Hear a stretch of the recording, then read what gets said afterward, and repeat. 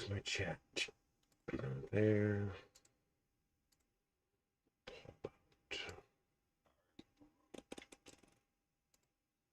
Wow.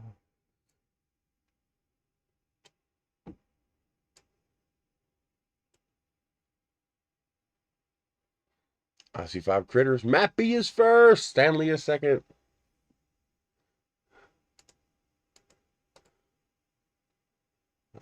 Properties. Configure. Turn off the exposure control. Is this right side up?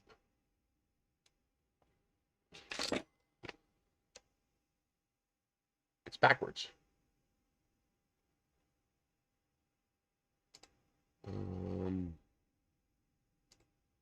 Can I flip it?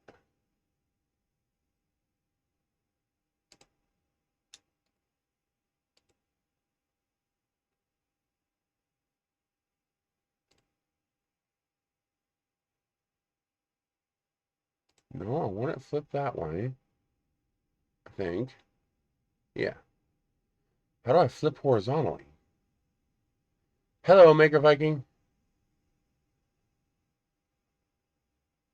Because the text is backwards.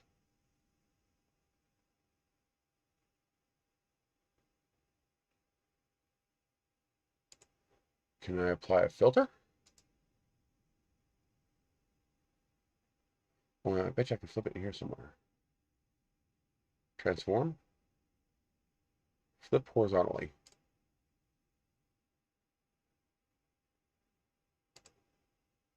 There it goes. Now it's the right way around. But it's the wrong way around here.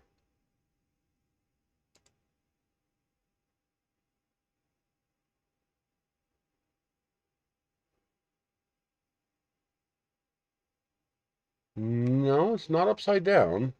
Because the top to bottom is right. It's the, I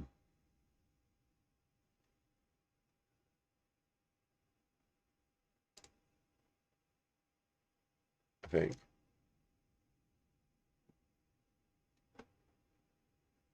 Oh, you're something. What the hell?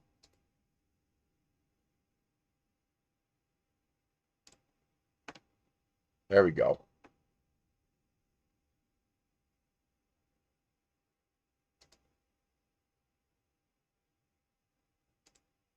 There we go. It was both. Down, up, and it's correct way around. Okay. This camera is always inverted. Very annoying.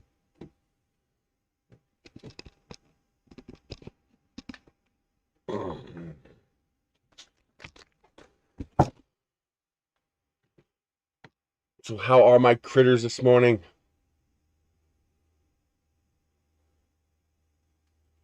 Happy victims? Happy victims?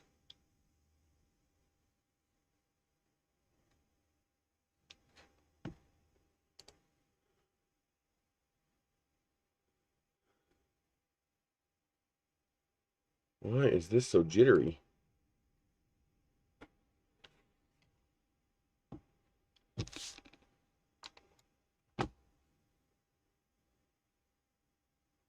There it goes. Okay.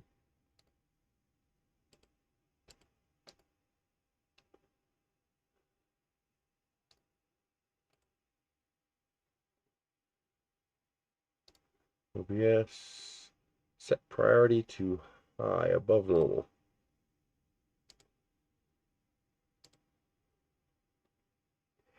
Today we're doing the Anycubic Vyper. Vyper!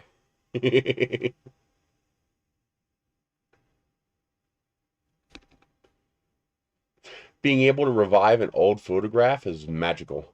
I love reviving old photographs. I'm not very good at it, but the satisfaction when you can bring out details in an old picture is very nice. No new prints this week. I'm working on the laser cutter. So I'm waiting for some body tubes to come in because I want to make a rocket kit with laser cut fins. because this laser actually, the Order Master 2, it actually manages to cut through the little plywood that I have, the thin plywood sheets I have. So I want to try to make some through the wall fins, laser cut, because it's one of the points of laser cutting is that you can do that. And so I haven't tried to cut a body tube yet, though. We'll see if it can cut a body tube.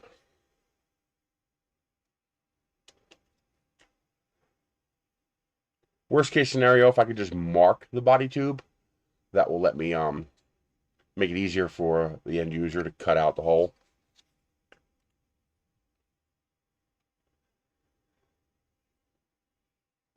Well, apparently it has some form of auto leveling. It has a silent main board, has a vertical color touchscreen, and it already has a flex plate. So this just might be a competitor for the CR6 SE. It looks like a cross between the Ender 3 V2 and the CR6 SE, so we shall see. Bigger build volume too, 245 by 245 by 260, which I mean that's not that much bigger, but you know they get to take that title of, you know, a little bit bigger build volume. They basically added 10 millimeters to all three dimensions because the Ender class printers are 235 by 235 by 250.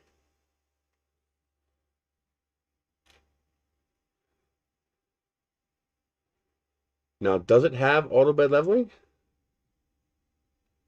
Yes, it does.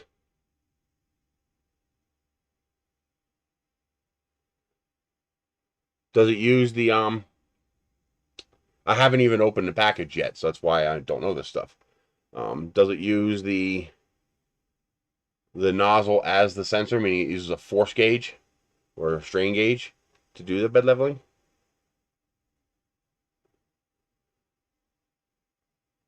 Good.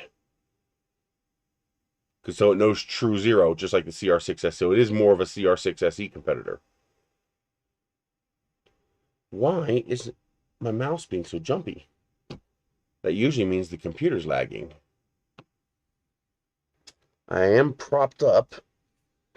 I should have plenty of air underneath there. Yep.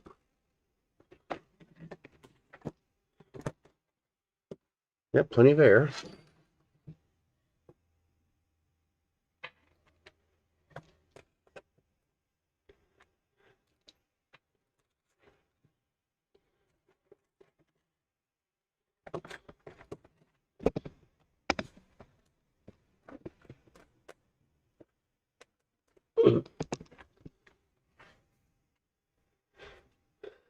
Is there something behind it?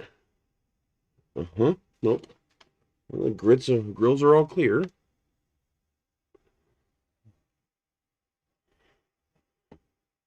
Hide your women. And well, when you want a printer at low cost, Bedslinger is the only way you're going to be able to go.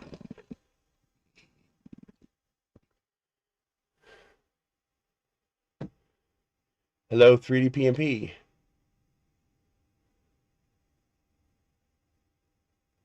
What's Fenrir?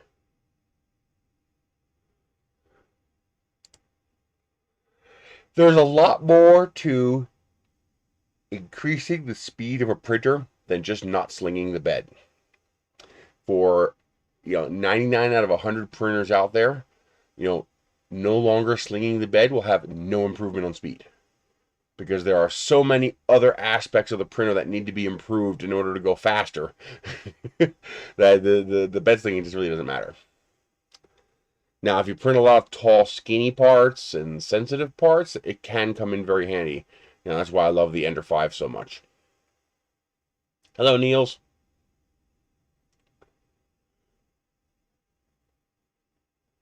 Oh, cool.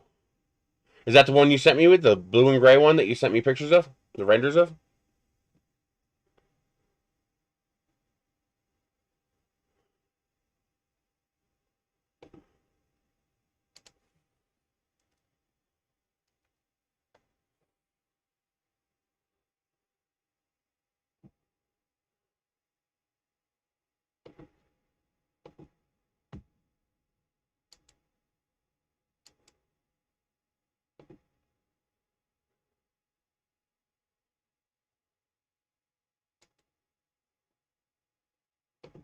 So what we essentially have here is a direct competitor to this. This is the CR6SE. You know, it's about the same. 4.3-inch vertical touchscreen, strain gauge auto bed leveling, silent drivers, 235, 235, 250, and they are competing with the CR6SE with their version of that printer. It even has a side spool holder, strain gauge. It looks like maybe a larger touchscreen. I also like the fact that the SD card is on the touchscreen. That's kind of cool. Maybe make it easier to get to. But I see 2 slots. I wonder if you can use either or if you have to use one or the other. It's got the drawer for parts. Basically, it's a direct competitor to the CR6SE, but they've one-upped them a little bit. They've added 10 millimeters to all 3 dimensions, and they have added a removable flex plate, which I actually like. I'm looking straight at the camera. Why isn't this looking straight at me? Oh, that's using this camera. Oh, okay. I didn't even know that was working.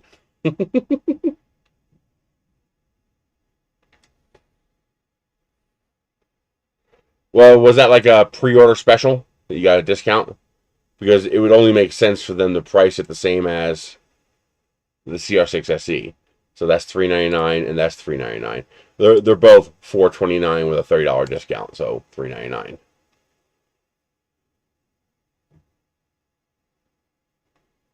Yeah, so you got a pre-order special.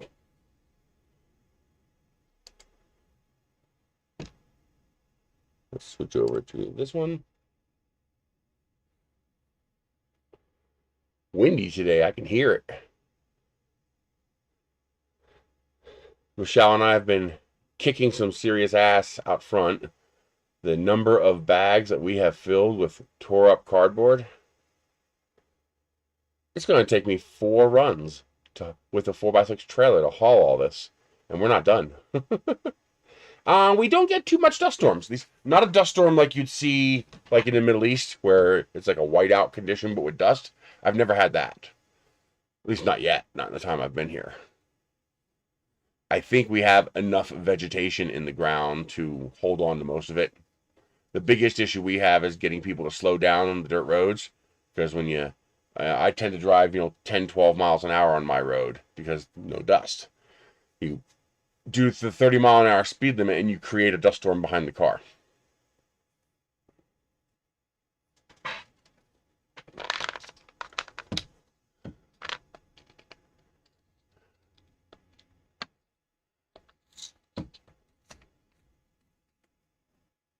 It's funny, pretty much any sealed package that you open here in New Mexico, it goes when you open it.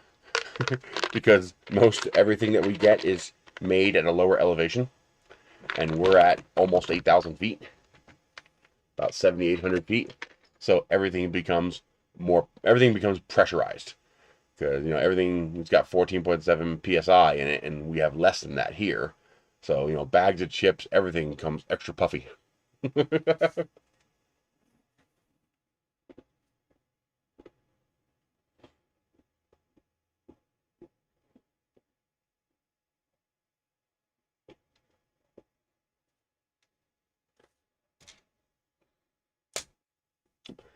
But yeah, we've been kicking some serious butt out front, getting the place cleaned up.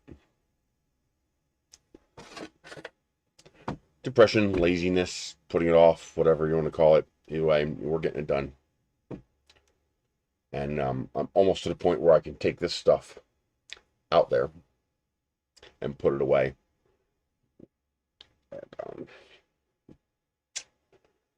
I mean, a lot of this space here is for the stuff that I'm doing there, but it's become storage, and it's supposed to be cycled through.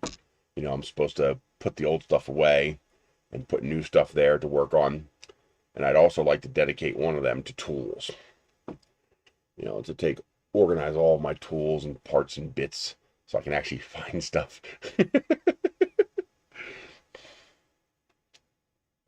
We're supposed to get intermittent scattered thunder showers today. Whether or not we'll see any here, I have no idea.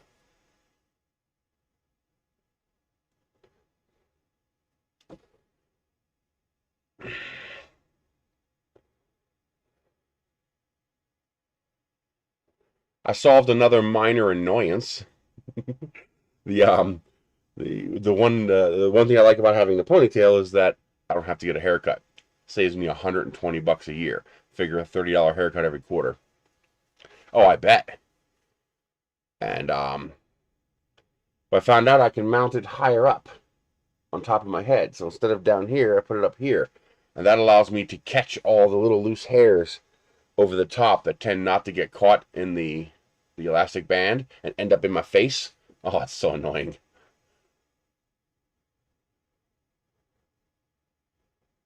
Well, if you live in the Pacific Northwest, you're fucked. But anywhere else, just go to Walmart and buy an air conditioner. It's like $140.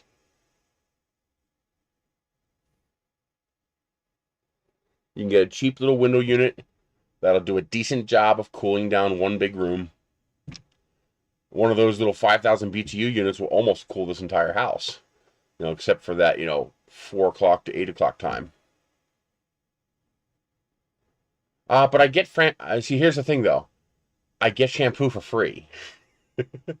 I literally will never have to buy shampoo for the rest of my life. I have so much shampoo. Shampoo on that review site that I'm in. Shampoo is one of the things that I automatically grab whenever it comes up because it's truly free. Meaning there's no the ETV, the estimated tax value, is 0. So it's actually free. Like, even if I were to get taxed, the tax on that would be 0 because the price is 0. And and I usually get the shampoo in packages of 4. See, that's what screws you. It's not the 80 degrees. The 80 degrees is nothing. 80 degrees is comfortable. Hell, 90 degrees is somewhat comfortable if you're in the shade. It's the 78 dew point. You're near 100% humidity. So it's just like, and the reason humidity is so bad is you can't sweat. Well, you can sweat, but it doesn't evaporate. Because in order to evaporate, there has to be a difference in water moisture levels. And when you approach 100% humidity, it can't evaporate, which means you can't cool down, so you overheat. When we go outside here, we don't overheat like you do in the East. Well, okay, there's 2 ways to be hot. You can have conduction and radiation. Okay, conduction is you're in something hot. Hot water, hot humid air, etc. When it's 100 degrees out, our air is like 70. The reason it's so hot is not because the air is 100 degrees. It's because of radiation. Meaning the actual luminant radiation coming from the sun hitting you and warming you up. Directly, like the actual sun's rays heating you up. That's why the moment we go into the shade, problem solved. Nice. The 4 gig of RAM is going to be tough. It's going to be, well, not really. It'll run fine. It'll just be annoying. Just don't try to run more than 1 app at a time. But the Microsoft Surface Pros are nice. The quality hardware. And good screens.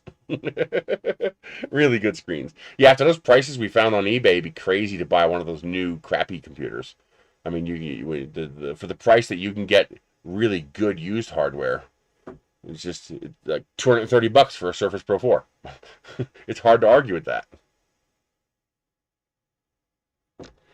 So, where you live, you don't have that much radiation heat. What happens is just like here, actually, it's actually just like your house. Why is it that you have to run the heater and air conditioner continuously? I mean, why can't you cool the house to 68 degrees and then turn it off? Well, because there is transfer of heat. There's a delta there. The outside is pushing heat into your house, and so you have to continuously get rid of that heat. One of the ways that you reduce costs is by improving insulation. Insulation means it takes longer for that delta to occur, meaning less heat moves in and out of your house. Some of these new houses are almost hermetically sealed, and they are insulated so well that a little 400-watt heater can heat the whole house, because the house just bleeds so little heat to the environment. In fact, those houses have a separate problem. They have to run dehumidifiers because the house is so well sealed, the moisture can't get out either. If you live someplace like I do, that's not a problem. But if you live someplace where it's humid, that's a problem because everything rots and molds. But that also means you don't need as much air conditioning because, again, the heat takes longer to get in. Yeah, windows are a very big deal. I could probably make a big improvement on this house's insulation properties with windows, but it would cost me a fortune. I mean, you're probably talking, $10,000 for all new windows. The good, proper, triple pane windows, proper sealed windows. It cost a fortune. But so the problem that you have in places like Pennsylvania, for example, New Jersey, Ohio, whatever, Mississippi, Louisiana, the eastern seaboard, is that you have a thick atmosphere with a lot of moisture in it. And so the sun slowly heats up that thermal blanket throughout the day. So radiation is heating your atmosphere. Because your atmosphere is moist, it holds the heat. You see, air is a poor conductor of heat, which is one of the reasons why when you live here, high altitude and dry air, it's 60 degrees at night.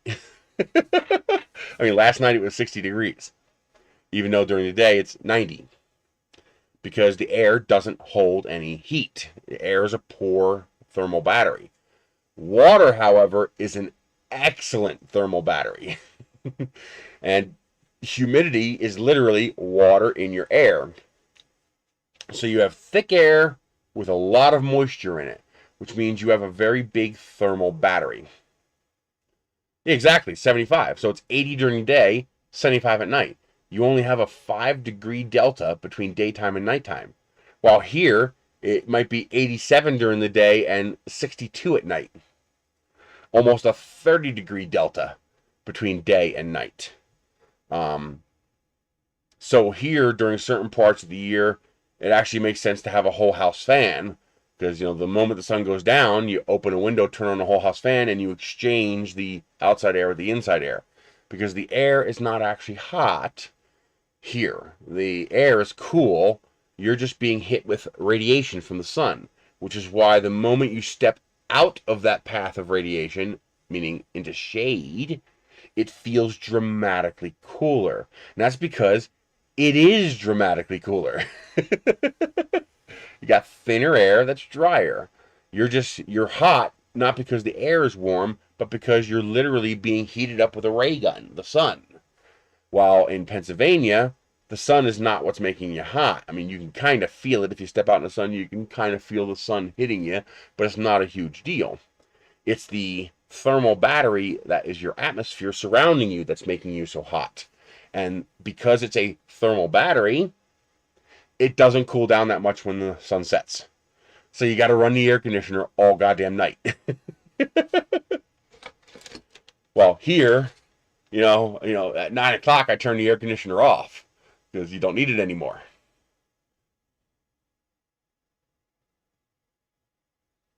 In fact, these last few nights we've needed the air. I kept the one unit on here in the middle of the house just because it's been humid. Well, relatively speaking. It's been humid enough that we want to get rid of the moisture with the air conditioner.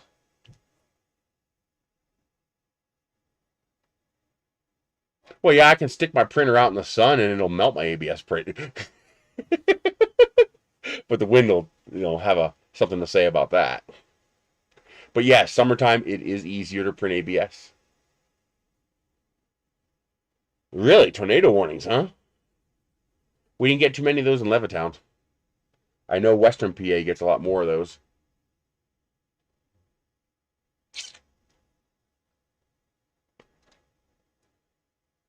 Not too many people online today, huh? Did I start too early? I thought people wanted me to start a little earlier. Or they're just used to me starting at 11.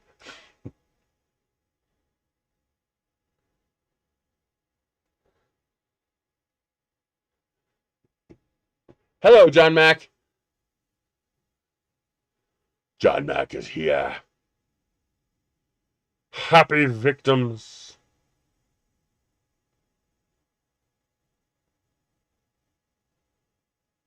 That's very close to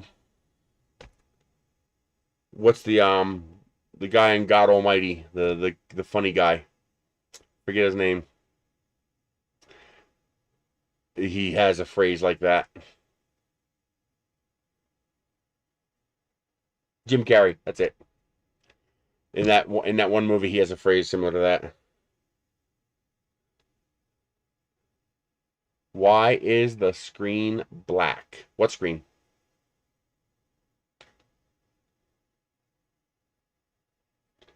I'm looking at the stream here, and it's not black.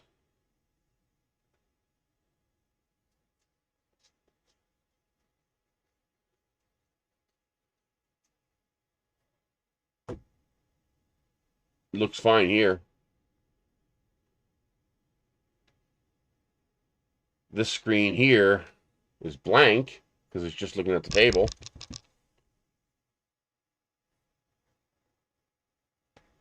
Hit refresh. Yeah, I put some of my nectar drinks in the freezer last night to cool them, and I forgot them. So now they're frozen. Hey, it's starting to thaw. This stuff is actually pretty evil when it's close to frozen. Oh man, it's basically there's like this one's peach, so it's basically peach juice, not soda. It's actually peach juice, and you know the ingredients are water, peach puree, sugar, citric acid, natural flavor, ascorbic acid. That's it. It's basically peach juice. If you can't see anything, something is wrong on your end.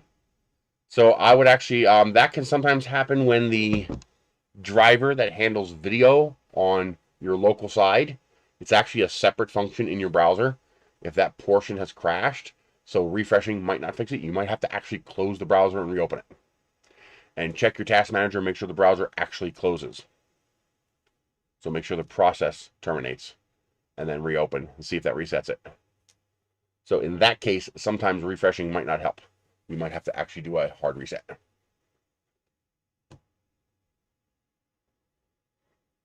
This is still holding up good. The little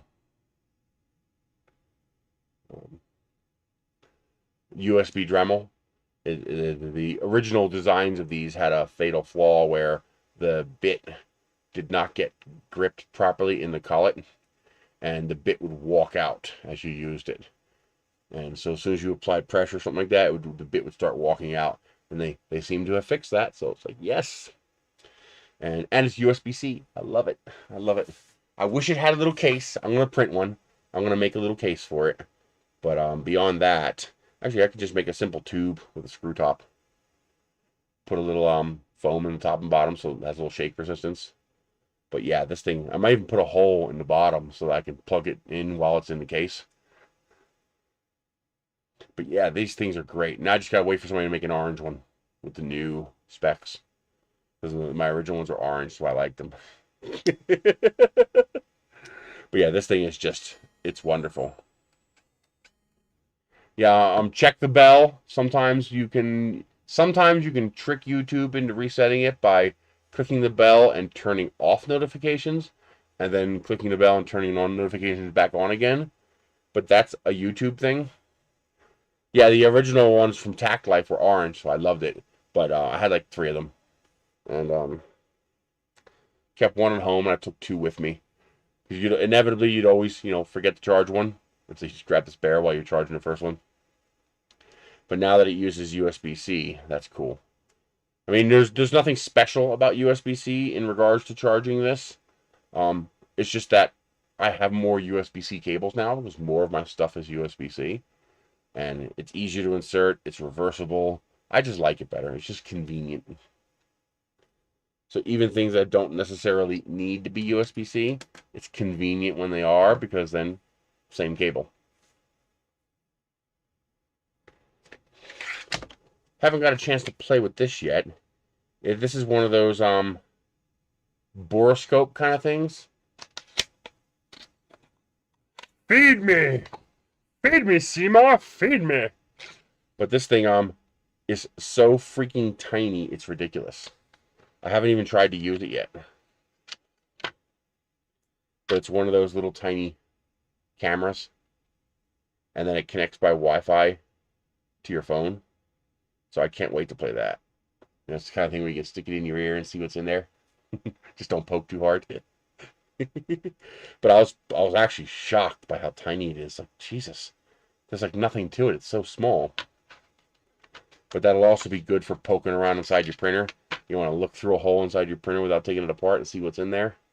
You know, maybe even good for looking up the throat. You know, after you clear out a hot end, you might be able to look inside the throat and see if there's a problem. I don't know if that'll be useful or not, but it's kind of cool. So I'll have a video on that later after I get the software installed and try it out.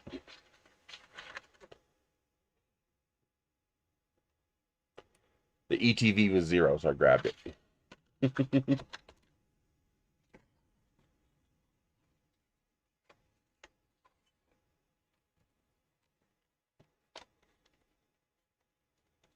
Maybe. Well, actually, now that we're coming up on 11 o'clock, we just increased by 50%.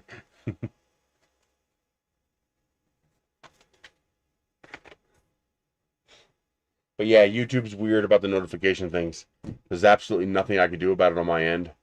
The only thing I can do is try to schedule my stream to be the same day every week so that people remember, oh yeah, today's stream day, in case they don't get notifications, because I can't control YouTube. Not quite thawed enough yet. That coffee machine's working out great. So far, no issues. Today's Loki day. I gotta download the episodes of Loki. Michelle wants Disney Plus, but I can't justify 2 streaming services. So we will probably have Netflix for another, 3 or 4 months. So we're enjoying that while we have it. As a kid, I used to think I was losing my brains because I'd blow my nose and so much snot would come out. I'm talking like, golf ball sized amount of snot. And as a 10-year-old, I am just thinking, there's a hole inside my head that big holding all that snot. And as I get more snot, I'm thinking the hole's getting bigger. No, then the doctor explained to me, no, the snot comes from your stomach, your esophagus, or intestines.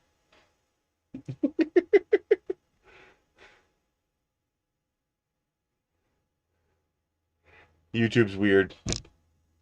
In fact, I believe YouTube resets everybody's things like that at the beginning of each year. That also gets reset.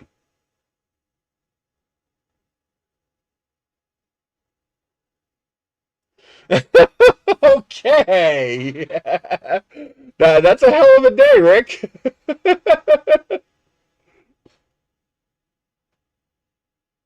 I've always thought earrings would be cool, but I'm too much of a pussy. Not really. I don't like the idea of having holes put in me. And so the idea of willingly letting somebody put a hole in me? No. That's why I'll never have a tattoo. A tattoo is like getting 100,000 piercings. No, thank you. I mean, I'm not afraid of them. The doctor says you need a shot. Okay, give me the shot. Whatever. But, I won't go out of my way to do it on purpose.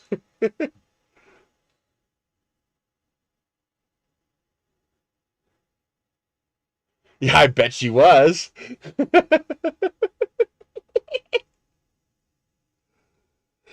Oh my God, one guy at NAR, he got almost a full leg sleeve of a Saturn V rocket. I'm like, that's just shit hot. Let me see if I can find him.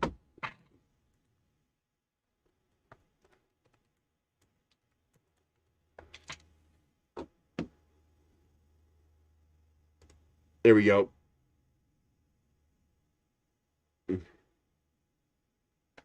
I don't know if this is him, but this is, similar. So, there you go. If you're going to get one, get a Saturn V. Oh, wow, that's kind of hot. There's an arm. Another arm. Space shuttle. That's actually pretty well done. Yeah, I bet that would hurt a little bit.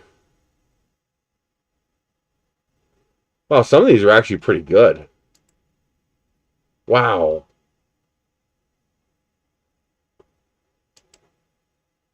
That's cute.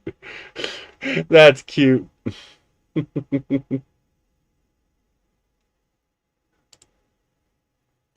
That's just a koi fish.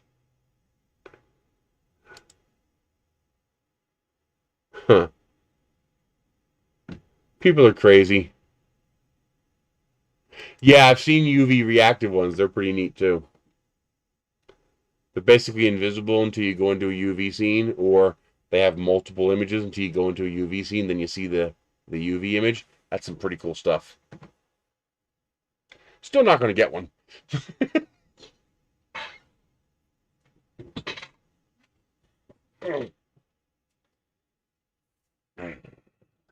I have a catch-22. I really need to replace this chair, but I don't want to replace this chair because the cat likes sleeping on top of the back. And any other chair I found doesn't have a thick back for him to lay on. And so it's like, I think whatever chair I get, I'm going to have to build a back for it.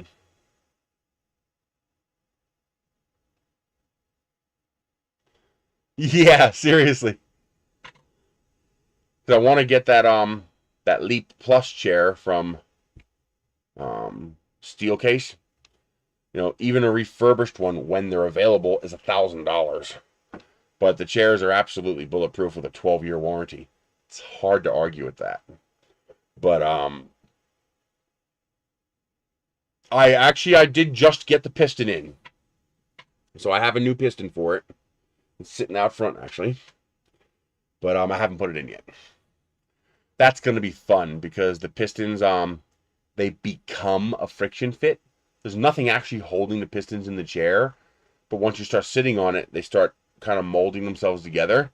So you have to actually, tip the chair up on its side on top of a table, and then you have to start pounding it with a hammer to pop the parts off that piston.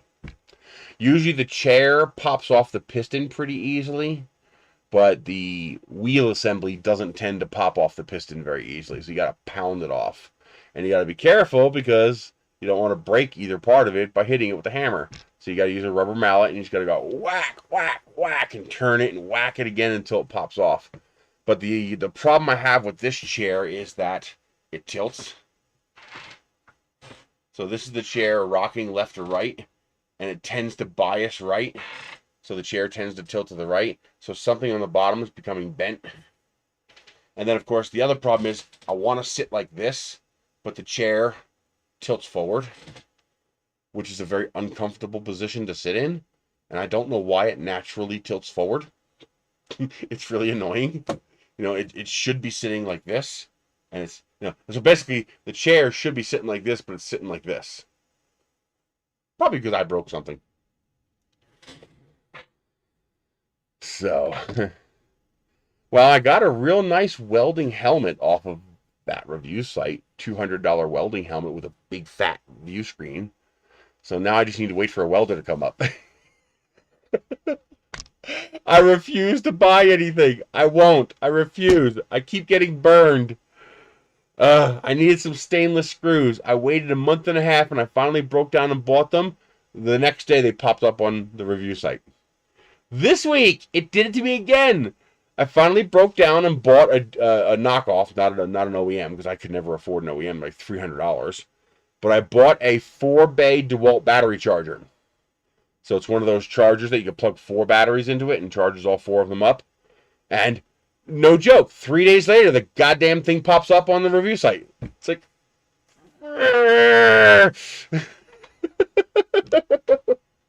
so don't let the clip vanish in the distance. What clip? There's no clip.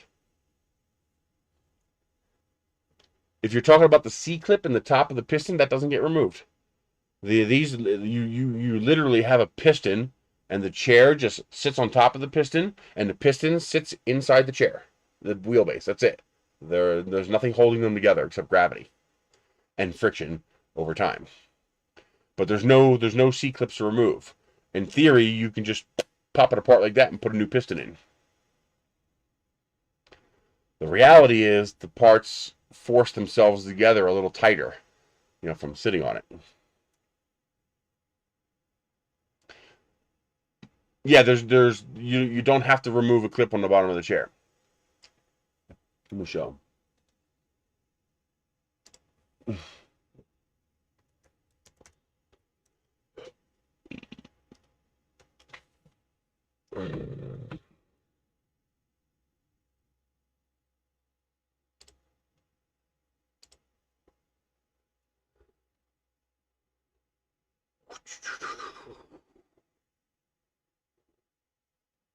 There's a good example. So here's a good example of your typical chair. Now, this black you see here is just a plastic cover. In reality, it's just a metal cylinder that fits into a hole down here, and it just slides through. That's it. There's no clips holding it. There's no bolts holding it. It just slides right in. And the same thing with the piston going into the bottom of the chair here. There's this metal plate that attaches to the bottom of the chair, and then it literally just slips over top of the piston like that. So your chair has a little hole on the bottom, and it just sits right on top of the piston like that. So there's not actually anything holding on. What happens, though, is just like when you take something and you put it in a hole. Okay, see how this is expanding in shape? So the more I push this in, the tighter it gets. Well, the chair does that. It just sits on the piston like that. But as you sit down, it gets tighter and tighter and tighter as it's being forced onto the piston. So now when you go to take it apart, it doesn't want to come off. So you have to take a hammer and you have to beat it off until it pops off.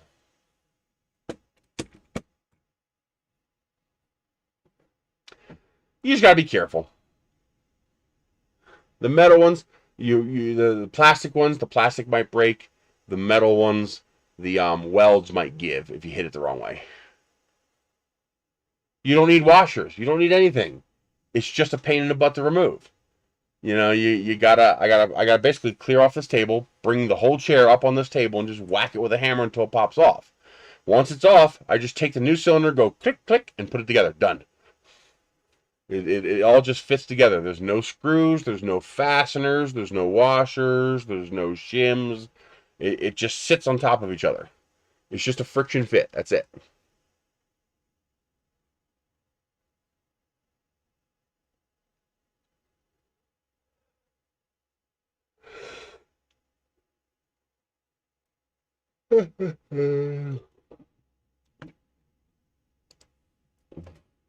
Maybe I can show you a parts one so you can see. Here we go. That's pretty good, actually.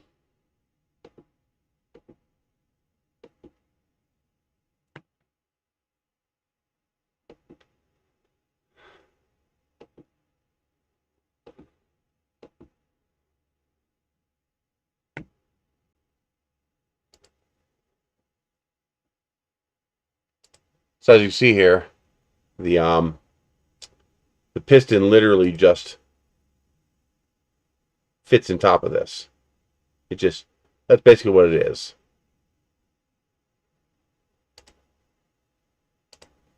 You see, it just sits in here and sits in here. There's no screws, there's no fasteners. See, it's just a hole. And it just slides right into that hole. That's all. I thought I had another one. Here's the piston itself. You can see here, that just fits right into this hole. So this hole right here receives this. And then the bottom of the chair, here we go. And the bottom of the chair there, not what I wanted to do.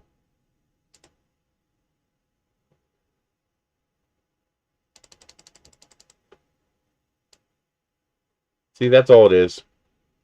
This just slips right into that hole, and this slips right into that hole. That's all it is. No washers, no fasteners, no screws, no bolts, no nothing. These three pieces just literally go click, and they're together.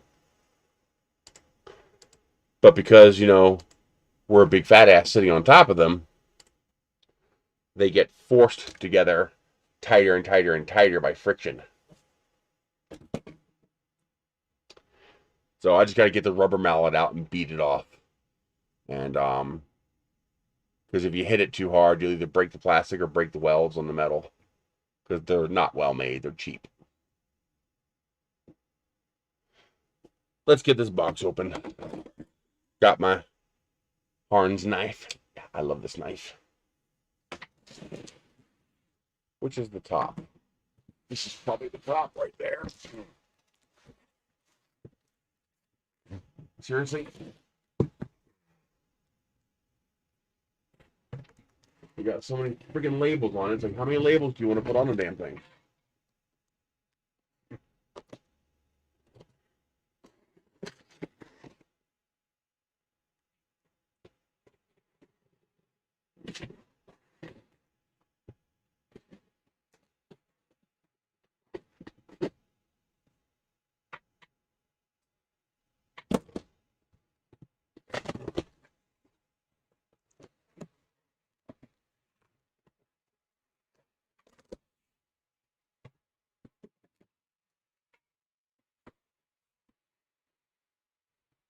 Oh, it's wrapped in plastic.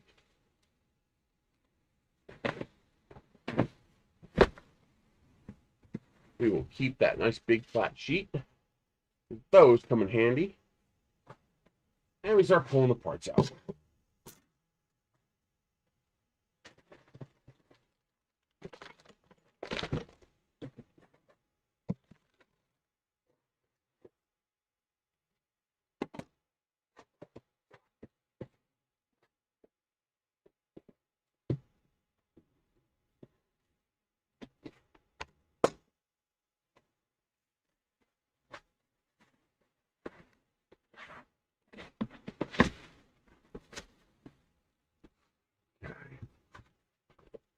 Got everything? Yes.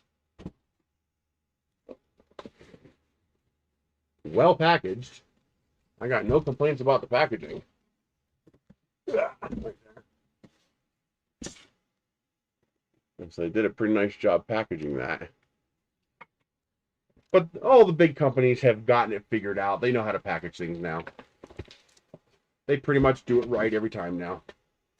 This is a little annoying to unpack because the gantry is hard attached to the bottom. You can't separate them. I would love to see them put a plug on this so that we can separate these two halves, because it makes unpacking a real pain in the butt.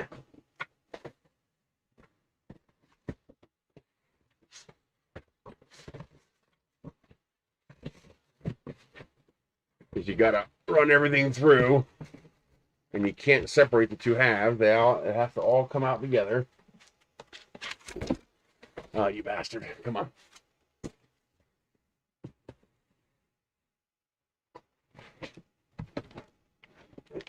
Oh, full-size SD card. I like that. Hello, Yamaha. Would you let go of the freaking printer? Goddamn styrofoam.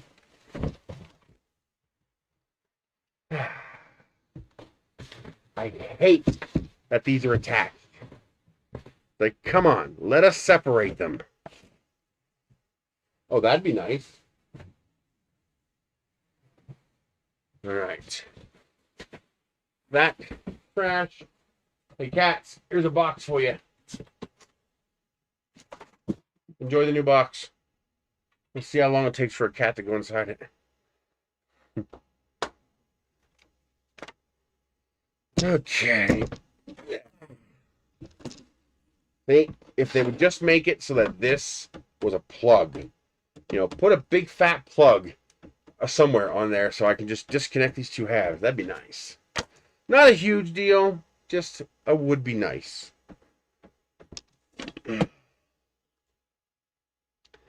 It's not the end of the world or anything like that. Just, it would be nice. Now you see, huh? You don't really need it on a printer this size.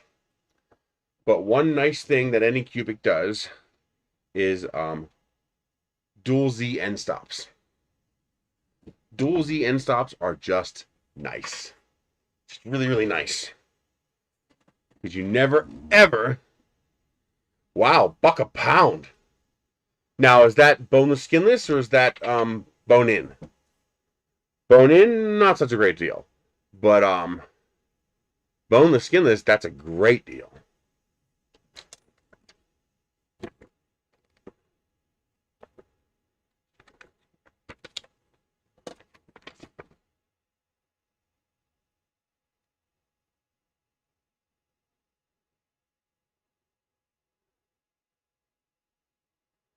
Darn right. Food's one, but you know, besides rent or mortgage, which I don't have, food is the biggest expense you have. I mean, unless you have a car payment or a rent payment or a healthcare payment, those are the only three things that cost more than food. I mean, my electric bill's $140, my water bill's $40. Okay, my internet bill's $100, but that's still a whole lot less than food. But we easily spend, you know, $300+ a month in food. We can very easily. We try to keep it under 200, but that's hard for two people. $100 a month per person is very difficult. Actually, back in PA, it was pretty easy. I had access to places with cheap food, but here I don't.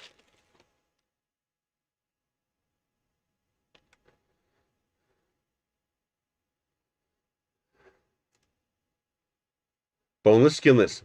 Jesus Christ, $1 a pound is incredible. I'm thrilled when I get it for $1.99. Like, I stock up when I get it for $1.99. Damn, dude. Now that's a hell of a Ziploc bag.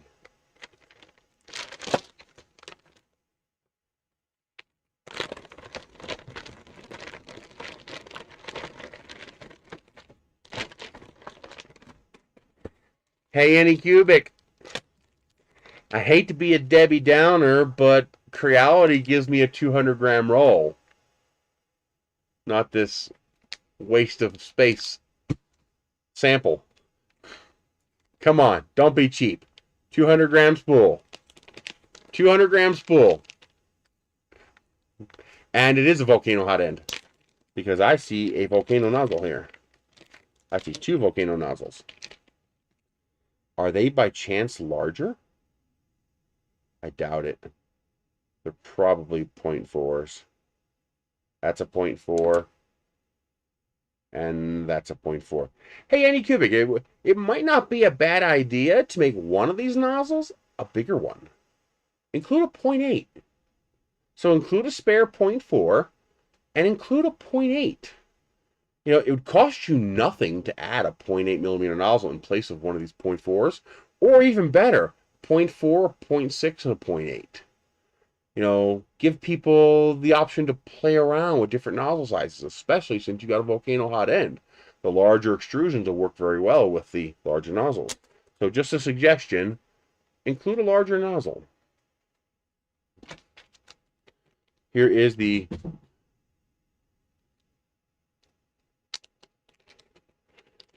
well, most people can't really do anything about it. Yeah, oh, no, not just a PEI sheet. A textured PEI sheet with a flex plate. Yeah, baby. Now that's a nice upgrade. That's why I'm annoyed that they skimped out on the filament there. You know, come on. 200-gram sample roll there. Not that garbage. The ubiquitous blue USB cable that they've been using in these 3D printers for 10 years. Like, literally, my first 3D printer had one of these cables in it. That's a nice long one, though. Plastic scraper. You actually don't even need this at all because it's a flex plate, but yeah, it's nice to have. After service sales card with some QR codes. So if you want to mess with them QR codes there. YouTube channel, Facebook page, and web page.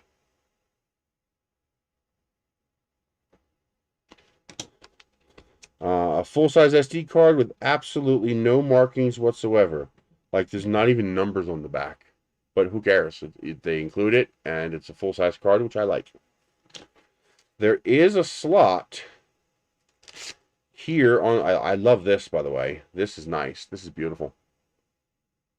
The way that's designed, it almost looks like a phone with a phone case. Now, what is a pity is I would have loved for this to be removable. I mean, it doesn't need to be. It really doesn't need to be. But I kind of got addicted to that on my FL Sun Senior Speed Racer. That removable panel you just pop off and manipulate. I'm guessing this SD card is for updating the screen firmware. I know most printers with the color screen, you actually have to put the firmware on a separate memory card in a separate slot behind the screen. I'm guessing that's what that's for. So if it is, I appreciate the fact that I don't have to disassemble the goddamn thing to do that. So thank you for that. But otherwise, nice big screen. A nice big shell surrounding it, so I don't have to print my own case. Nice. That is well done.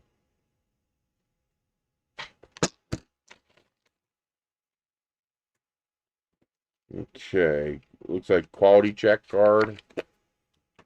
Couple of zip ties for wire management, 2 spare nozzles, plastic scraper.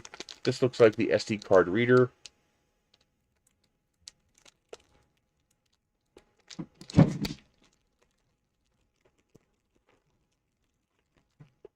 Oh, decent one. Okay, that works.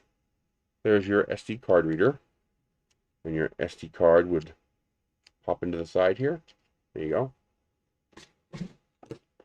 I have a built-in SD card, so I'm not worried about that. That's going to be your tower supports, and those 3 are going to be to attach this. Is there anything inside the drawer? Yes, the drawer is full of goodies. So you have a drawer on the front of the printer, and the printer does have... Oh, they include the little mini ones! I know it's dumb, but I love these little itty-bitty nippers. They're just freaking adorable. If anybody can find out where to get these, especially in something other than black, you know, with colored handles, let me know. I would love to get a few of these because they take up a whole lot less space than the normal ones. And they have a lock, which doesn't work. There it goes. They have a lock, which keeps them closed, which makes them a little bit safer in the toolbox. But these take up so little space, and even though they're not as ergonomic, being tiny, the reality is, for what you need to use these for most of the time, it's a 0 issue. It's just really nice having this little itty-bitty pair, because you can just fit it anywhere. And these are great in rocketry as well. Okay, so Lidl is just like Aldi, I believe.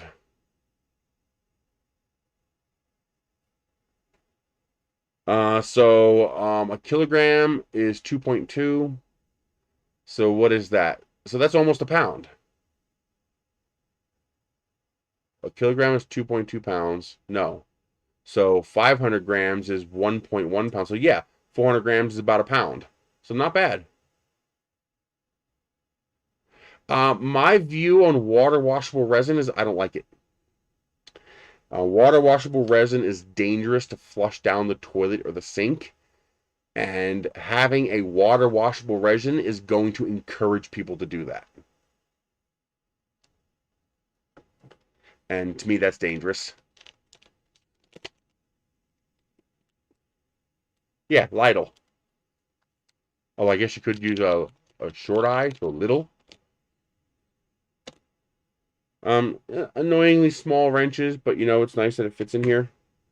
I'd like to see you switch from using this kind of foam in here to using the black foam that you use inside the printer. It's much more rigid. It's much better. This foam tends to want to pull itself out and get all over the place. Is that for the SD card? There's a little slot right in the middle that looks like the size of an SD card, but it's too tall. If you stick your SD card in there, it's going to hit when you open and close it. And then you also get the pokey stick. Now, if you want a place to store your extra nozzles, I bet you they'll fit in here. Yes, they do. So your extra nozzles will fit inside the pokey stick case. And so that'll give you a place to store that. And of course you have a slot for the 2 wrenches. But yeah, I do like the drawer with the dedicated spot for everything. I wouldn't do that. That's asking for trouble. But oh, that comes out. So something was made to go there. Maybe the SD card reader? Nope. SD card reader doesn't fit, but I think I'm going to make it fit. I don't see anything else I'm supposed to store in here. So I think I'm going to make it fit.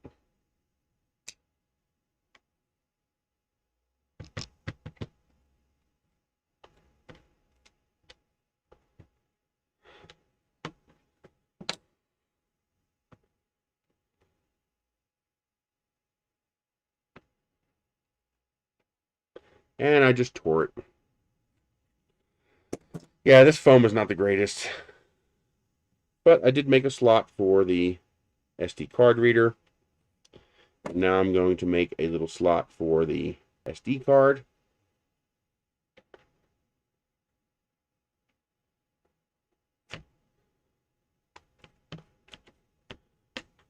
By making a horizontal slot. And now the SD card fits in there sideways. That needs to stand up. Yeah, this kind of sucks. What I'm going to do is I'm going to actually take a piece of the foam from the packaging and I'm going to make a new insert. But if you do it right, you now have a spot for your thumb drive reader thingy and your SD card mounted sideways. So now you can actually put everything inside the drawer. That's kind of cool. This can just lay on top. Maybe redesign this area over here and you can put a couple extra zip ties in here. But yeah, these drawers are handy. They're nice. I like it.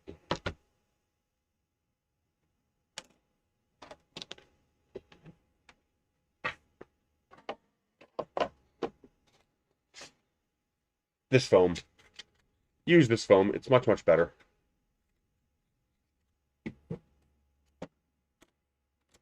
Standard C13 cable, which we should not need. I should have one here. Yep, there's one. So we will just use that when the time comes.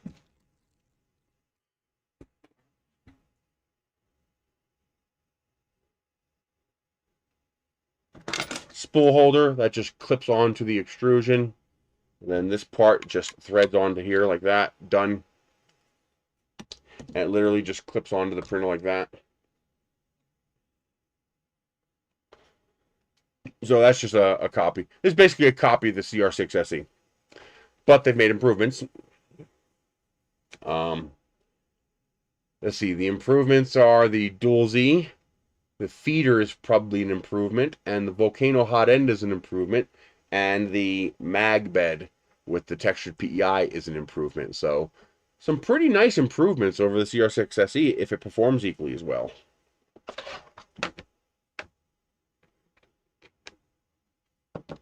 Let's get the tools that I might need out. I really love these little nippers. They're so cute.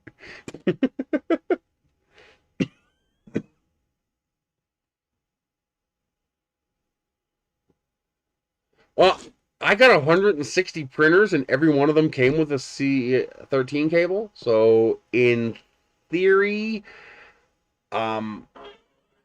I should have enough cables for a lifetime if I could find them all. Hi, Sarah. What's up? Really?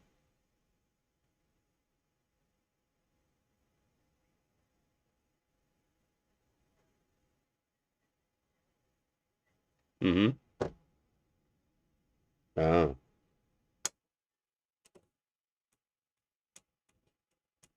Huh.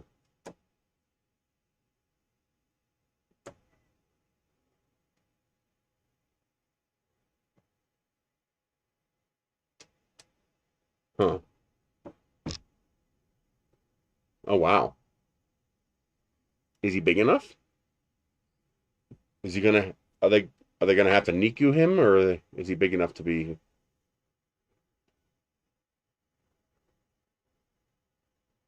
Just to make sure. Yeah.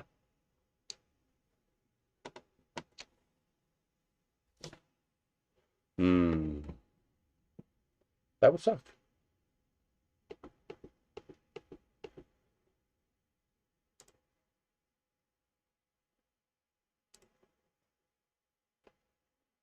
Yeah. But at least they're taking it serious. They're staying on top of everything.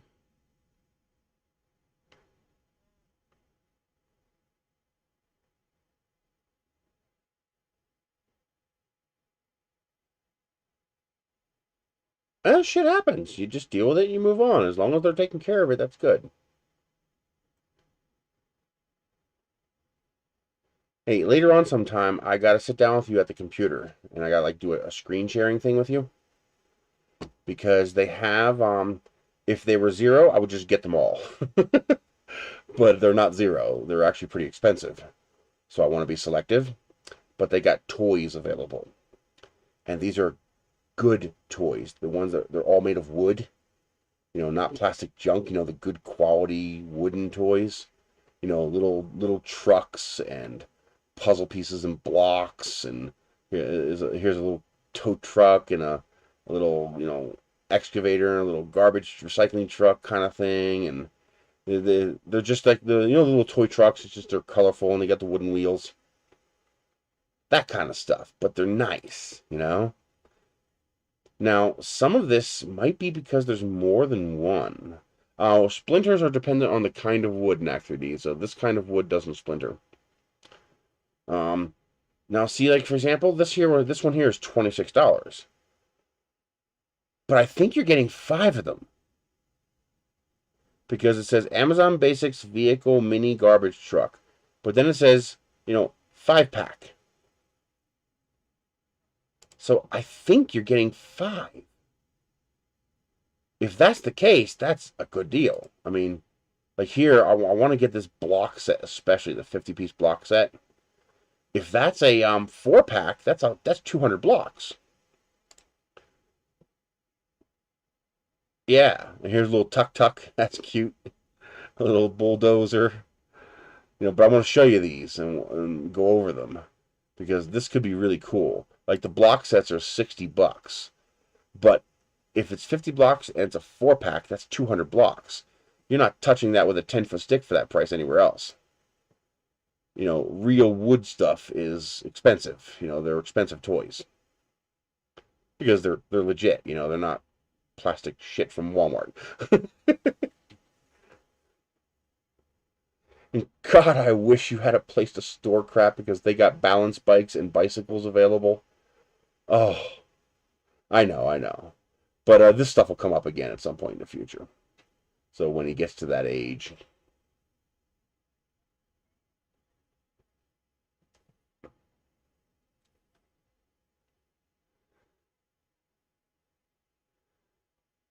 Uh-huh.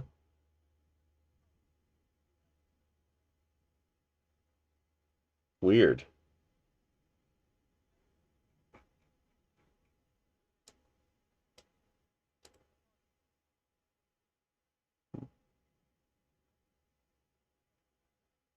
Weird.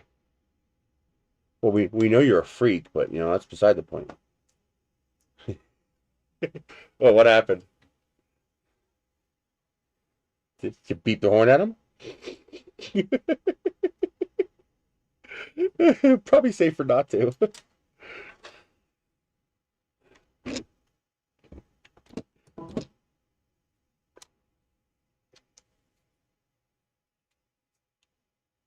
Hey, I'm King Wacko, and don't you forget that. One of my viewers said, coming from Chris, that doesn't say much. It's like, motherfucker, I'm King Whack. Yeah. Here's the files. Got a new printer we're working on.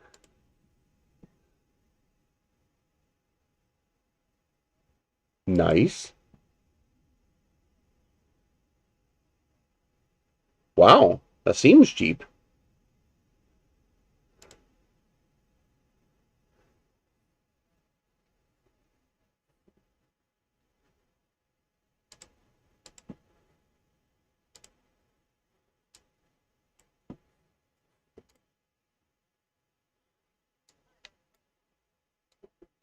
Okay. You got it. You got it. Talk to you later. Bye.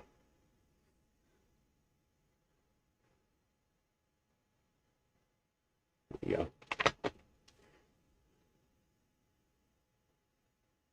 I'll be back.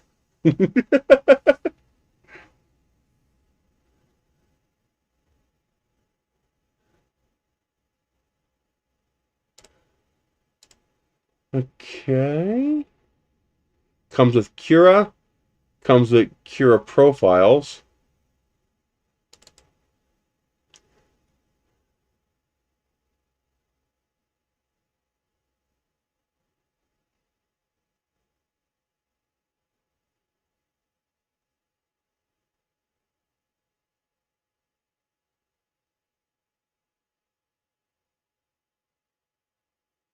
Looks like everything is included.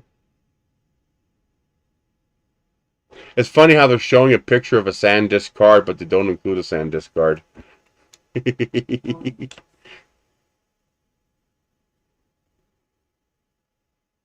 You like that letterboard? Isn't that cool? I thought that was so neat.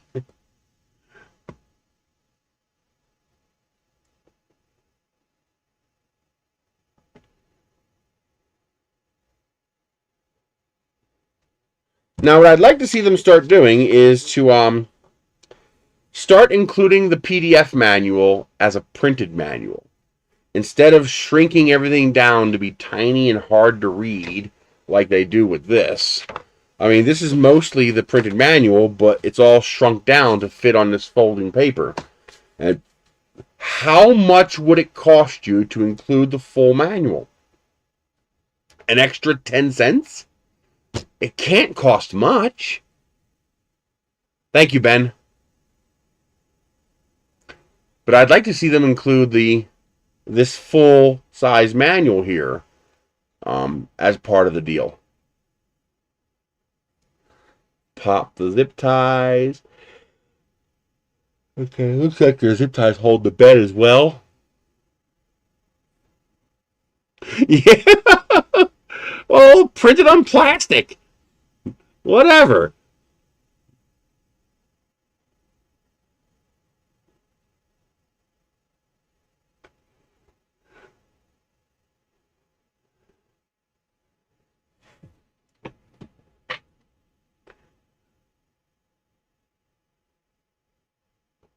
Okay, I see how that goes.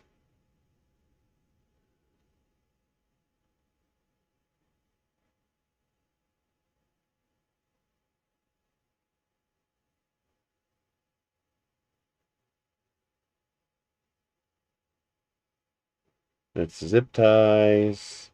They mention the power voltage switch. Okay. Not bad. Let us see what it looks like.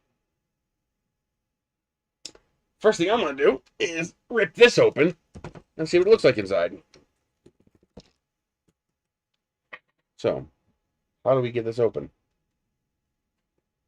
Looks like... So it... Seriously?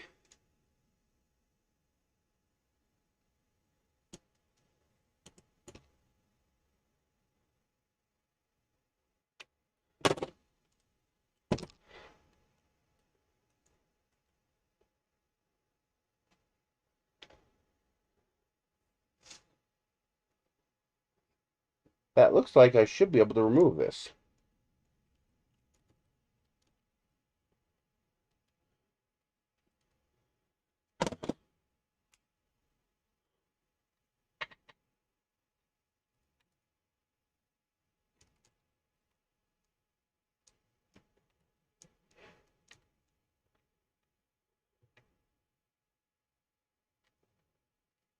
Why isn't it coming out?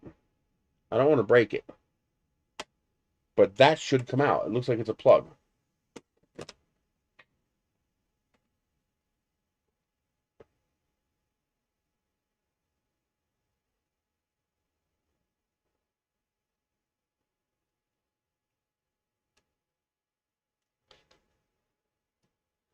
I don't see any hot glue holding it on.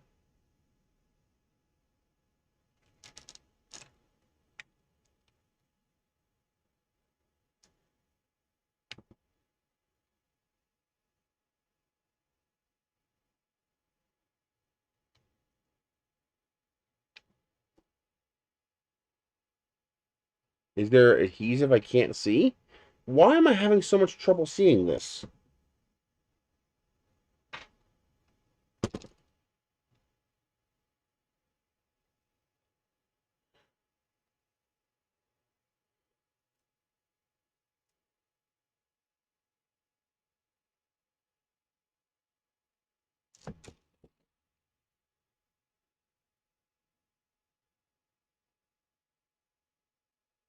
Maybe there is some sort of glue.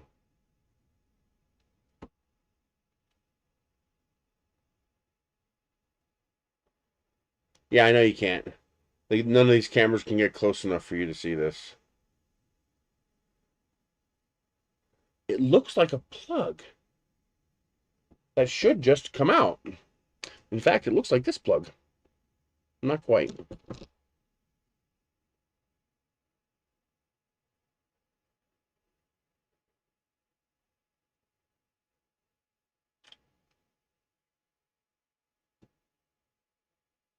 You know, it's just a plug.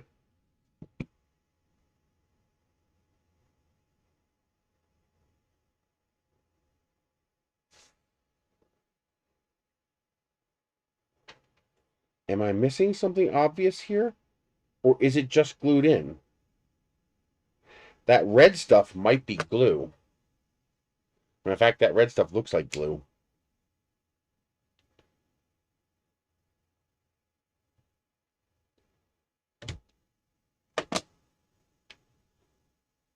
Yeah, they got it glued in.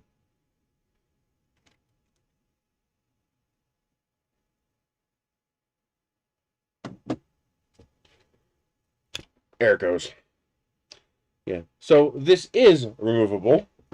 They just chose not to make it removable. And in my opinion, that was dumb, because now this is a lot easier to deal with. Much, much easier to deal with. Yeah, there's a little bit of glue. I was just trying to be extra careful because I don't want to break it. Because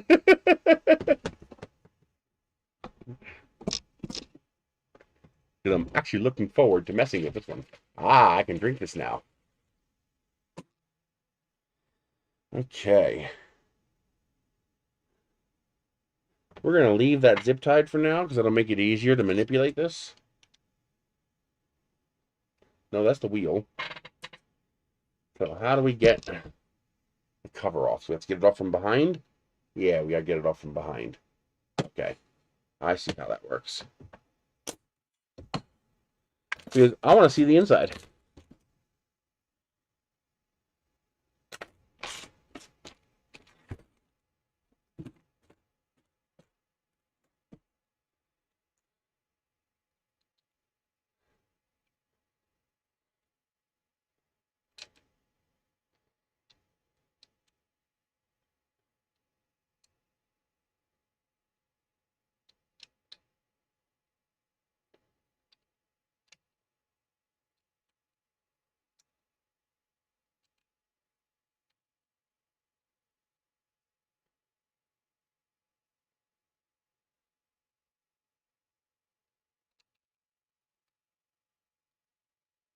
Looks like there's 4 screws holding this on.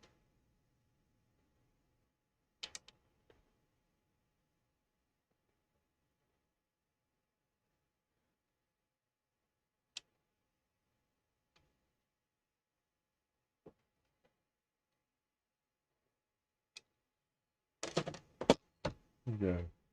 Turn this a little bit. Oh, no, no, no, no. I didn't want you to tilt. I want you to turn, you goddamn no good camera. There we go. Let's cut this zip tie. That's a big freaking zip tie.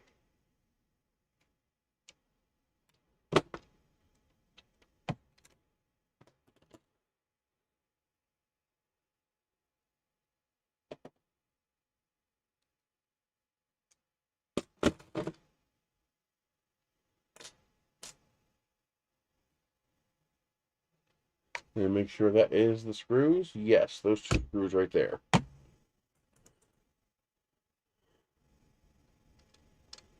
Bit of a pain in the butt to get this cover off.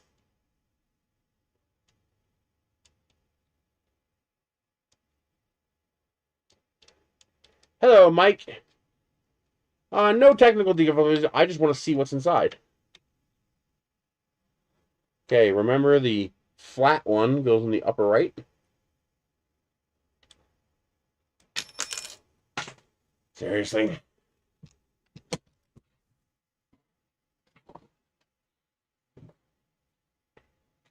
Now, I saw you go right here.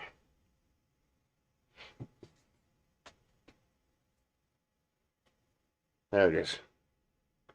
Like, I saw it go right there. Like, don't mess with me. I will eat you.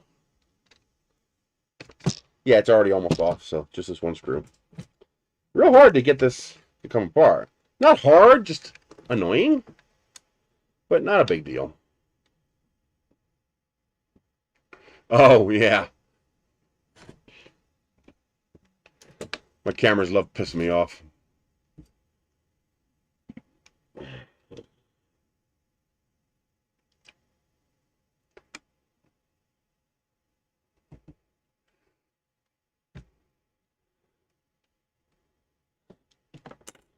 That should come right off. It's a little trapped behind the screw here. There we go.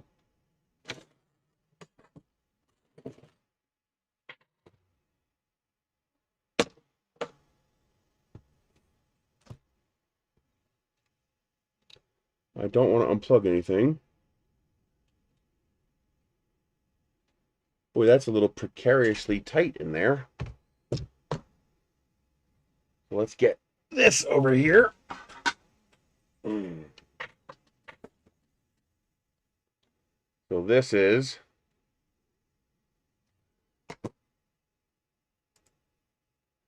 the inside here. Now, typical, I don't like this. I think that's a crap hot end. I've had nothing but issues with that in my past. I'm just not a fan of this.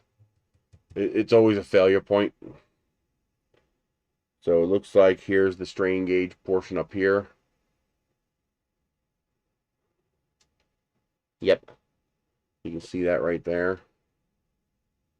Hello, Timothy from Roswell. It is a volcano, which I do like.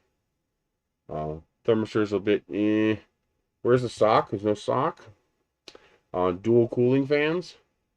Real tight breakout board. So here's that connection coming in. And then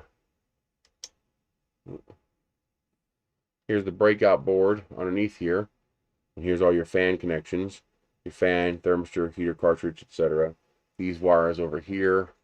That's going to be your strain gauge right there. Most likely. Yep, goes right to the strain gauge, which is that right there. So that's your strain gauge.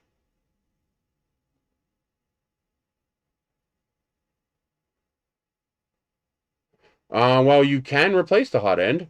So, for example, I could put the Dragon on here since it has the top mount here. So as long as you have those two holes in the top of your hot end, you can put a different hot end on here. Length is going to be important. You're going to have to make sure the hot end is long enough to stick out the bottom. Thermistors right here. So there's your thermistor. So be careful when you pull this apart. Those wires are delicate.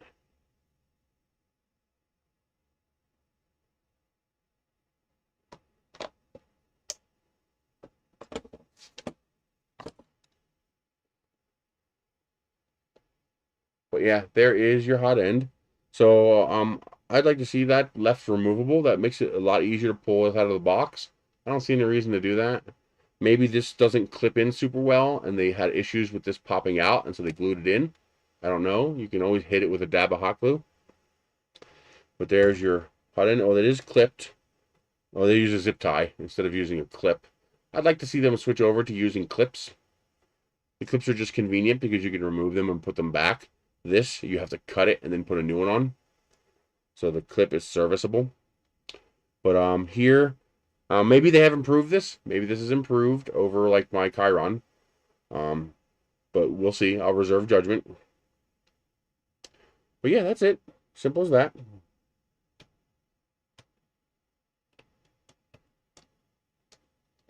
Nice molded cover.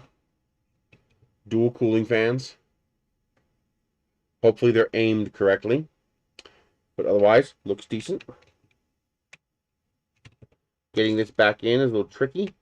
You gotta have to work it around the little socket here.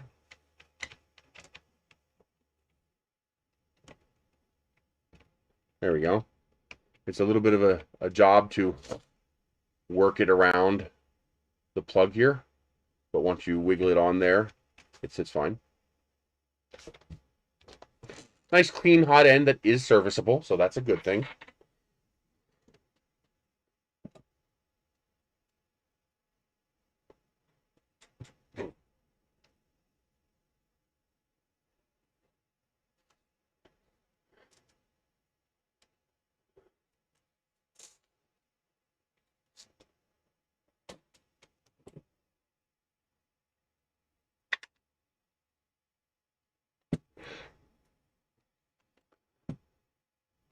Looks like brass inserts in the plastic for the screws to thread into.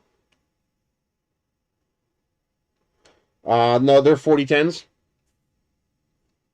They look like 4010s. They're nowhere near big enough to be 5015s. So the brass inserts are nice. That means the screws threading cleanly. I doubt they're dual ball bearings. I can't see the labels. But sadly, I doubt they're using dual ball bearing fans. We can hope. But don't hold your breath.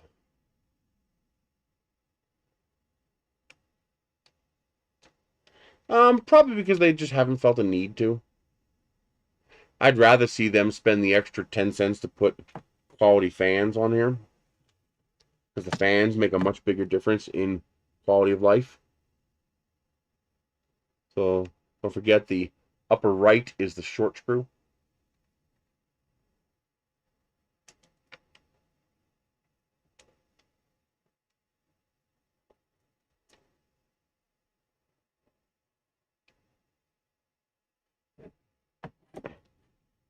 I do like that they're using brass inserts, so you don't have to worry about stripping out the plastic.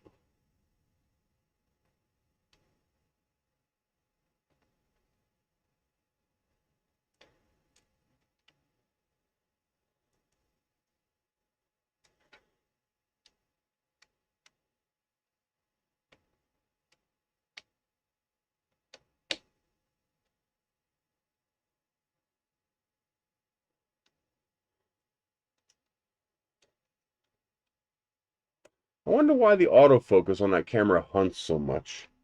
It's a micro hunt, but it's annoying. Okay. Well, that takes care of that. This is going to go into here. And we do have I like the clear feeder. So here's their feeder unit. It is, what is this, a Titan? Yeah, I think this is a Titan. This is their clear Titan.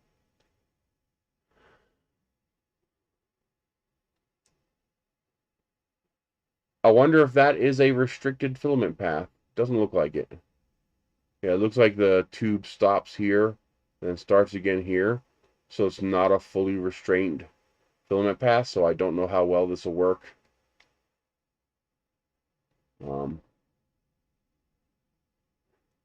This does not look like a Bondtech. I don't see dual gears. Unless I'm not seeing something through the plastic.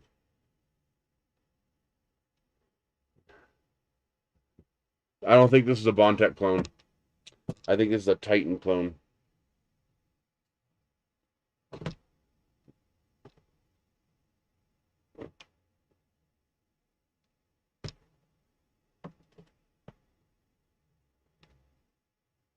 Oh yeah, if I undo that, we'll be able to see inside there.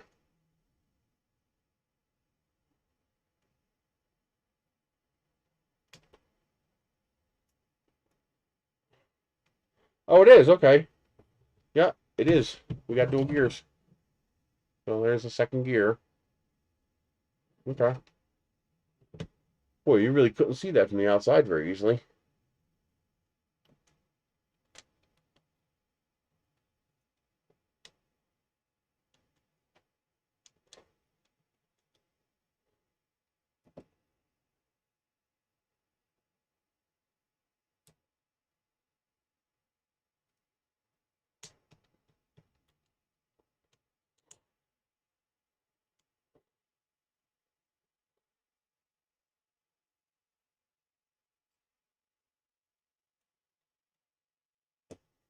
Okay.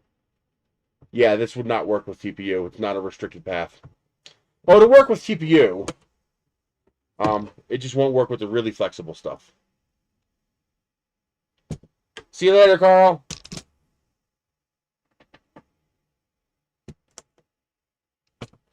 All right, let's get this together.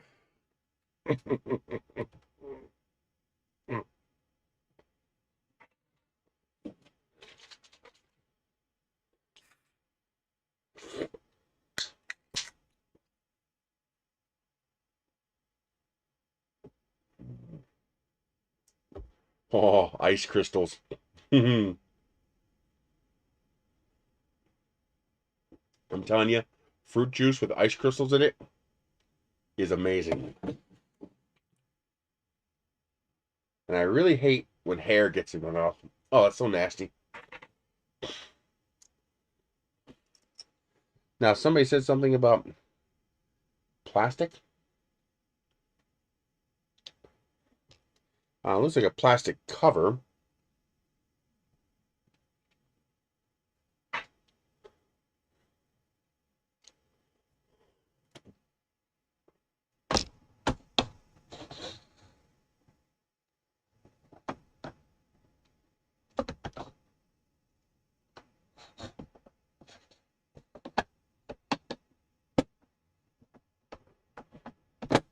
There is the slots.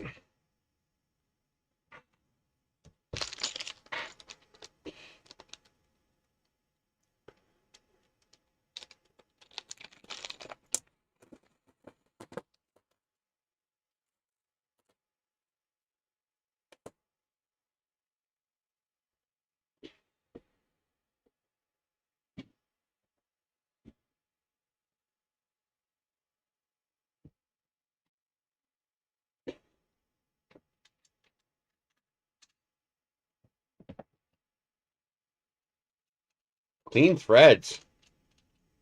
Yeah, I'll explain it in a second. Hang on.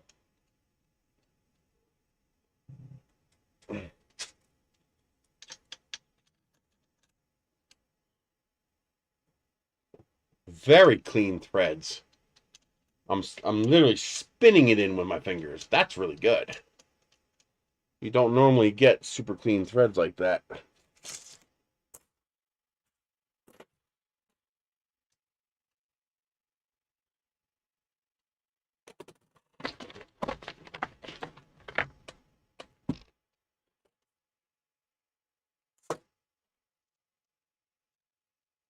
I want to get these tightened up before I knock them over.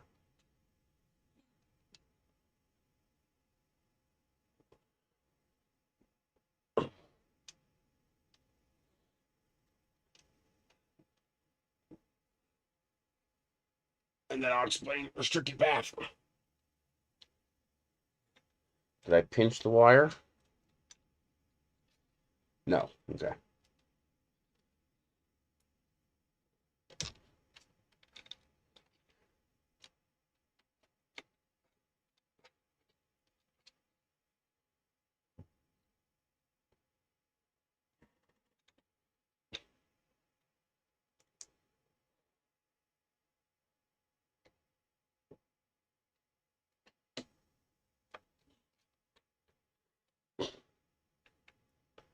What the hell? Why do I have two? What's the second one go to?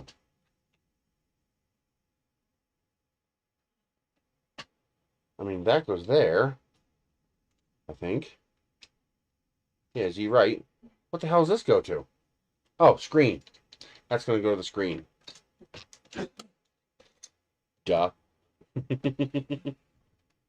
Not lately, I haven't been. I haven't got a chance to set up the electric desk and the roller beds yet.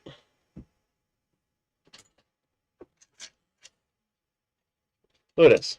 They just spin right in. Look, one finger, they spin right in. That is the cleanest threads I've ever seen on a 3D printer. Good job. I mean, I'm just spinning it in with my finger. I'm just taking my finger and I'm spinning them right in. That is some seriously clean threads. Very good. Now, while you're under here, tighten up all the chassis bolts, because those can come loose during shipment. So go around and, yep, see, these all need to be tightened.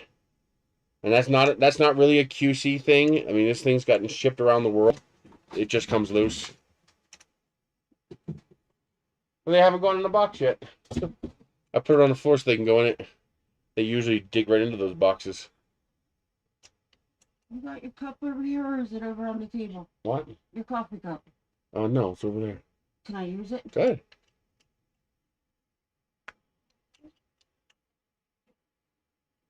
I gave them a little dry food to hold them over, so we can give them the wet food. Now they might not eat it all. That was just on the floor. Okay. I didn't want to step on it. Okay.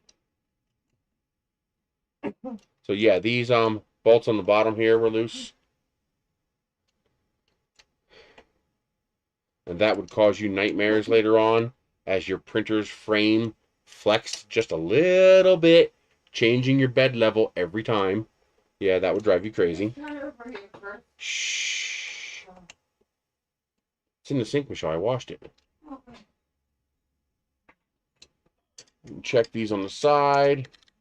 Yep, they all needed to be tightened. That's normal. That happens a lot.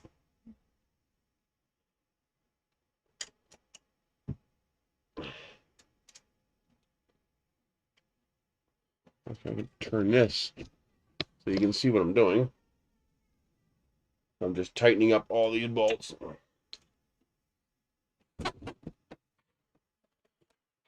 Come here. So you are going to go here. And there should be a little one for here.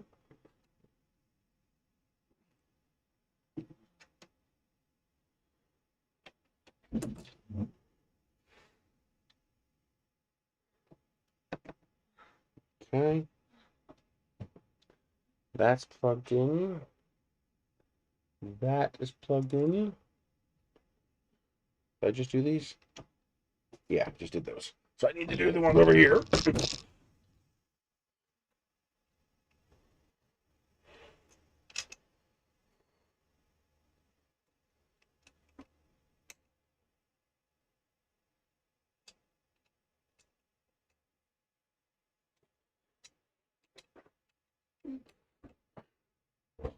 And then also double check the ones at the top here. Yep, they need to be tightened up too.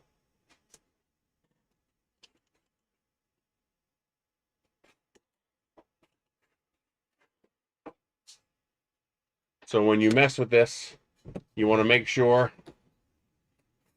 that these four here are tightened up, the four on the end are tightened up, the two on the bottom, and then the other end as well, the four on the end, right there. And then also check the ones up top here. Make sure all those big screws are tight.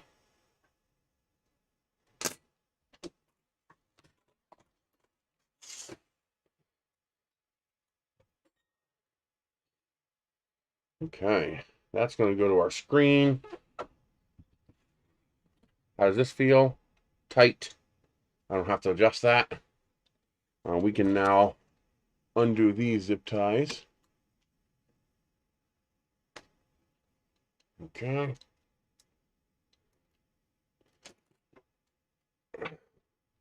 Well, it's got some issues, but not bad. Now this is something else I like that you can see up here. We have the captures for the lead screw. Well, the captures are captured but not restrained. So they're restrained but not restricted, meaning the lead screw is able to wobble a little bit, and that's exactly what you want. Let me give you a close-up of that. So we have here, we have the capture but not restrained. So the lead screw is able to wiggle inside that hole there. And that's really important. See how the lead screw is able to wiggle? That's exactly what you want.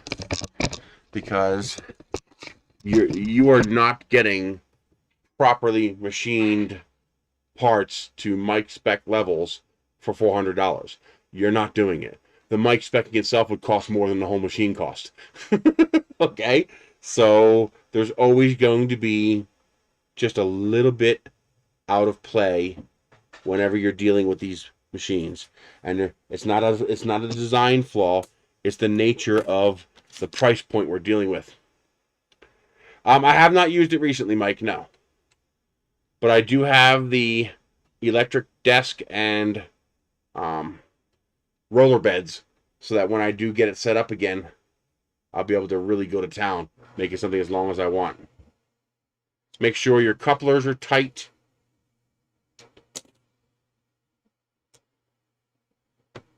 And I have not forgotten about the restrained filament path. We will still discuss that. All right, this is foam holding that in. Now, how am I supposed to get that zip tie out? I guess pull it forward and then I can nip it.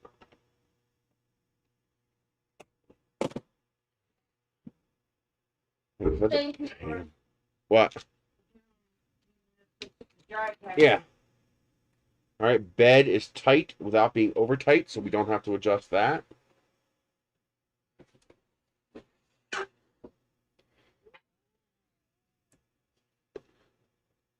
Now, why does that have such a big gap? Oh, that pops out. Okay. So I just popped it back in.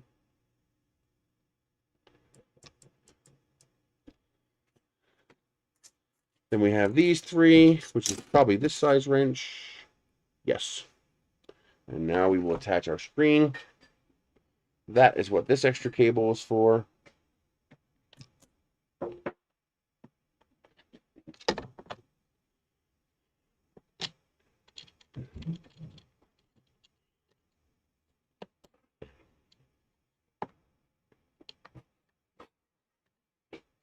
Why can't I get this to go in the hole?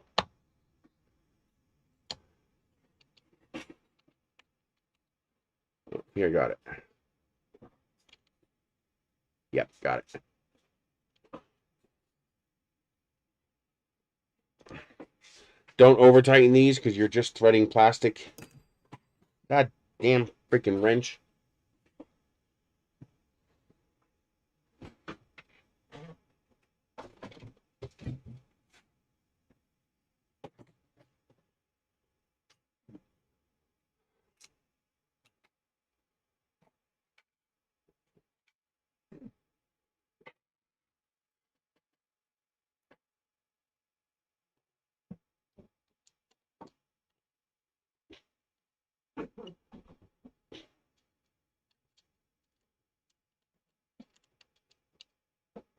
So 3 screws hold that in. You could probably build this printer in 20 minutes if you weren't making a video and had even a modest experience building other printers. You could probably have this done in 20 minutes. There's just not much to do. Most of our time has been spent poking at it, looking through it, messing with it. Just because we can.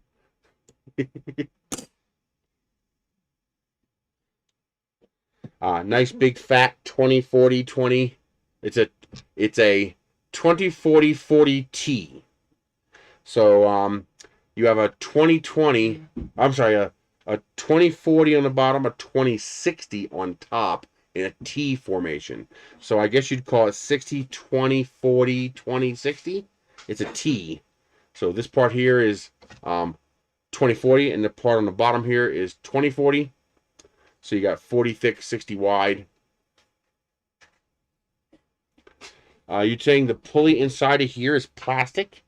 That'd be kind of cruddy. I mean, if you don't over tighten it, they'll probably last the life of the printer, but still, I'd rather have metal.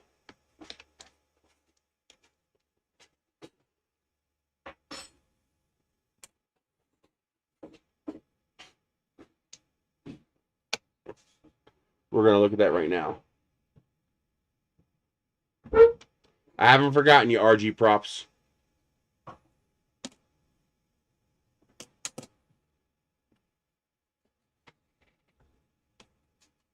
Why won't this come off?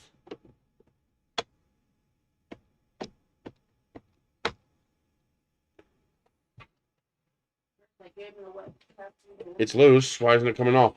Is this actually part of what holds the belt? Oh my god, it is. That's part of what holds the belt. So you cannot easily take that off. You'd have to pop the belt off the other end. That's how you tighten it.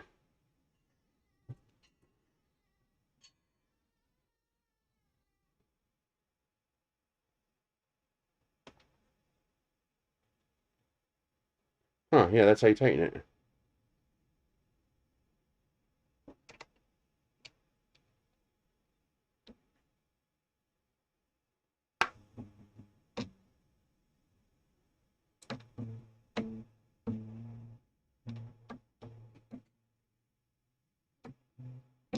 See how I got that little guitar strum? That's really all you need. Do not over tighten. People have this. There it goes. Just give it a little thrum. People have this nasty tendency to over tighten these. It's why it's one of the things I don't like about the Ender 3 V2. The Ender 3 V2 is annoying because it has tensioners. I hate tensioners. Tensioners are a bad idea. But the end users wanted them. That's why Creality put them on there. The problem is they end up tightening. You know, people, oh, I got noise. Tighten your belts. Tighten your belts. Tighten your belts. Everybody says tighten your belts, and it's almost never tighten your belts. And you end up either breaking the belt or breaking the pulley. So this is, you're saying this is plastic, huh? Yeah, that's plastic.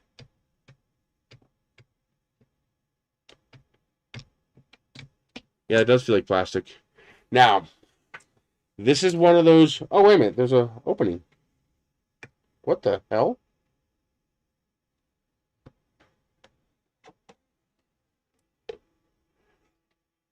Why is this coming apart?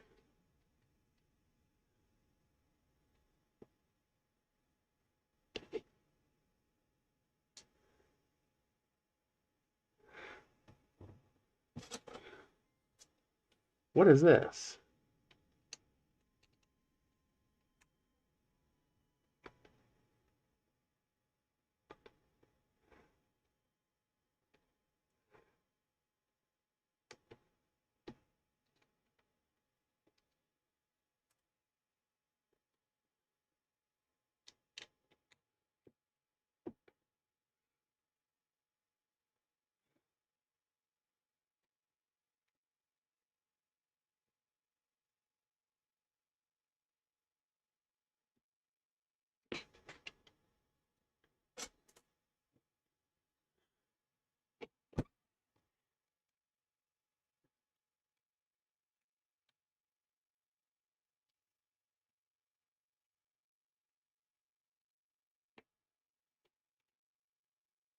Here we go.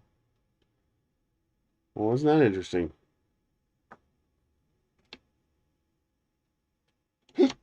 God damn it.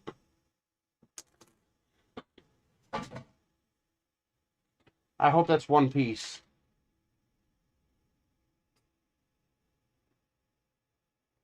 Looks like one piece.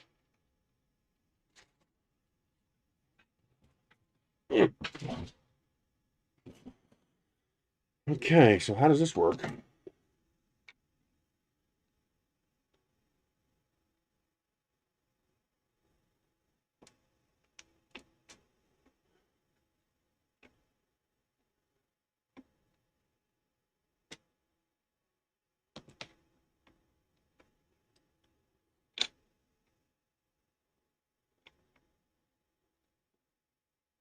There's a pin holding that. Very serviceable. There's a, I mean, you guys can't see what I'm doing. Hang on.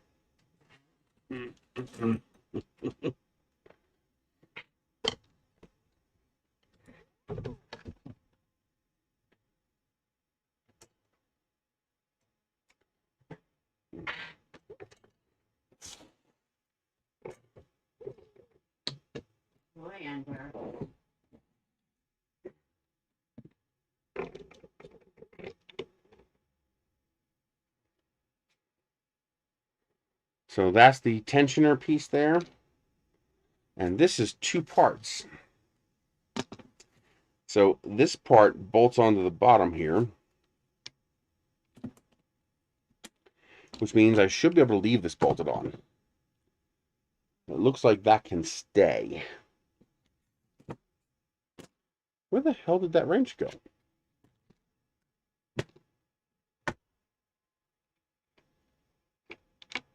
Did I drop the wrench too? No. So another phantom wrench disappeared. It's gone. Unless this is it. This might be it. It looks like there is no bearing. If I had to guess, I would say that's just a bushing. Or maybe there is a bearing. We're going to find out. There is a bearing. So there is a proper bearing in there. Two of them, actually. So now, from an engineering point of view, this is more than sufficient. This should last the life of the printer. Okay? So, no, it's it's a metal axle with metal bearings, and there's two of them. There's one bearing on each side. This is more than sufficient. As long as this is made properly, and this looks like it's made fine, this should last the life of the printer. So there really isn't a problem with this being plastic. As long as it's not a bushing, as long as it's not like this metal shaft going through a plastic bushing, which would be a big problem. But metal bearings, metal shaft, plastic pulley, that's fine, because this is not a high load component. This is what I call medium load, or medium to medium low. This is not a high load component. Most people make this, hey DeWitt, most people make this a high load component by over tightening the goddamn belts. The only reason I like to see this in metal is because people over tighten it. So don't over tighten the damn belt. So this just pops into here. It actually just sits right in there on some races, and then this pops in like that. So that's a perfectly adequate design. I have no problem with this design. And it's serviceable. I can pull this completely apart and service it, which to me is a very big deal. But from an engineering point of view, there is absolutely nothing wrong with that being made of plastic.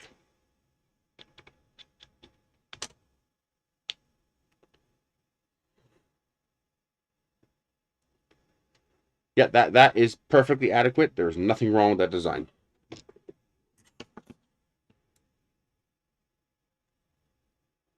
Now, if I can figure out how to put it back together, that'll be the real trick. Because that damned slide shaft popped out before I saw how it was installed.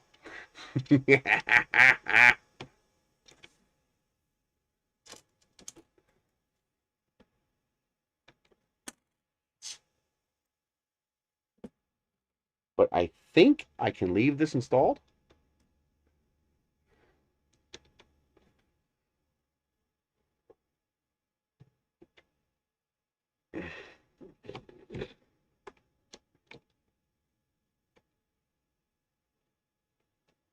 They're probably going to get that way because they're actually cheaper than the 8-bit boards. For whatever reason, the 8-bit boards are now more expensive. So you're probably going to see them all switch over to 32-bit boards.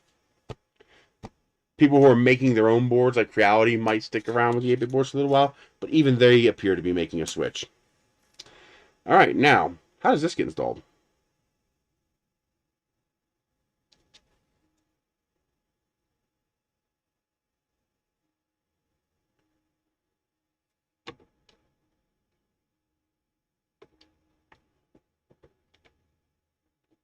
So that sits in there. This sits inside of here. But how does it move this?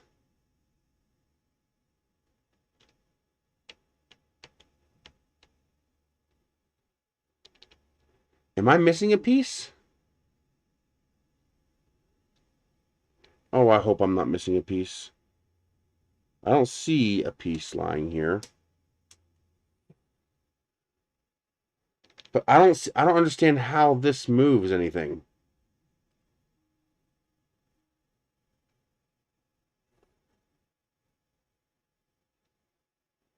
This is just a cover. So this doesn't appear to do anything at all. It literally just sits here.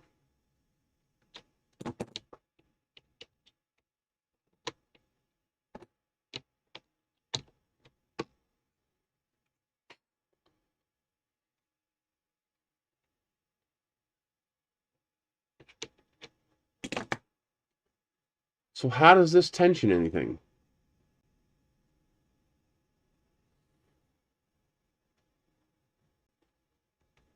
I got to bring this over here. I need to be able to see this. So you guys will get a blank view for a bit. Yes, but what? Okay, the way a wedge has to work is it has to push against something. So what's it pushing against to make this slide over? That's what I don't understand.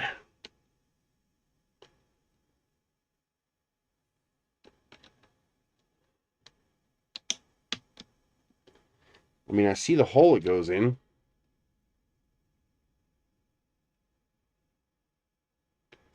Yeah, but it doesn't. I mean, I know it stands straight up because I'm getting to that screw right there through that hole. So I know this is standing straight up. But what does it push against? I mean, it sits on top of this hole right here, but it doesn't push against anything. Unless it's, no.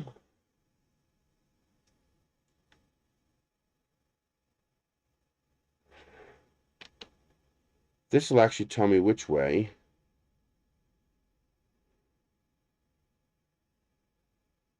So it sits that way.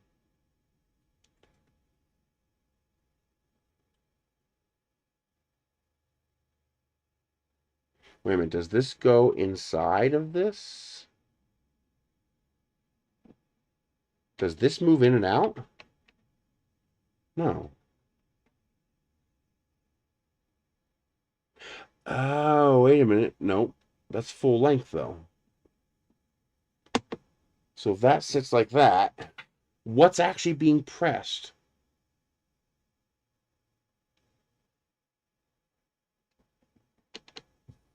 And which way does this go? Oh, wait a minute. I bet you, is there a gap between these two parts? So if this goes in here like this, does this force its way in between them? But that's not gonna... Okay, wait a minute. The bottom one is bigger than the top one. So it might actually be pushing against the bottom here. That seems super sketchy. But it looks like the way this works is... Can you guys see this? No, you can't. The way this might work, I think.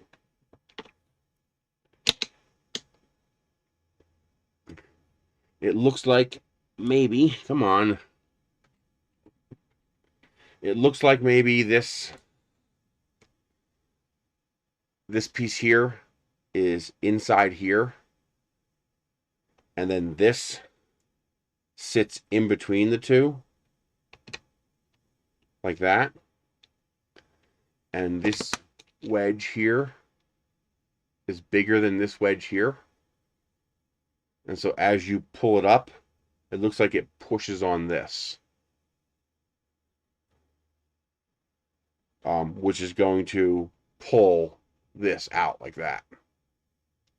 So I think that's how it works. Looks like this has the ability to move around a little bit, but because it's restricted inside of this, it can't go anywhere. Let's see, that's what I'm thinking. I'm thinking it's this wall pushing against this wall here. So this wall goes inside that wall, and then this goes in between both. I think that's how it works. So this should simply sit like that inside there. Then this should fit on top like that. But why want to go down?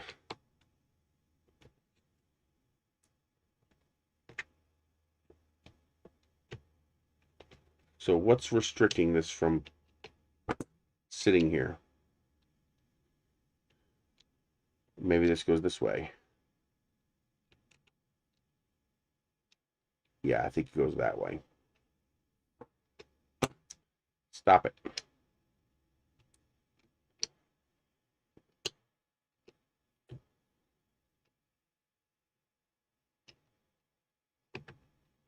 Yep, there it goes. All right. So the wedge faces forward. Now, to confirm if I got it right, this should engage the screw. Yes, it does. I think. Yeah, it's starting to tighten up, I think. Yeah, there it goes. So now, before I do anything with that,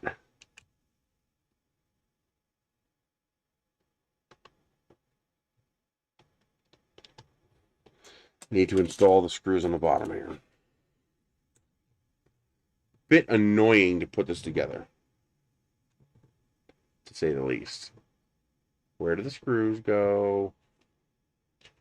Right there.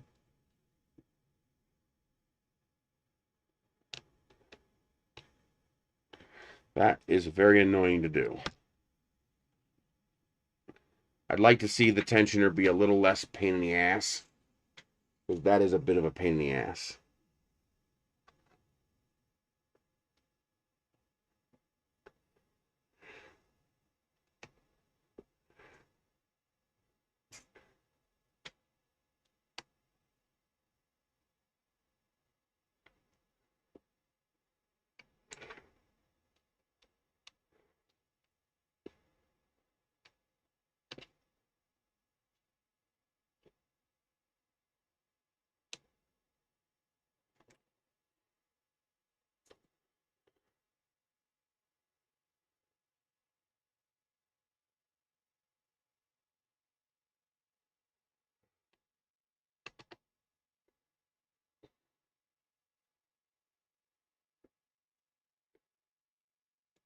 Okay.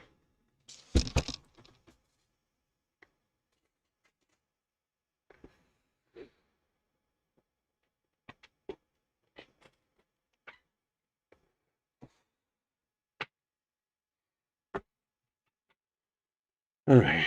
So now this can tighten up.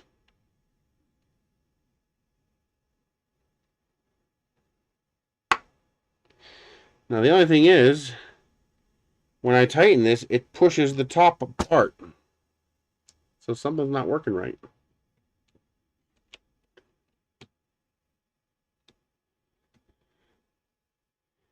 I think that screw is supposed to go... No, it can't go through the bottom, because if it goes through the bottom, then the wedge won't move up.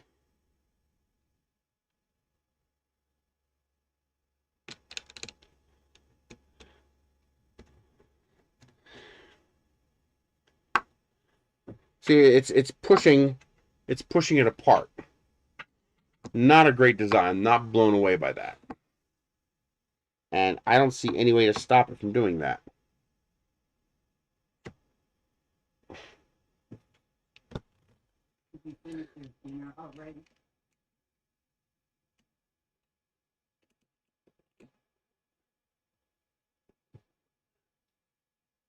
Don't you wonder why?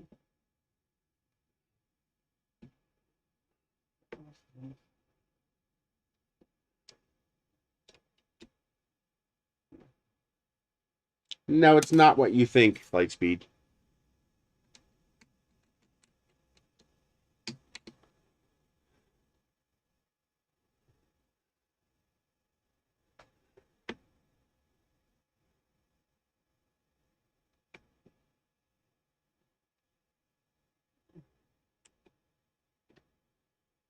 Yeah, this looks like a direct competitor to CR6SE.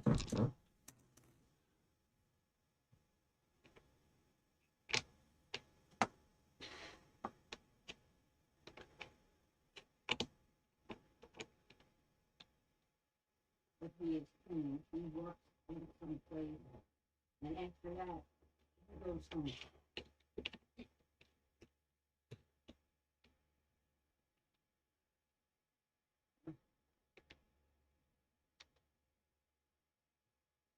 That's all right. Better for me to discover these things than for someone who has no idea what they're doing to discover them. So, you can see here, there's a plant hole here. So the screw sits in that hole, and that's what allows it to push on this. The CR6SE is Bowden. So is this. So this sits in here like that. And the triangles do have to face backwards. I confirm that. The hole doesn't line up if you do. If you don't. This sits in here. This sits in here. And then this right here is the other surface it's pushing against. So the pulley sits in here. And the wedge sits in between the pulley and this wall here. And that hole down there is that hole that you stick your wrench through to tighten it. The problem I'm running into is before I get the belt anywhere near tight enough, the wedge seems to be hitting the top of this, and it's splitting these two things apart, which it should not be doing.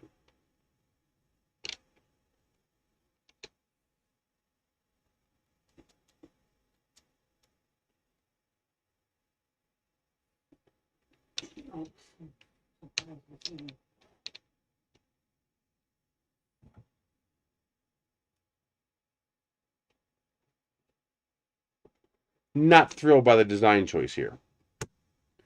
So now that's together correctly. But when I tighten this,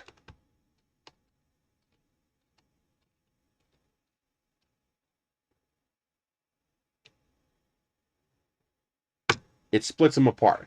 They pop apart before the belt is anywhere near tight enough.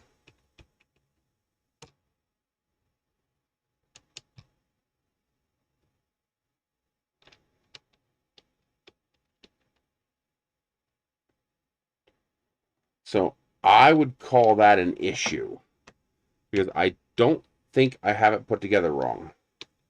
I think I have it put together right.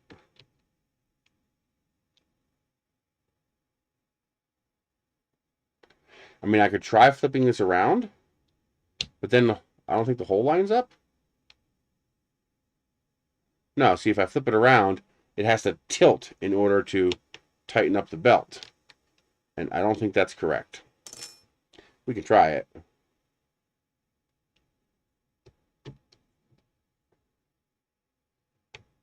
Now see, now it won't go together. So that's definitely not the issue. So this definitely has to go this way.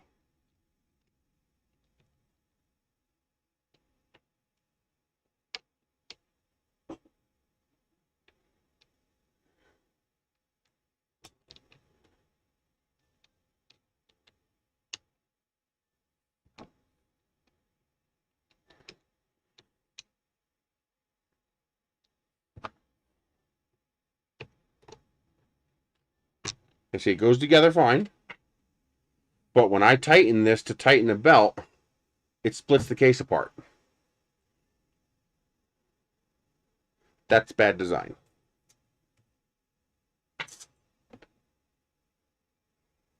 It's not the bolt going. I don't think that's the issue. I don't think the wedge is hitting anything.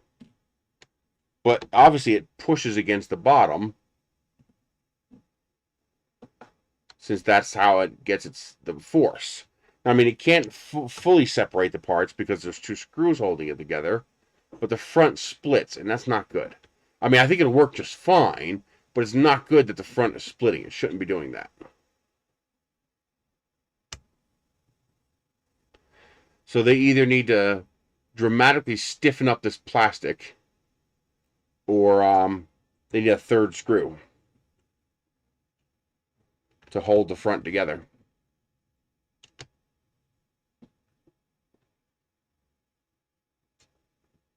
No, the screw can't go through. Well, can it? No. If the screw goes through the bottom, then you won't be pushing the wedge up. It has to push against the bottom in order to force the wedge up. So I don't think you can just have the screw go through the bottom. I don't think. I think it has to sit in that cup.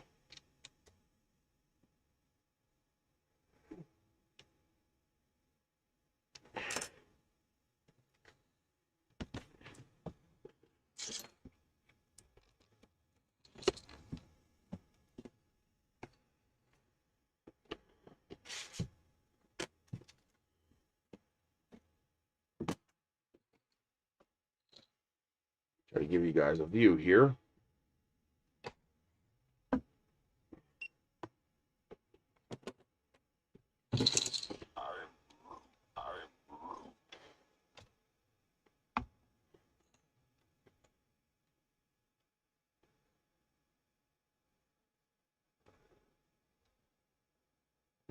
Yeah, I'm pretty sure it's not supposed to go.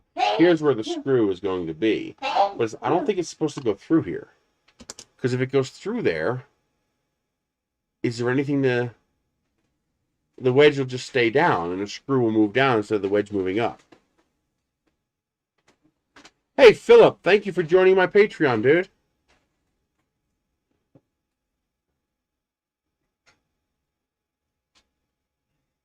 Yeah, that's a sealed hole.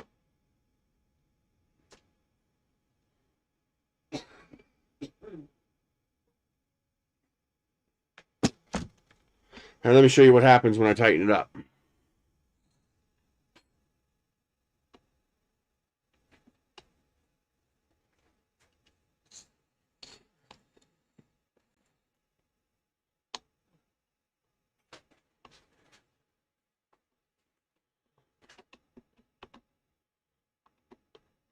So now we're starting to get snug. And as I push down on this, see? It's pushing it apart. There, see? It just pushed it apart.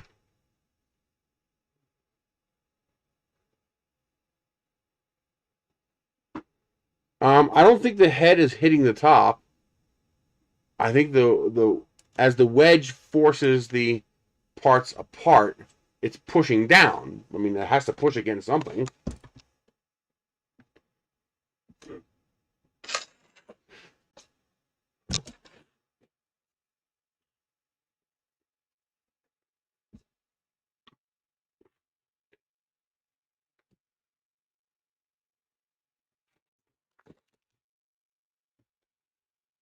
I don't think the screw is pushing against anything. But you see, the belt's still not tight.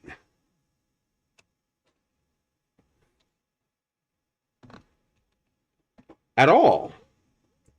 I have to be doing something wrong. It can't be that bad.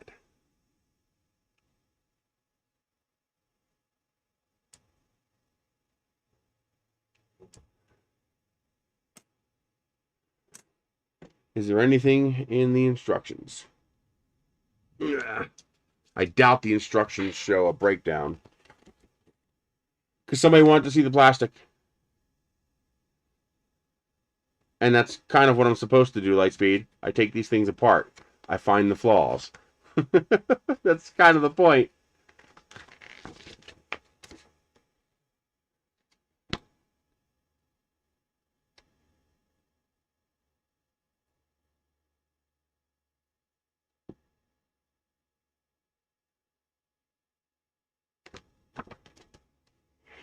Well, part of the problem is when I pulled this cover off, the piece inside popped out. So I didn't see how it was oriented. But it's also pretty obvious how it's oriented. Once you put it together, it only goes together one way. So I don't see a different way of putting it together.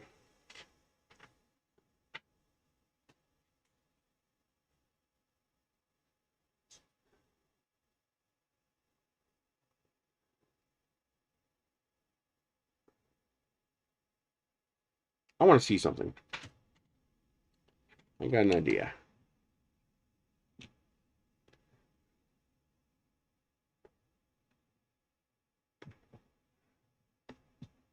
Well, that's kind of the point, to learn, to figure it out. The belt is too loose. I know the belt's too loose. That's why I tried to tighten it. And when I tried to tighten it, I noticed that the plastic was pulling apart. And so I was like, okay, well, let's look inside and see why the plastic is pulling apart. I could probably just keep tightening it and it'll probably work just fine, but I'd rather figure out what's wrong with it. That's kind of the whole point of what we're doing.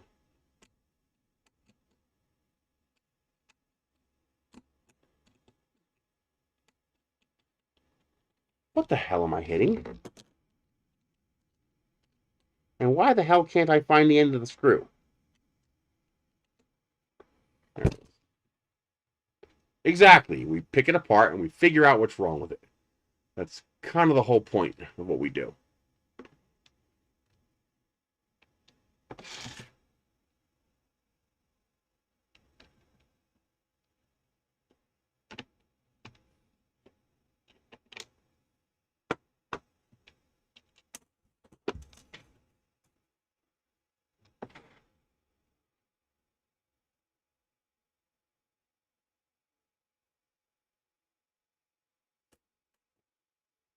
I don't know, but we're going to find out. So we're going to take this apart.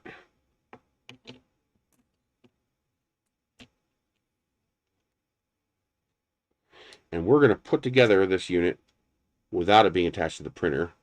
So hopefully I can see inside and see what's happening.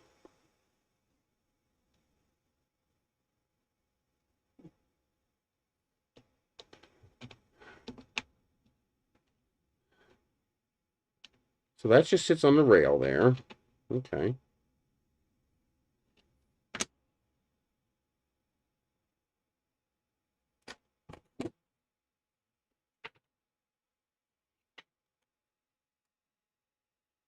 Exactly.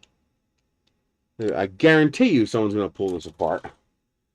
And then if there is an issue, they're not going to have a damn clue how to figure it out. They're going to get pissed and they're going to throw the damn thing away or return it.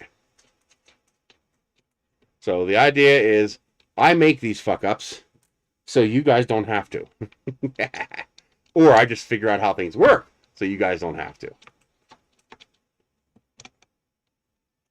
Okay.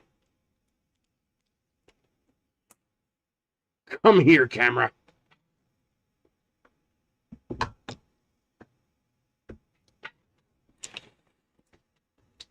So now the idea is for us to figure out how this works, how it's supposed to work, how we're going to make it work. So that just sits there and slides back and forth. And I'm always doing this in a way you guys can't see because I'm dumb. Okay. So the belt wraps around that. That sits on there. And that slides back and forth. The thing is, if there's another part, I don't see where it would go. This sits on here and sits in that. And why is it I'm always moving where you guys can't see? It's like no matter what I do, I end up moving where you guys can't see. That aggravates the hell out of me. So that sits in that little hole there. So this sits in here like this. And that's the cup that keeps it aligned. And there we go. So that keeps it aligned. And it pushes against this bottom as the wedge is forced up. There's a captured nut inside here. So you see a little capture nut inside there. And this turns. So as this pushes against the bottom, as you can see, it forces the wedge up. So the screw never actually changes position. The wedge is being forced up.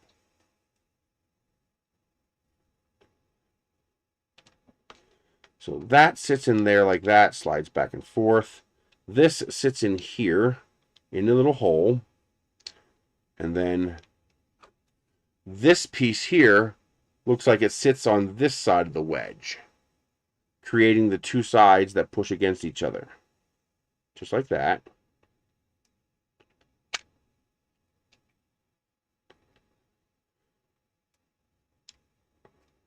Why isn't this playing nice?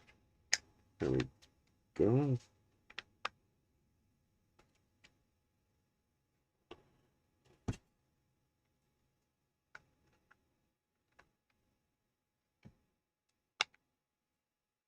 See, that doesn't feel like it's going together properly.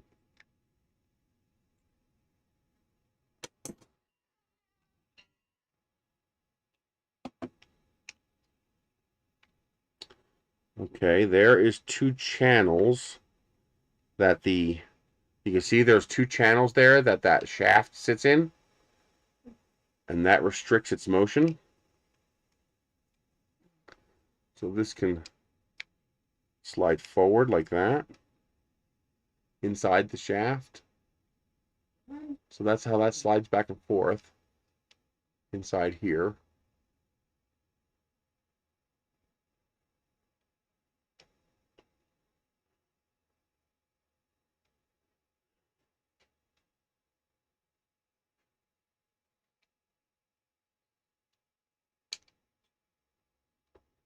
So that sits like that. And then as we tighten the screw, oh, we got to give it something to sit against. The wedge pulls up and begins to force the pulley back, I think. Okay, we have reached full tightness and it has not pushed it. So what is that pushing against? Nothing. What forces that back? Nothing. It just sits there. So I have this together wrong somehow.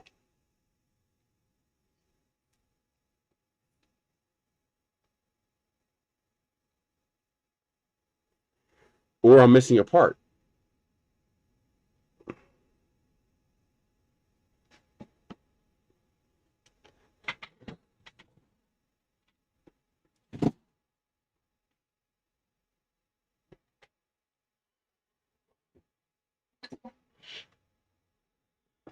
The problem is if I'm missing a part, I have no way of knowing what the part even looks like. But I can see the issue here. This needs to be slid backwards, but there's nothing to slide it. This doesn't wedge against anything. Unless it does go this way. Nope, it doesn't line up. Well, actually, that does. And then this might push against here. That doesn't feel right.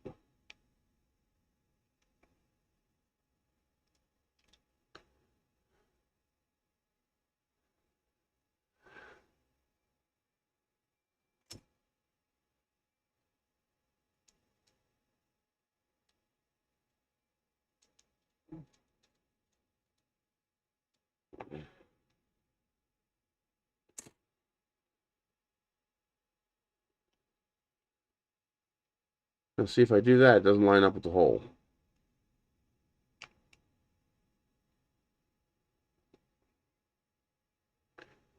And there's nothing to push it back.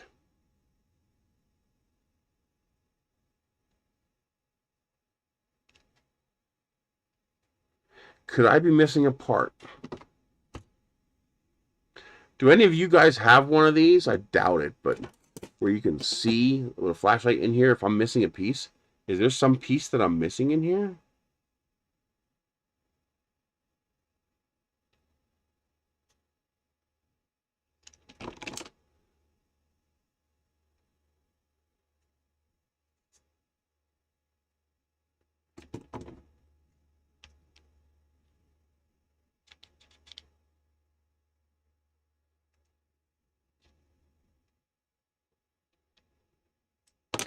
Well, see, we already know that this has to go this way. because the screw lines up with the hole. The alignment is too perfect for it to be any other way.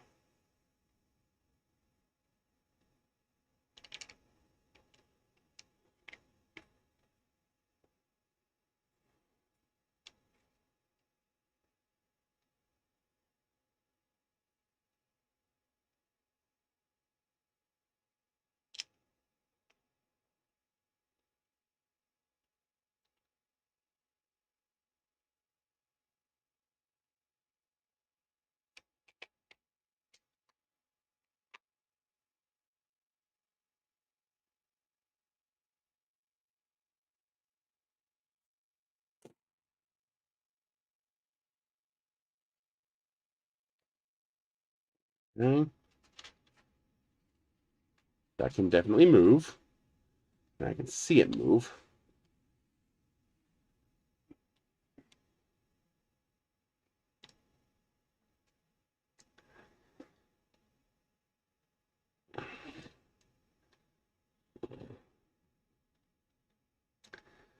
All right, so something's not right. It's just it's pushing the parts apart and it's not moving the pulley.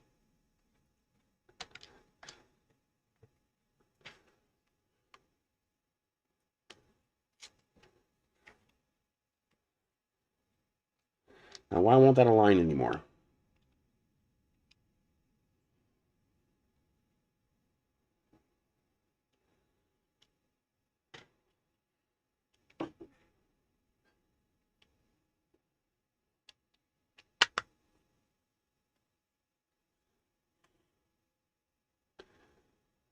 Okay.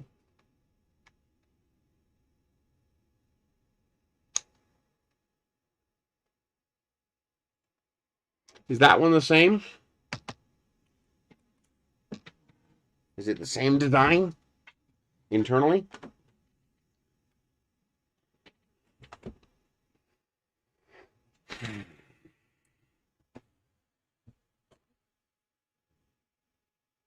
SD card.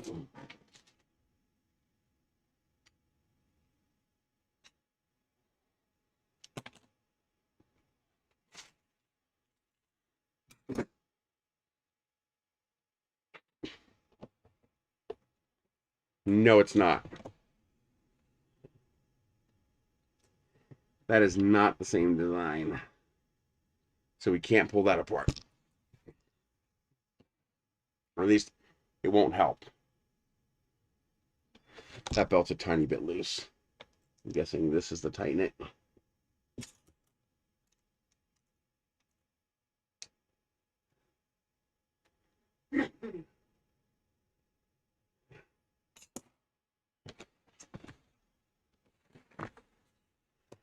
So, is it possible I'm missing a piece? That's for the Chiron. The problem is I don't even know what the piece would look like. Like, I couldn't even guess what the piece would look like.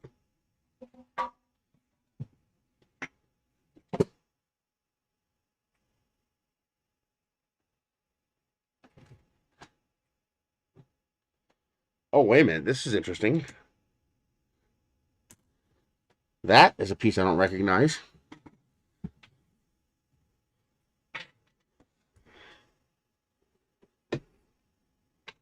I found this.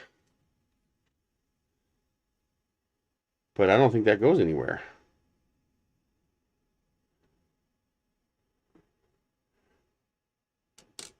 Like, where would that even fit? Don't fuck with me.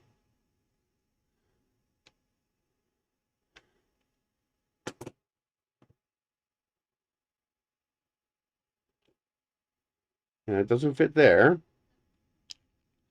Like, where would this even go?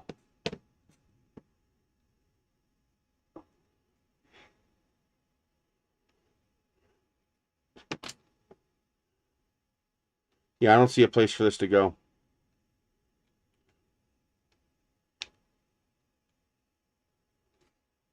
It doesn't fit in here. It turns sideways.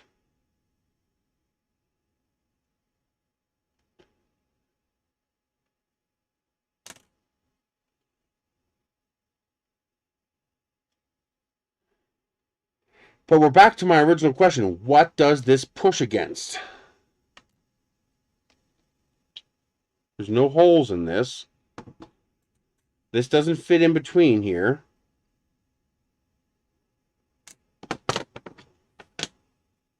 I don't see a channel for it to fit in. Now, I found this on the floor. This may have fallen when this thing opened itself up.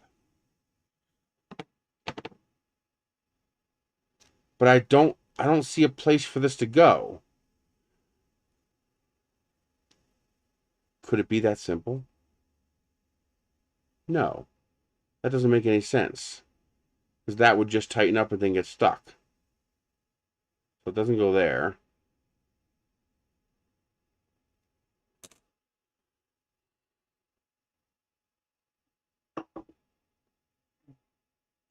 And the belt was loose when I got it. That's why I tried to tighten it.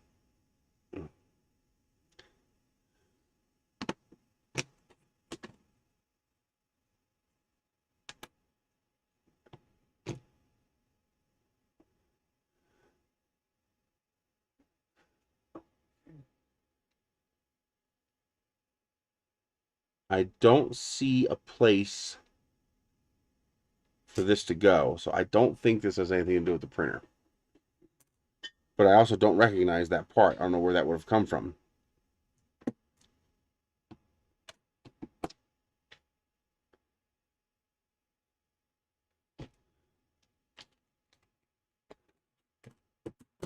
That's Chiron.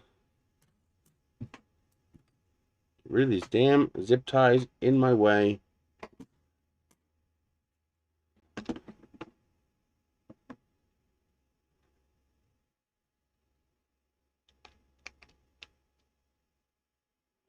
Well, that clearly goes there. This all looks good. What makes this slide back and forth? What is the wedge pushing against?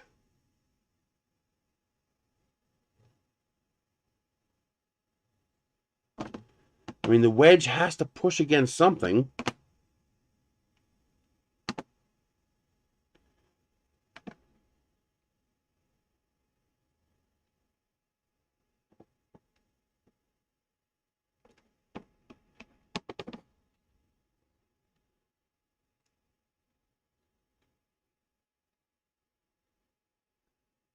No, the x-axis is different. I thought of that too.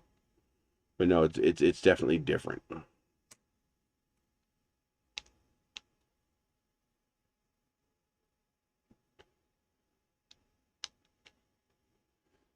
So we know this goes like this. That's what I thought, but I don't see another part.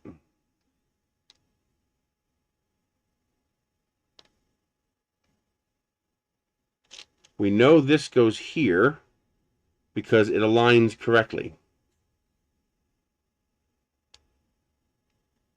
It's too wide. This is too wide. It does not fit in here. That's the first thing I thought of, that maybe this was part of it.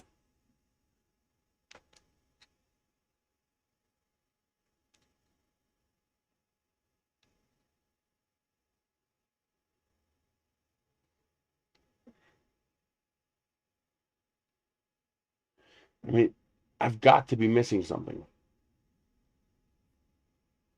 There's no place in here for it to go. There's no place that it fits. It's too wide, or it's too wide to go in between, and it's too short. Okay, it can't sit in there. It's too short. It turns sideways.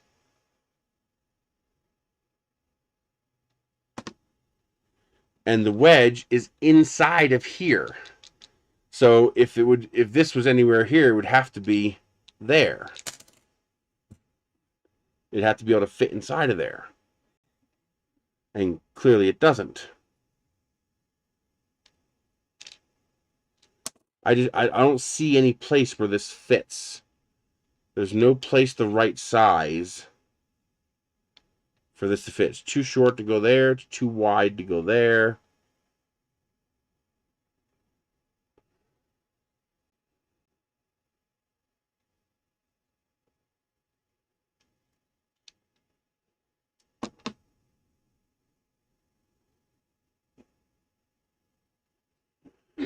I wish this didn't come apart when I pulled it apart so I can see what it freaking looked like. No, it's not an axle. This is threaded. That's the other weird thing, is that the axle's smooth while this is actually threaded.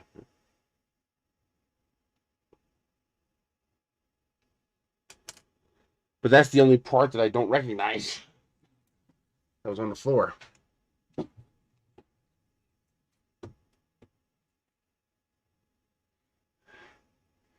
Let me get on my hands and knees again, see if there's some part here that I'm missing.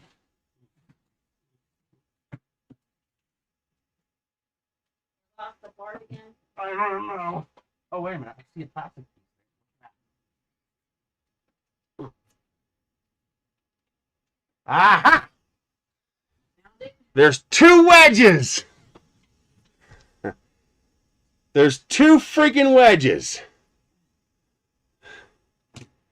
That makes so much more sense.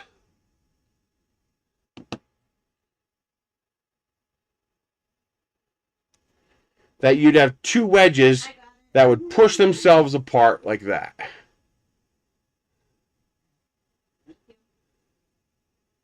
So as you screwed this up, these 2 wedges will push themselves apart. That makes so much more sense.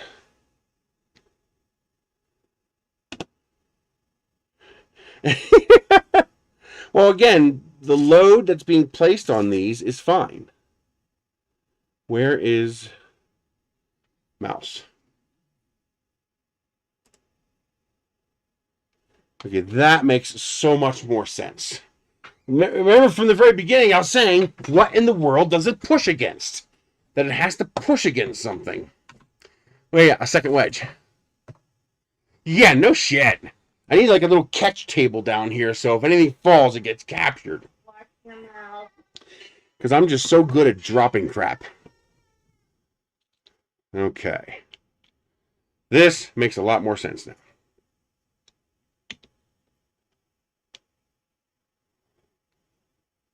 Oh, it's plastic, so that would have helped.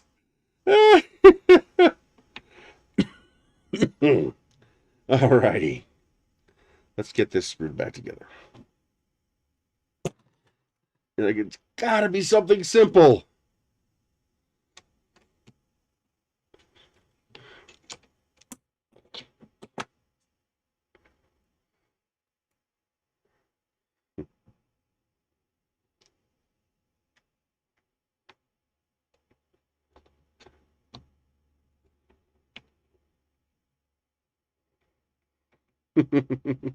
What a pain in the butt.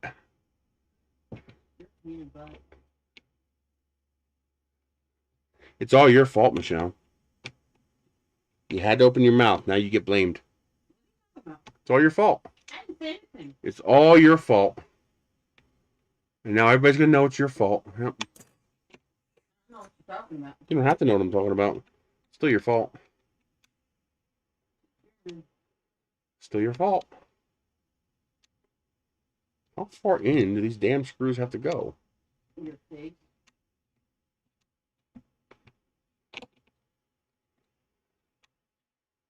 What the hell is... I'm not even in a damn hole. Oh, Jesus. Uh-huh. There we go.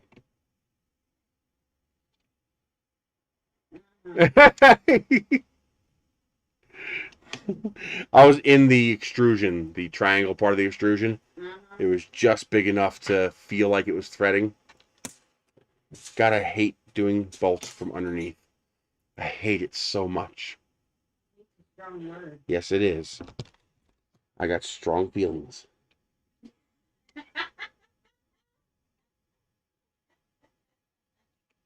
You're weird. Okay.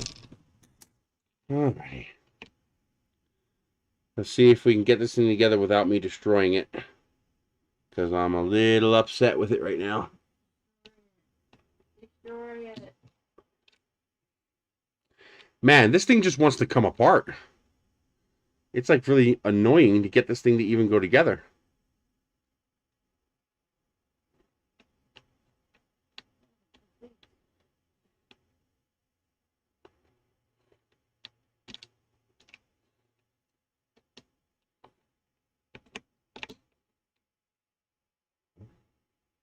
No, we were missing a wedge piece and didn't realize it.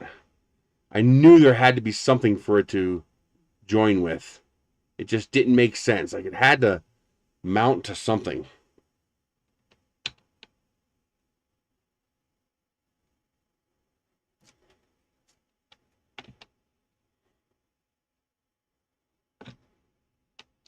This thing's a pain in the ass to put together.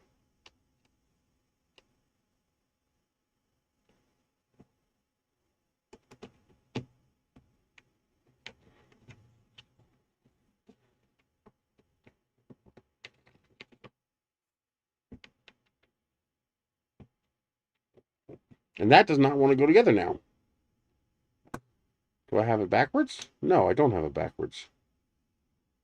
Maybe I do. Uh-huh. There we go. Now it clipped together. The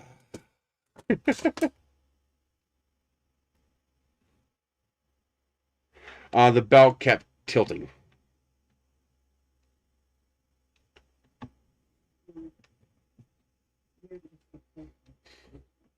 And then you got these itty bitty screws on the bottom you got to put in.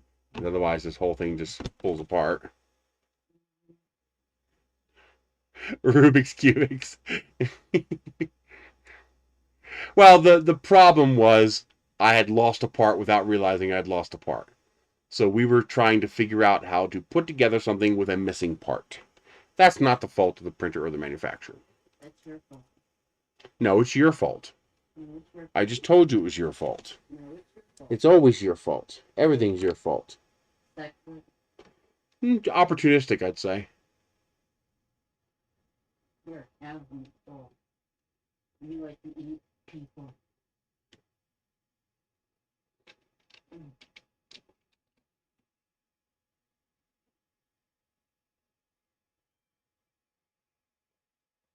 That's what you like to do is eat. Michelle. What? New Mexico's going nice. Nice and cool these past couple weeks.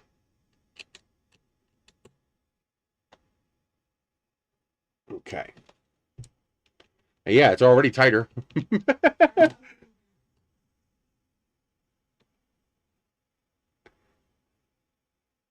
Yeah, already tightening up. But it still wants to push apart. I'm still not happy with this design. I mean, that is tight enough, but this is still pushing apart on me. And I think it's going to keep pushing apart. They either need to stiffen up this bottom piece, or they need to add a third screw to keep this, or improve the clip. The little clip on the end here needs to be improved so it has a better bite. But yeah, that's tight now. Ah.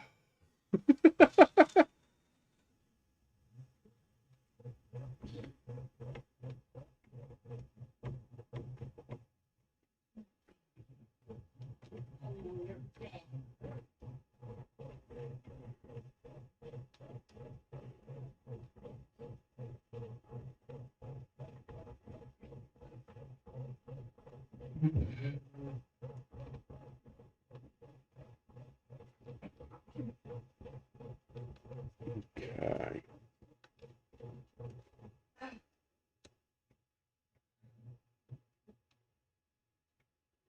Okay. Now let's get the rest of this plugged in.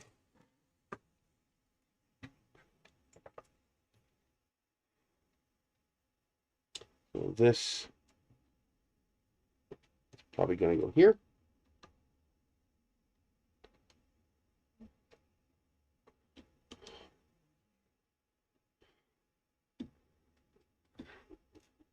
And then this is going to go to the hot end and get plugged in here.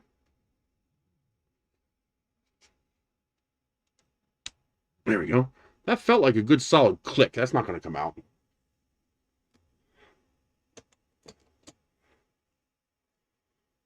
Not a fan of that, but it'll work fine. Check our voltage switch. It should be set to 230. I don't know why. I got so much. I got over 100 watts of LED lights here. Why do I have trouble seeing?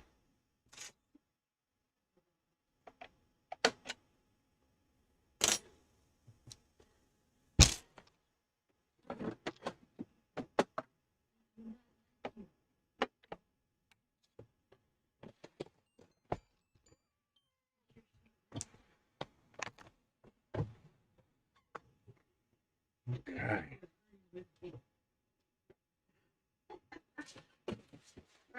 Jesus. Stop messing with me. There we go. Okay. Why don't I have anything on the screen?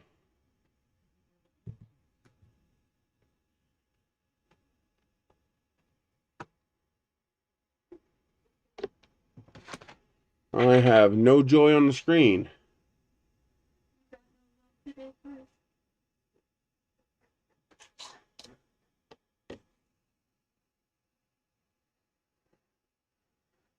That does say Z right.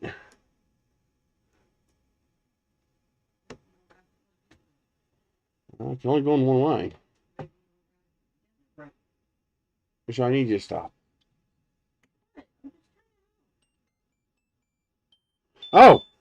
It made the play sound in the off position. That's weird. Or it turned on and I turned it off. It was already in the on position. I like the display. That's nice. Okay. Spool holder.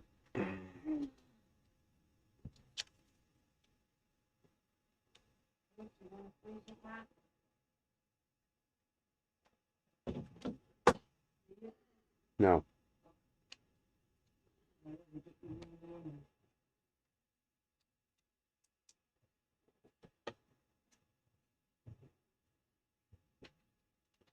I think this goes on this side.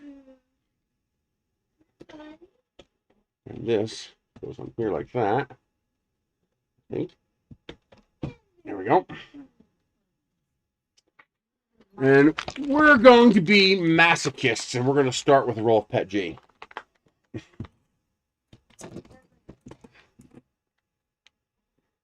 Why is the stream so far behind? Oh, it's not. I just wasn't live. There it goes. Okay. No, live on my preview.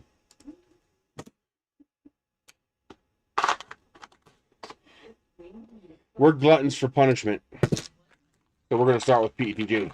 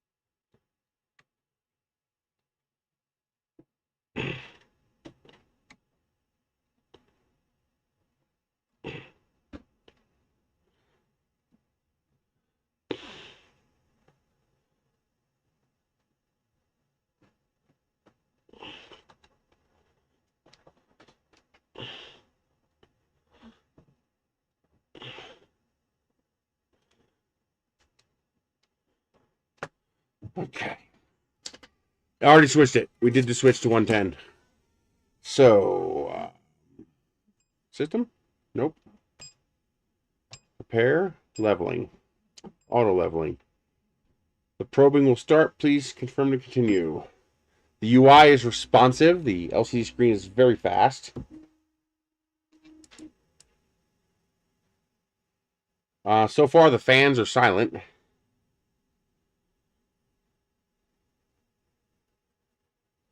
So maybe it does have good fans on here.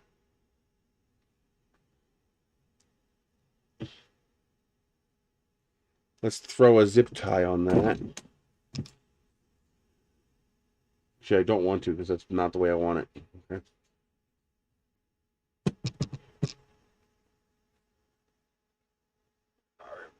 I don't like filament load and unload because that usually means they take away the ability to do it manually. I'd rather just shove the filament in. I don't want fancy load and unload routines. I just want to shove the damn filament in myself. Usually they do have a load and unload, and I don't use it. All right, it says probing, and it still says probing. That's not a good sign.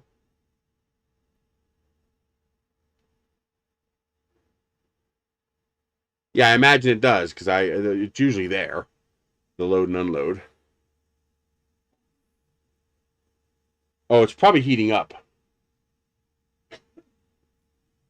Yeah, it's heating up to do the leveling. Okay. I wish it would tell me on the screen it's doing that. Because on the screen it says probing, but it's not actually probing, it's heating up.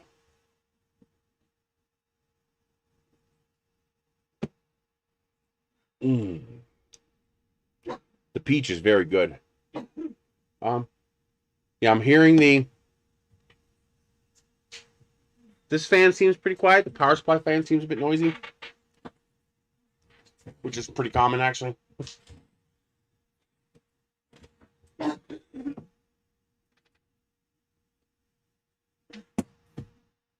One of the problems is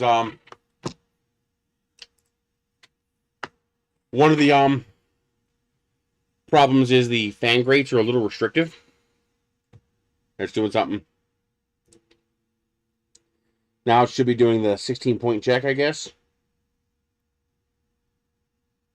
Yep. And the bed is hard mounted. Yes, the bed is hard mounted with spacers. And the strain gauge does appear to be working.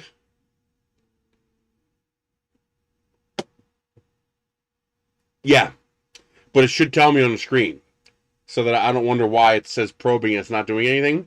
The UI should indicate what it's doing. Because, you know, a new user is going to go, it's not probing.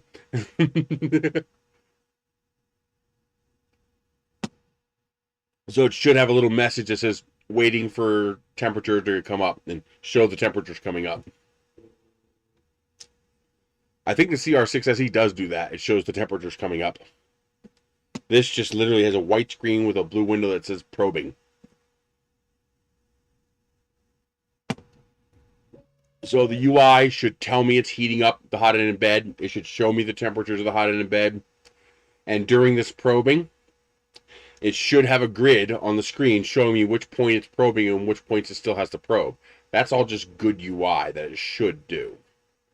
But that's all stuff they can add by firmware.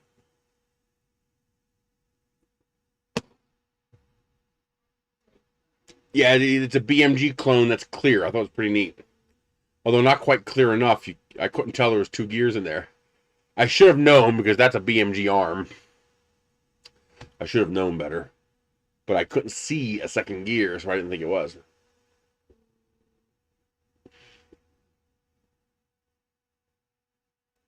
Man, that is good.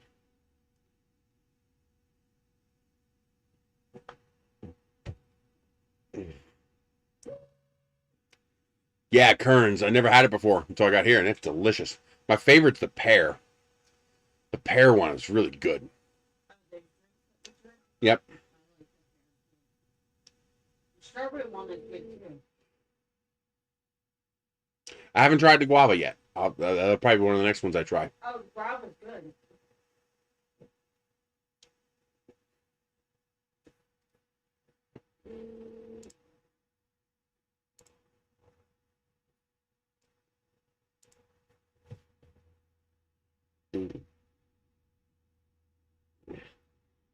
The screen is beautiful and it's very responsive. It's lacking in information. I need more information.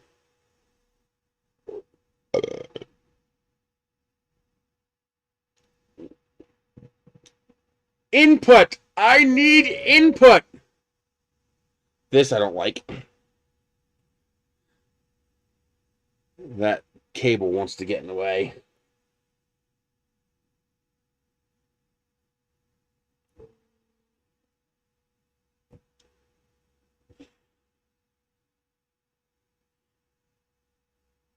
Yeah, it's taking a good long time to probe, isn't it?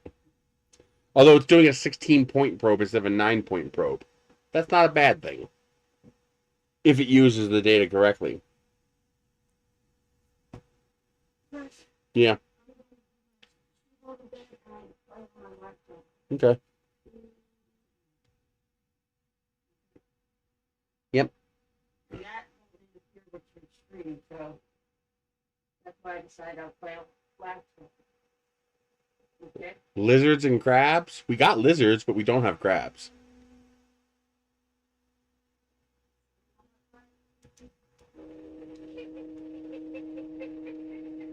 Oh, yeah. That's not good. That's all getting bunched up there around that stepper motor. That is poor design choice there. Of course, I can't do anything.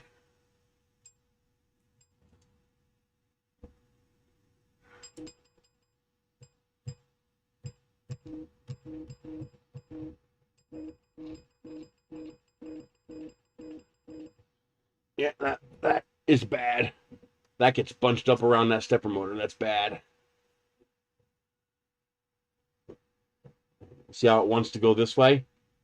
That's not good. That's from packing. The cable has a bias now. So I got to give it a tug and try to give it a bias this way. Okay.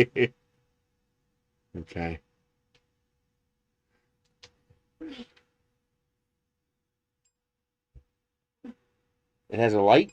Yeah, it's got a light. Hey, and it's white instead of blue. Good job. Oh, there we go. Now I can move it. See how that cable wants to go that way? But now I've given it a bias the other way a little bit. I'll have to put a little stick on that. Exactly. It gets pinched on top of this motor between the bed. Okay. Let's see. Print. Hey, this one can see folders? No, it can't. I can touch the folders, but I can't actually go into them?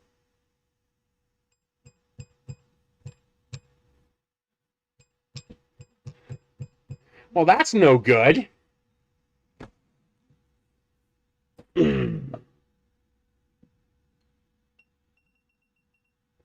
So, here's the UI. Would you turn off, for God's sake? So there's your UI there. So it's in one of these folders, but you can't actually go into the folders.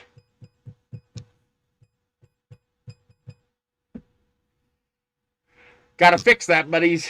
Anycubic, you gotta fix that. So that means I gotta go grab this sample file and move it into the root of the SD card. That's just slightly annoying.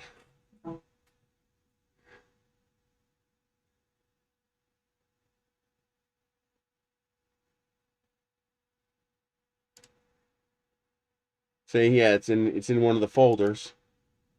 Here's the owl. So we're gonna cut that and put it here. That is a noob mistake that you should have fixed. You can see the folders. Hey, Fernando!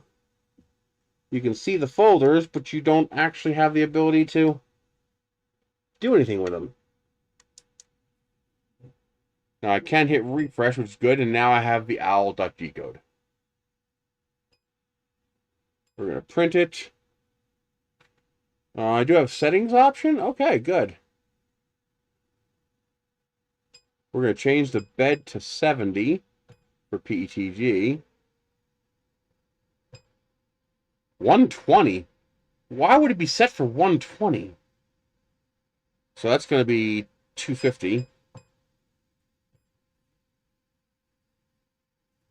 And we're going to slow it down to 50%, and we'll decide if we want to go faster later. I can turn the light on and off. I can see it's got a white light, which I appreciate because the blue light sucks. We do have a Z offset, but we're not going to mess with that yet until we start printing. I think I'm going to set it for 0.2 up, just to make sure it doesn't scrape the bed.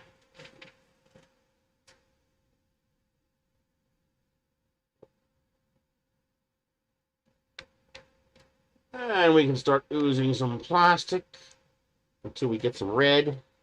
There's the red.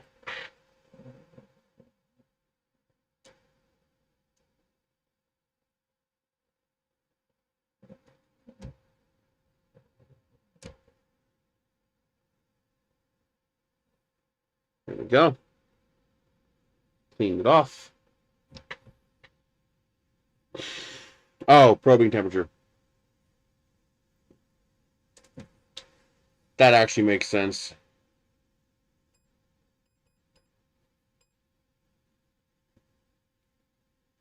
So you don't melt through your bed.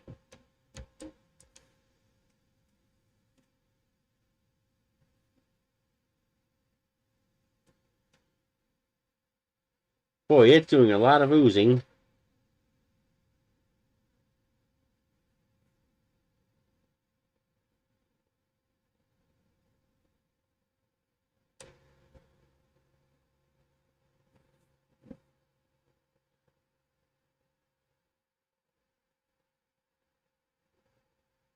It's trying to print. So it did not do a probe.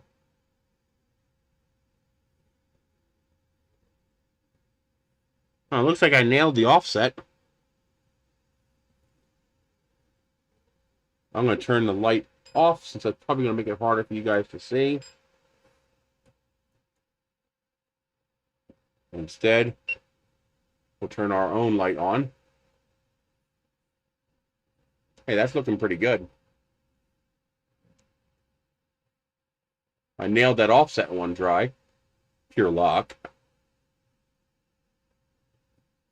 I should be able to lock in the focus. So it stops hunting. That's really annoying when it does that. Oh, wait a minute. Fan speed needs to be low. 25% once we get done the first layer.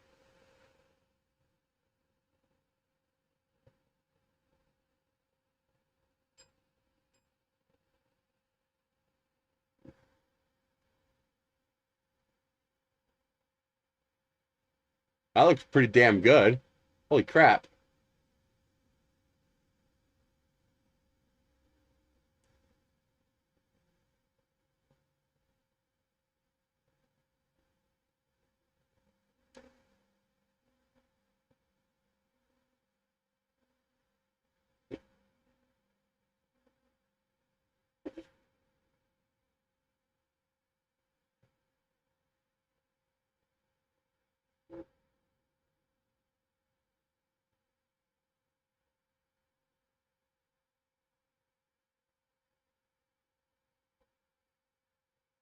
What do you mean I never finished the probe? It said I did. Well, this is Pet G, so we're gonna make sure I adjust the fan speed before we crank it. Because it's probably gonna go to 100% fan speed, which you don't want with Pet G. Why would it do concentric infill on the inside? You'd want that on the outside, if anything. Remember, this file is made for PLA, so I have to adjust the settings in real time here as they change.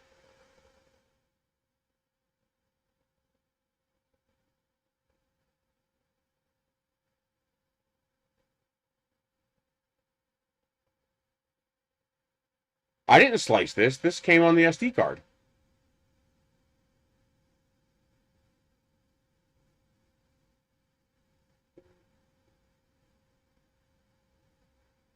This is the sample file that came on the card. Oh. That's why it has wacky parameters. Yeah, it makes sense.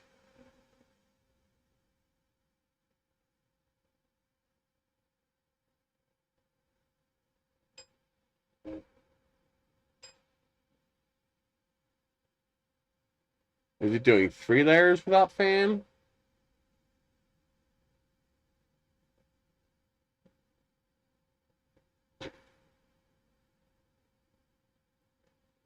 I think we can afford to go faster. So we'll go to 100%.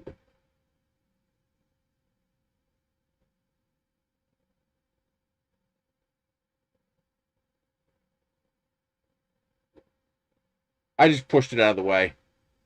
Gave it a little bit of a bias.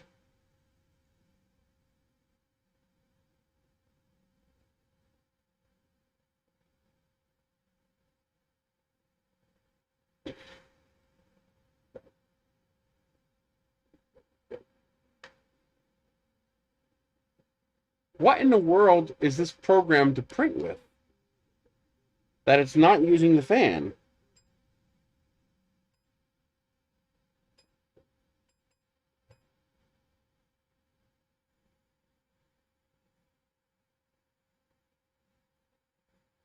Is this program for ABS?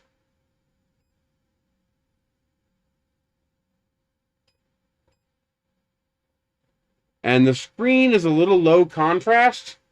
Anycubic. I would make the letters and stuff like that a bold font because they're really hard to see. Here, I'll show you.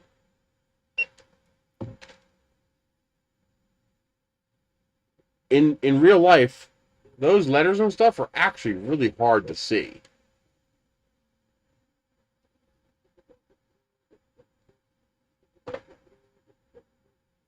And I'd like to see fan speed here too.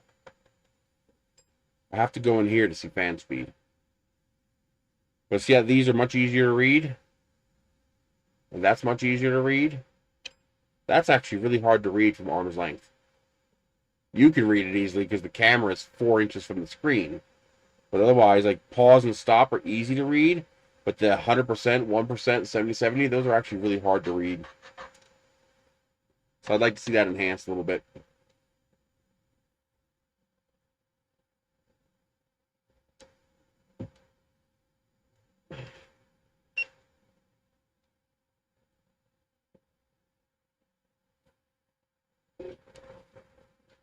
I hope it's not printing the whole damn thing solid. They sometimes do stupid things like that.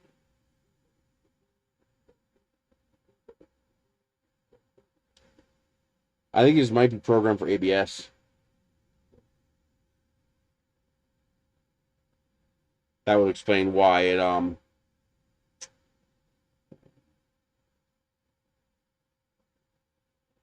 it didn't use FAD, and also why it's doing 100% infill.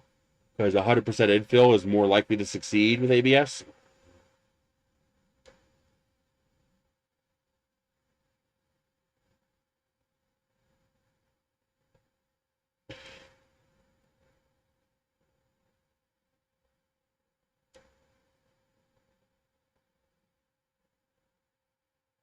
Yeah, we'd all like stuff like that.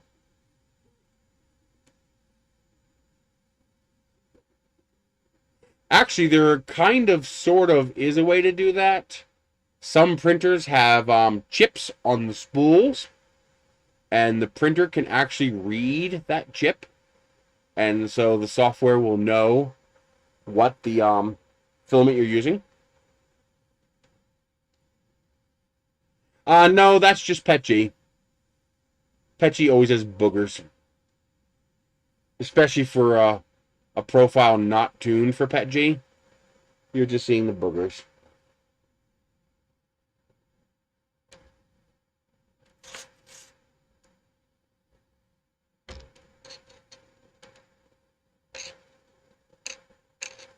There we go.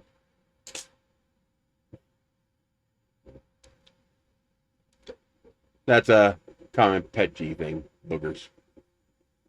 Now we're getting infill.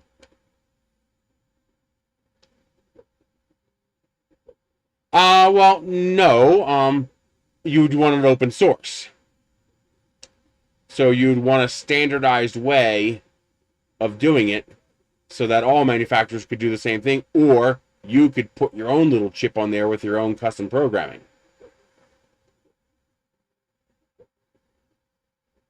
So just like I look at a model and I know how to adjust my slicer settings, well, I can also look at a roll of filament and know how to adjust my temperatures and whatnot. Yes, well, that's because they're not doing it for convenience. They're doing it in order to be proprietary. So, yeah, see, I hate when the stock file does an under extrusion for the infill, because you end up with shitty infill like that. I don't know why they do that. I think it's a yes, I have Delta printers and I do like them. The FL Sun Q5 and the SL Sun Senior are both very good Delta printers. But yeah, that happens. I don't know if that's just something they're changing, or if it's a default Cura thing to have shitty infill. Restricted path. That's right. Where is? Why do I never have a goddamn pen? But I do have coloring pencils. So we can use coloring pencils to do it. Let's see. I think this dark green will work just fine.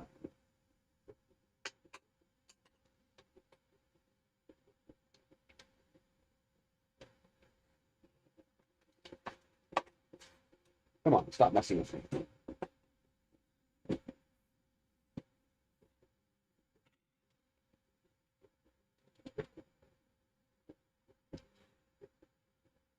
So yeah, that infill is going to look like garbage.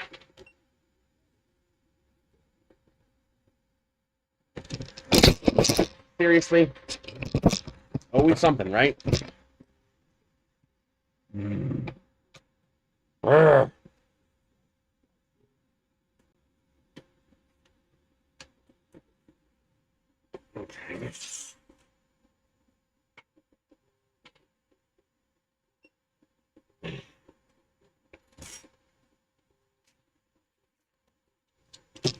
Okay. Okay.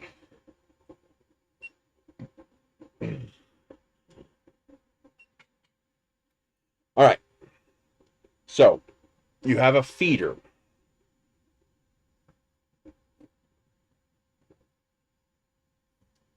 This side does not matter. This side is critical, especially when doing flexible filaments.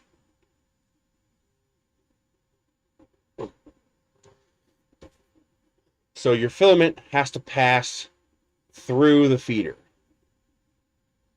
And this goes to your hot end.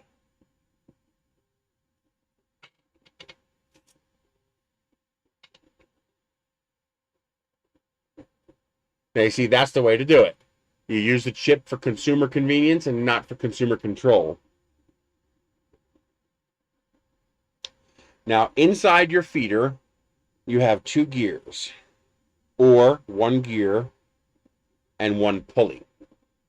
And the filament travels through those gears.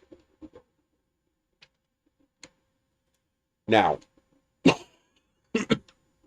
on this end, you have a PTFE tube that surrounds the filament.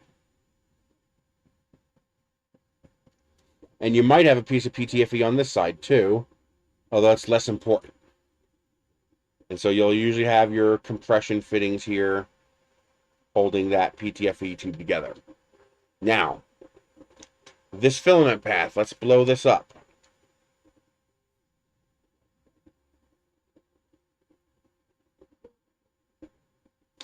So here's your plastic going between your gears.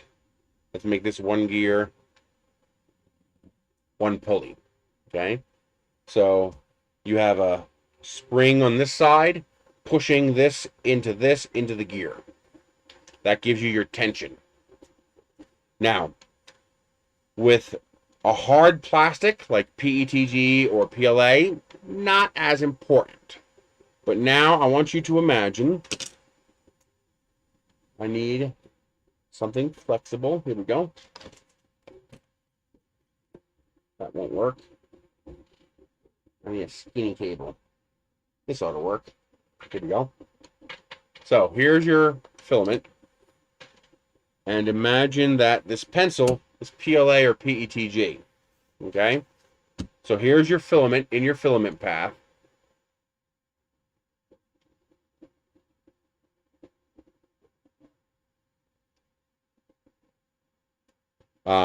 When there's 2 ways you can move filament. Okay? You can pull it or you can push it. Okay? So you can push or you can pull. Now, it pulls from here to here. So before here, it's pulling the filament. So it doesn't matter. But after here, going to your hot end, it's pushing the filament. Because the gear is grabbing the filament and it's pushing the filament along. Now, when you have something rigid like this, push or pull doesn't matter. But what if you have something soft and flexible? What happens when you push? It does that. All right? When you pull, not a problem. But when you push, it does that. So what happens is, here is your exit into your PTFE tube. So this is the PTFE. This is the frame of your feeder. And this is your filament. So, filament.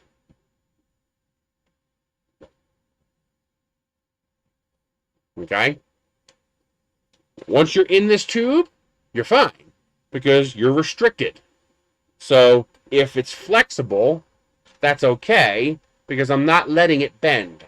But look what happens before I go into the tube. As soon as I apply any resistance. When I push, it does that. And that's what happens in your hot end. The filament is so soft that the moment there's any restriction, it does this. And literally pushes itself into this gap, and then this ends up wrapping around your hot end like that. It ends up wrapping around your gear. So what we have to do is we have to fully enclose this filament path so it can't do that. Now on some printers you'll see there's the inside of the metal feeder unit will be shaped something like this.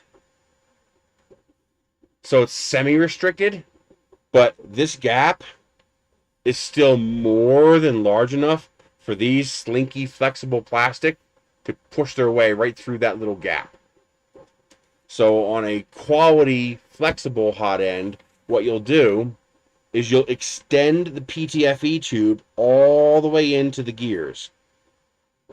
And then the end of the PTFE tube will have a 45-degree angle on it like this.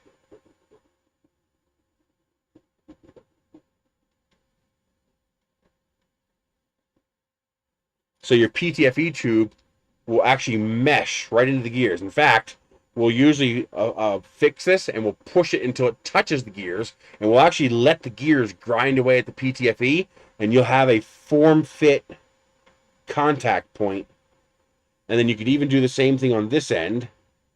You have your PTFE tube coming in on this side, like this. And then here's your metal frame of your feeder. And so your PTFE tube will come into this end, and your compression fitting will hold it in place. Same thing here, your compression fitting will hold it in place. And now this PTFE tube is meshed against the gear and the pulley. So the filament literally would have to try to squeeze through that little gap right there. And as you can see, the filament is quite a bit bigger than that gap. It's not going to do it. Now, the super skinny stuff can sometimes still do it, but it's hard. It works a lot better. And on a good quality hot end like this, you don't even use the compression fittings. You actually have a cup in the hot end, the feeder unit, like this. And this here will actually be a separate piece of PTFE tube that sits inside of this cup so that it can't wiggle back and forth in the compression fitting. Right? So that's a restricted path. You've completely restrained or restricted the filament path, so the filament literally can't go anywhere except where you want it to. There's no place for the filament to escape. That's the restricted filament path. Now, to see this, look up a feeder called the, what was it called? Flexion. So do a search for Flexion, and you'll see exactly what I'm talking about. I'll bring it up for you.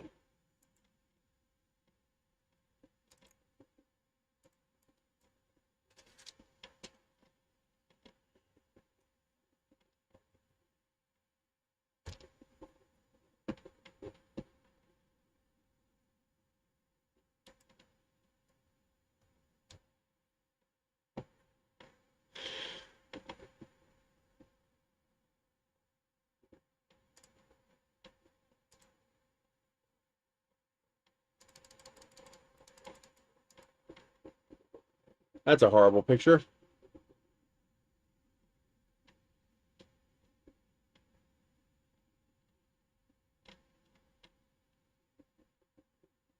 I'm trying to find a good picture to show you.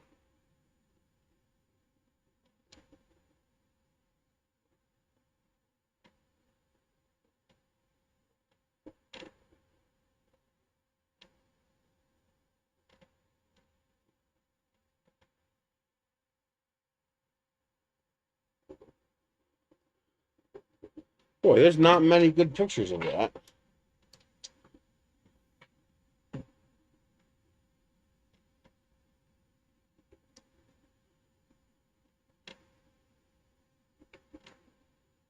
I mean, that's a good shot right there, but it's too small. You can't see it. Well, you kind of can. Okay, let me show you this one. This is not a great picture, but it'll do. So you can see here, this piece of PTFE goes all the way in between these two hob gears. And you see there's a piece of, see how the PTFE comes to a point right there? And see how it does the same thing here? And that PTFE is captured in here, and it gets pinned. That PTFE is cut as a point instead of being cut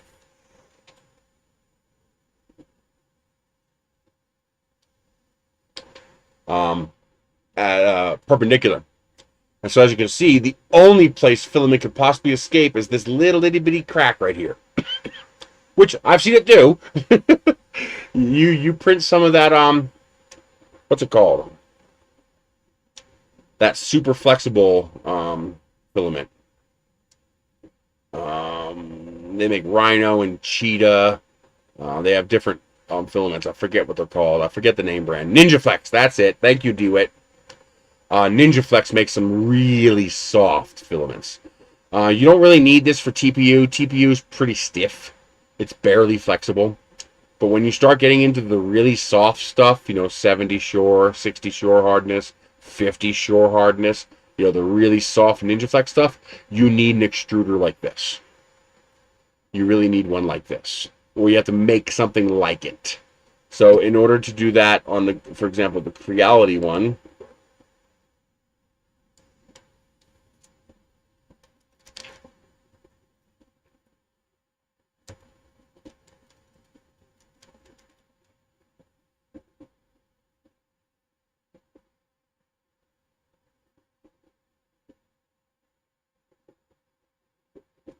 trying to find a good clean picture to show you.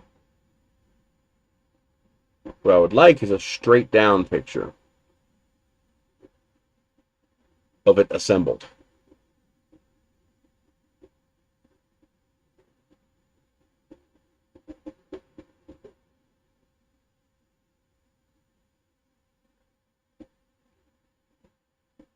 Come on, I need a 180-degree view. I need this, but for the stock feeder.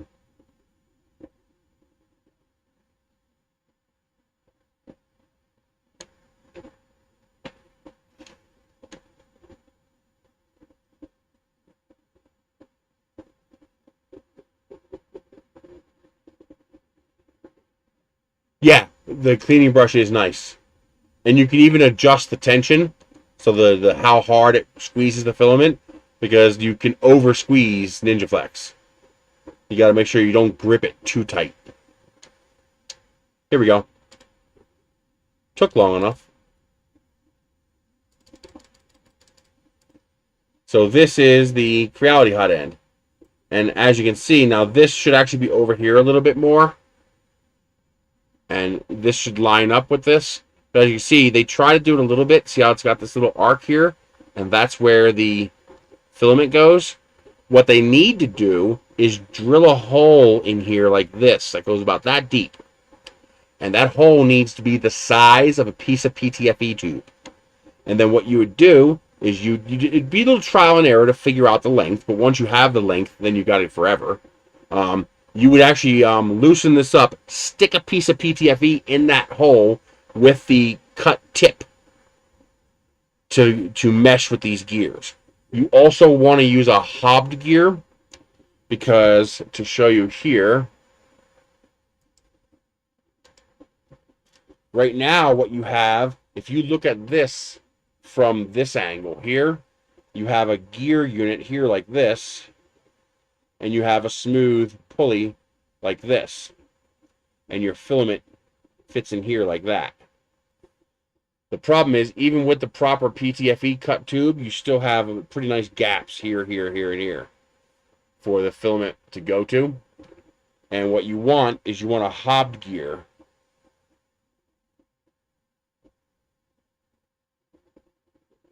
And then you want the same thing on the other side. Even if it's not driven, you want the other side to also be a hobbed gear so that the filament fits inside of there. And you can bring these closer together so there's almost no gap. You actually saw that here. You can see that here. How the two drive gears here almost touch. Well, you can't do that with a flat gear profile, because with a flat gear profile, you can only go as close as the width of the filament. But if you have the right size hobbed gear, the filament actually goes inside the gear, and that allows you to bring them dramatically closer together. Now, there are ways around this with a hob setup. With this kind of setup, what you can do is put a washer on top here, and a washer on top here to restrict that path so it doesn't have an escape. So either hob gears or washers on top and bottom both sides so that it can't escape and get out of there, because it's like a ferret. It will find an opening and it will fit through it. So you have to basically make the filament path airtight.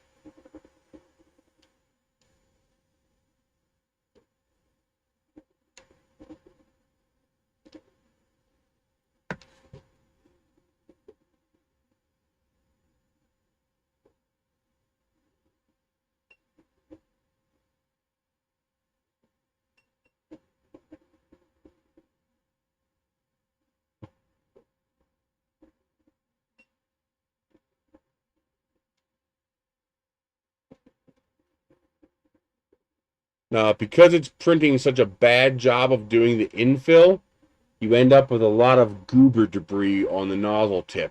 And you don't want that with PETG, because PETG loves the goober up. But this wasn't sliced for PETG, so there's nothing I can do about it. But the outside's looking great.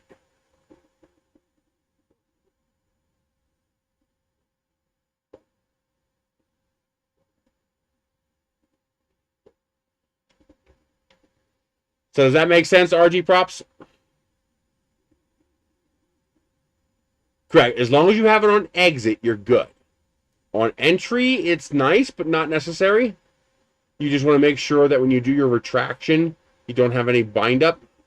Now, there is another issue with flexible that can be an issue, and this is why people prefer direct drive for flexible filament, because no matter what you do, no matter how restricted your path is,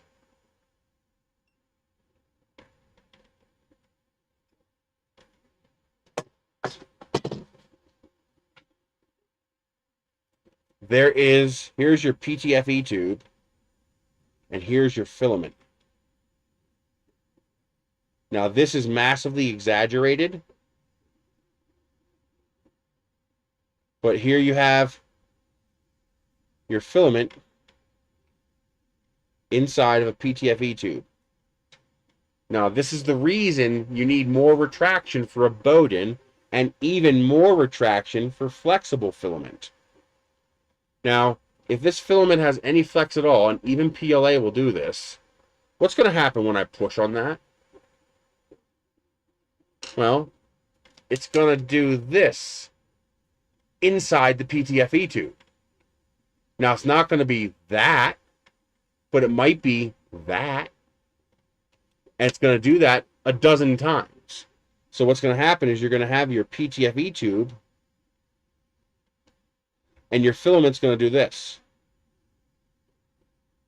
inside the PTFE tube. because your filament's trying to bend because you're pushing it. Now, it's restricted by the PTFE tube, but there is still a tolerance between the filament and a PTFE tube. Now, this is exaggerated, of course, to show you. So one of the reasons people will use Capricorn tubing is because the tolerance is tighter.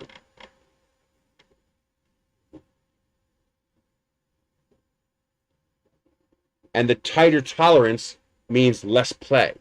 You put Capricorn tubing on an Ender 3 or a Vyper, and you can probably reduce your retraction 1 to 3 millimeters. Now, the problem is the filament also has a tolerance. So this filament is 1.75 millimeters plus or minus anywhere from 0.02 to 0.07. Sometimes more.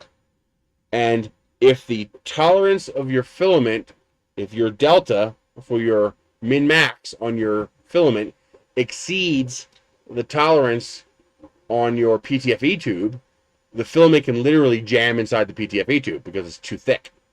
So if this part of the filament is thicker because the manufacturer screwed up making it, it might not jam in the cheap white tube, which has lots of play, but it will jam inside the Capricorn tube.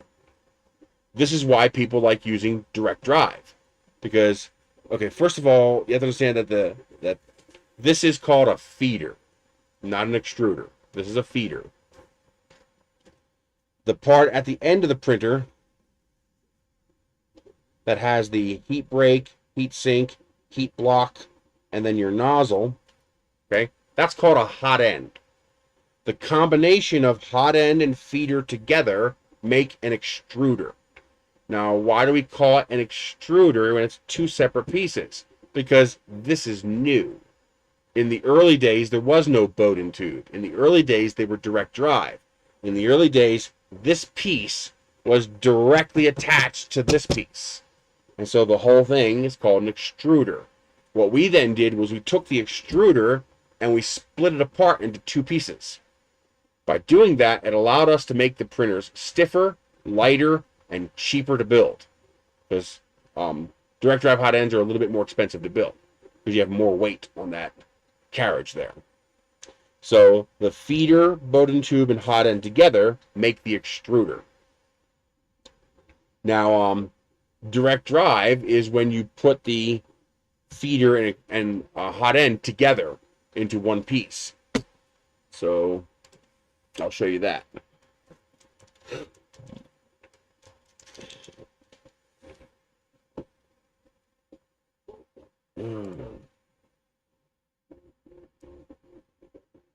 Oh man.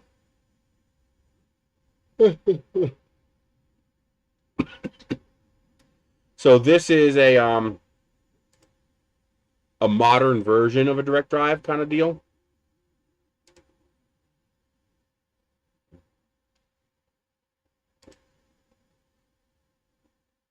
Why are you still loading?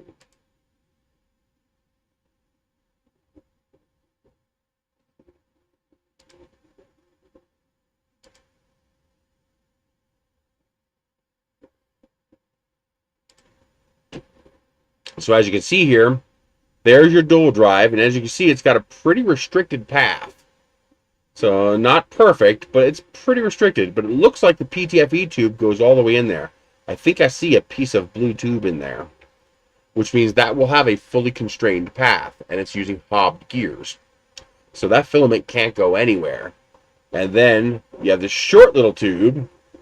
I mean, I would have had that even closer together. You know, an original hot end, these two parts will be touching. But they're trying to make a kit to adapt existing printers to close to direct drive.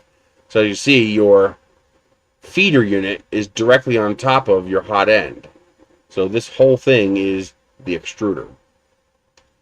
Now, because you have only 2 inches of tube between the gears and the actual nozzle, there's not going to be a whole lot of binding. There's not going to be a whole lot of this going on inside of that because you don't have enough. This is based on length. So it might only deviate, 1 millimeter at 2 inches, but at, 12 inches, it'll deviate, 6 millimeters. That's why a direct drive needs 1 millimeter of retraction and a Bowden needs 6 or 7 millimeters of retraction. Because what you're doing is when you do your retract and you tell it to pull the filament back, it's not pulling the filament back. Because when we say pull the filament back, we don't mean draw the filament through the gears. We mean remove the filament from the hot end. But in order to remove the filament from the hot end, you have to take up all this slack first. All this meandering slack in your PTFE tube. So the reason you need 7 millimeters, 6 millimeters, 8 millimeters of retraction is because you have to pull the filament out of the PTFE tube and straighten it out first. And then it pulls the filament out of the hot end. The direct drive, having the feeder directly above the hot end, means you don't have to pull nearly as much. You only gotta straighten out this bit of filament instead of this amount of filament going to your hot end. I heard that beep. They're still good. Okay. But that's why people want direct drive. But the reality is, for most of us, it just doesn't matter that much. There are other things you can do on your printer that'll have a much bigger impact on your print quality than direct drive or Bowden. Now, if you're going to be doing flexibles and you're going to be putting in the work to put a Flexion style or a restricted path feeder on here, well then yeah, you're probably going to want to go to a direct drive because that will force. Well, you could also go slower, but then you're defeating the point of the delta. So yes, now there is another way to handle the delta. The deltas have something called a flying extruder.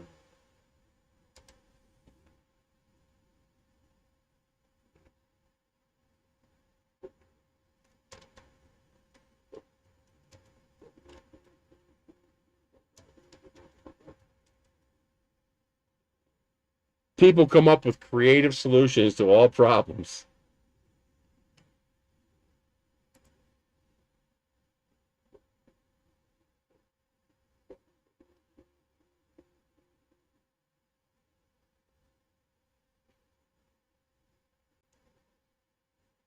So here's what they came up with. This is called a flying extruder. It's actually a feeder, but we call the feeder an extruder now. So here's the drive unit right here. It's almost on top of the hot end. So you get like 90% of the benefit of a direct drive.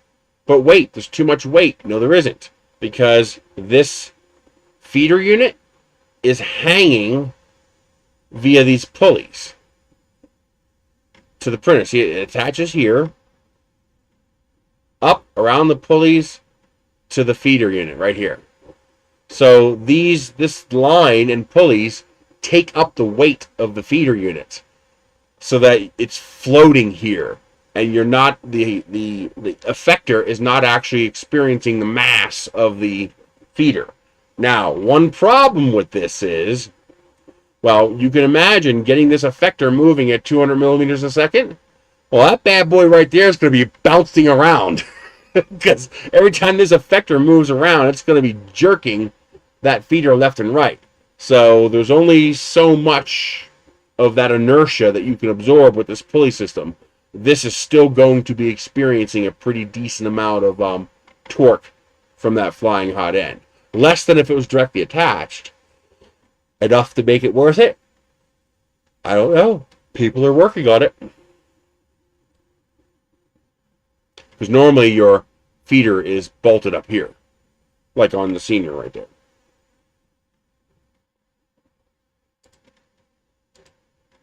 So, pretty interesting stuff people are working on. Some very, very smart people out there. That's for sure.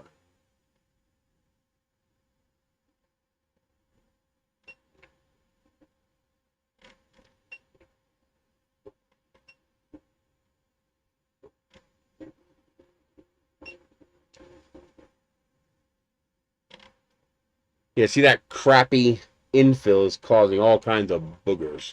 But otherwise, it looks good. I would reslice this correctly for PETG, of course.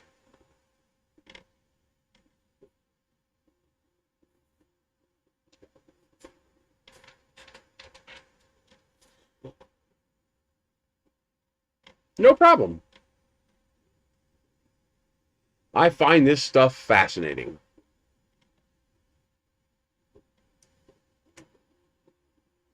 I want to take that booger off so bad, but I know there's nothing I can do about it. As soon as I saw that infill, I was like, yeah, that's Cura, right? I hate Cura. Well, I don't hate it. It's a pain in the ass. You can, of course, adjust the settings in Cura to get rid of all those problems. I've seen people with profiles in Cura that work just fine, and they print fantastic, as good as I can print in Simplify 3D or Prusa Slicer or anything else. It just takes more effort. I don't want to put in the effort. I want the slicer to just do it for me.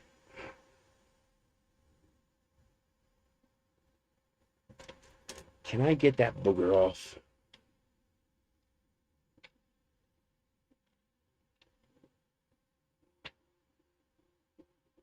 Yeah, I'm just going to make it worse. Yeah, that's a common issue with PETG, especially if you have bad infill. Because all that bad, so you can see how all that bad infill is sticking up. Yeah, it's too thin and too fast. But as long as that goober doesn't drop on the outside, it won't ruin the print. That's not the printer's fault. That's because I'm using a PLA piece of G code and I adapted it to print PETG. So that's not the fault of Anycubic. That's not the fault of the printer. That's just me hacking an existing G code file because I'm too lazy to go out to the bus and get some PLA. So I just put a roll of PETG on it.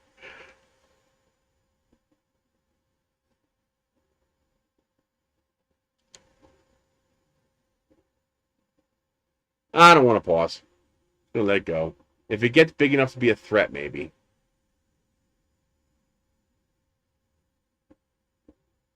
Well, I guess we could see how well this pauses.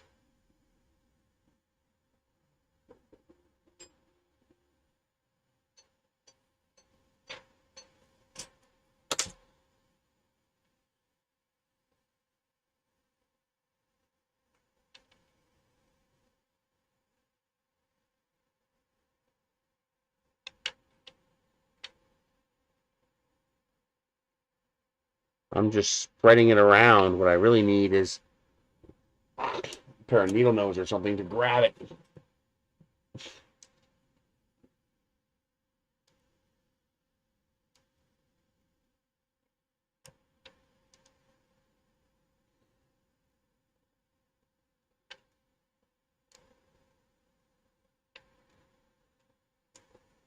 Boy, that's a real pain in the butt.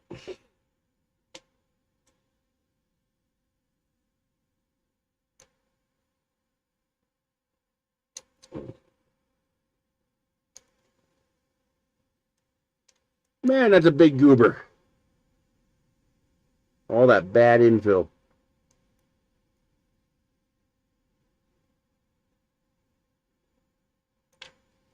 There we go. Got it. I'll just shove it down inside the infill there.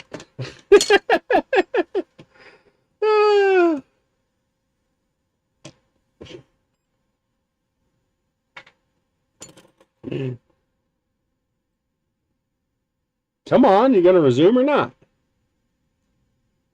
There it goes.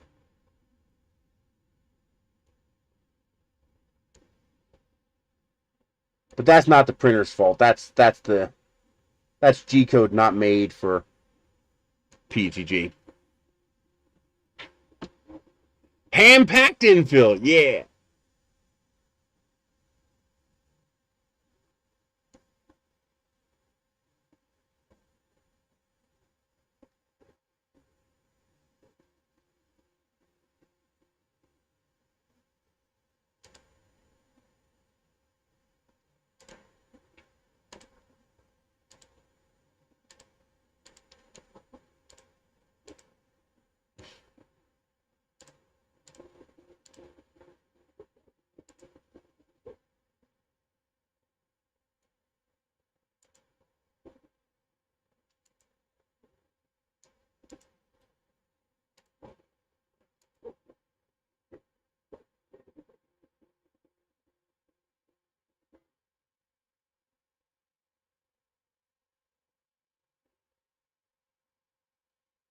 Well, I call it a compromise.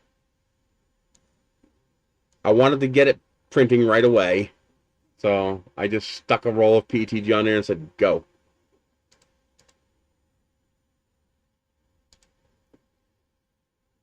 So while we're doing that, let's make a profile.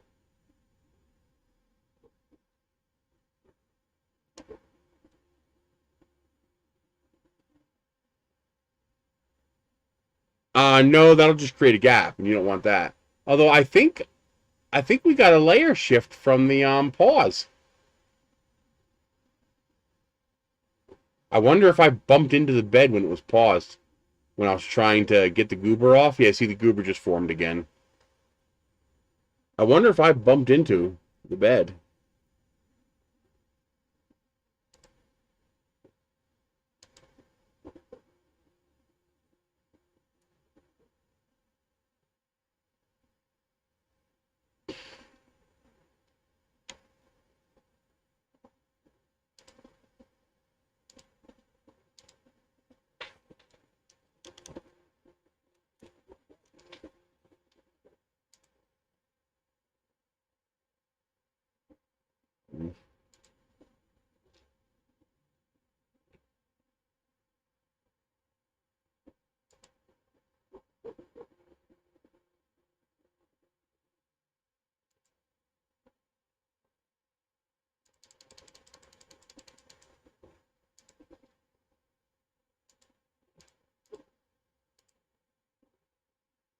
I'm running 250.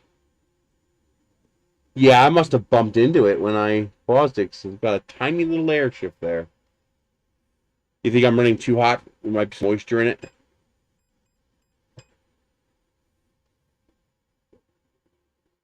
I usually run 250 to 255, and then I can use 25% fan, and that gets me nice clean walls. Let's see. Remove. 60's fine. That's fine.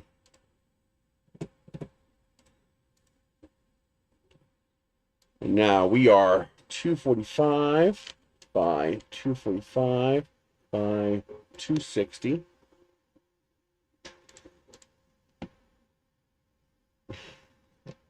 Is this going to crash? Yeah, it's going to crash.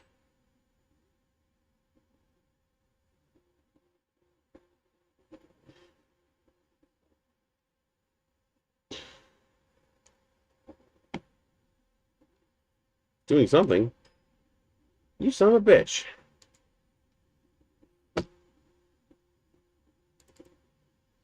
I lowered it to 240. We'll see what happens. Oh, man, that's a big one there. That ain't coming off. That's attached.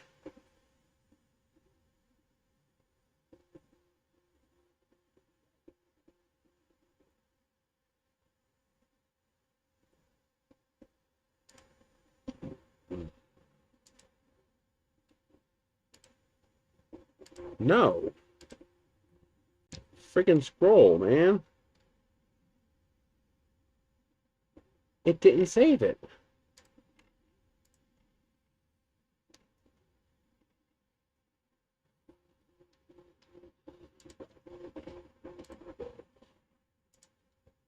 Okay, let's try that.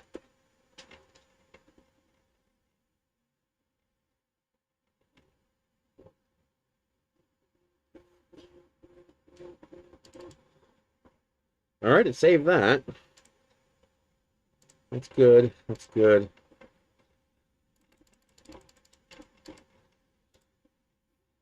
Grid. Update. That worked. Let's get rid of this and this. Update.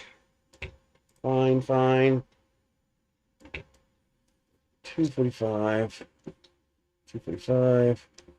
260. Update. That worked. That's fine. That's fine. That's all fine.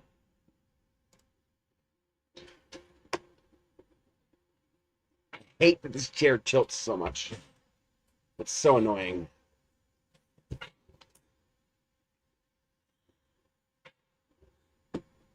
Yeah, this is not the fault of the printer. It's got a profile that's... Is that another layer shift? Well, belt's tight enough. We're good there.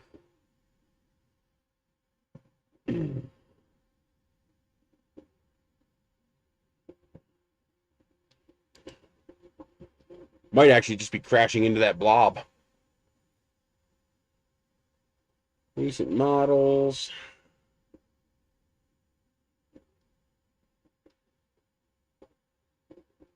Nothing I want to print.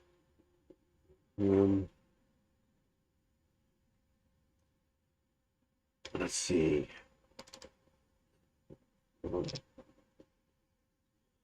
Downloads. I think I cleared this folder out though. Yeah, I cleared this out. Well, we could print a little grenade planter. I am. I'm just letting it go until I get it done. Let's see, what do we want to do? A downsized grenade planter?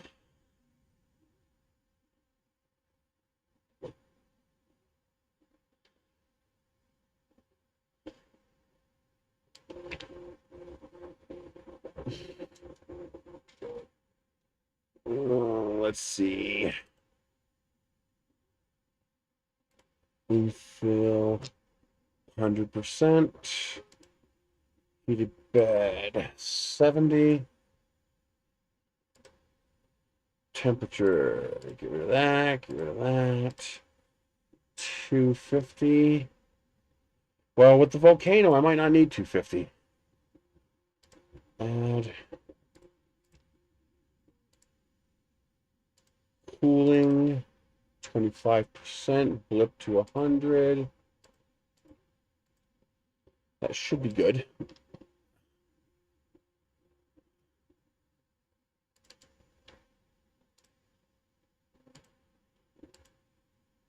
How long was that going to take? Are you kidding me? You crashed again? I wonder why it's being so crashy.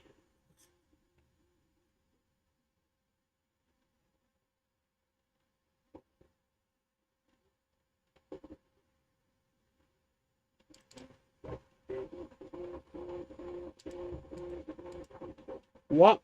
What the hell?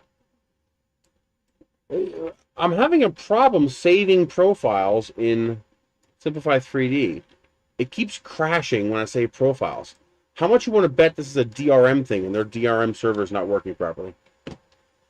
By the way, the crack doesn't work on 4.1.2. That's why I wasn't able to slice anything.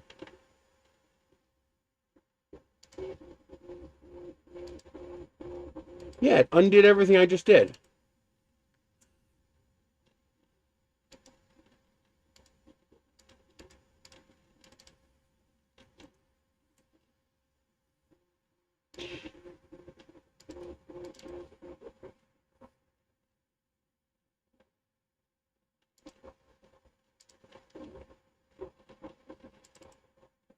And it crashed again. What the fuck is going on?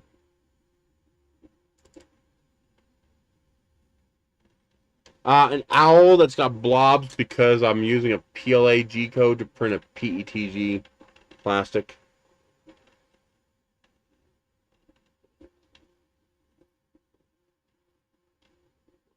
YouTube Vaughn, thank you for joining in. As soon as I can get this to actually save a profile without crashing. I don't know why it's doing that. Let's just do an Ender 3.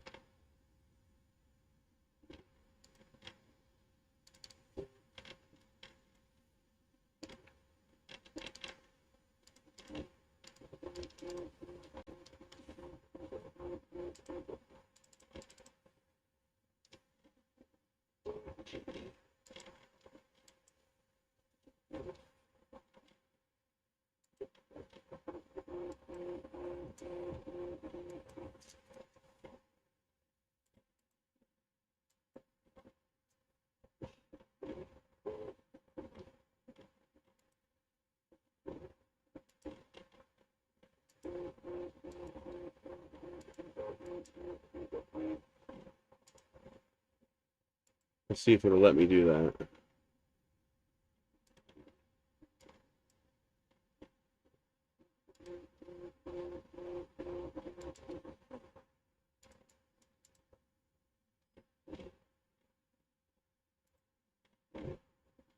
All right, let me save it.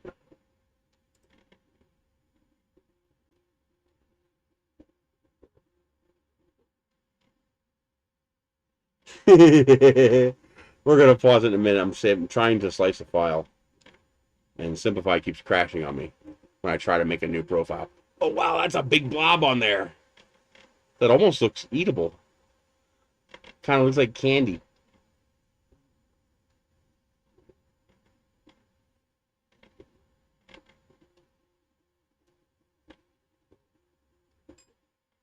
I think it's doing. Yeah, there it goes.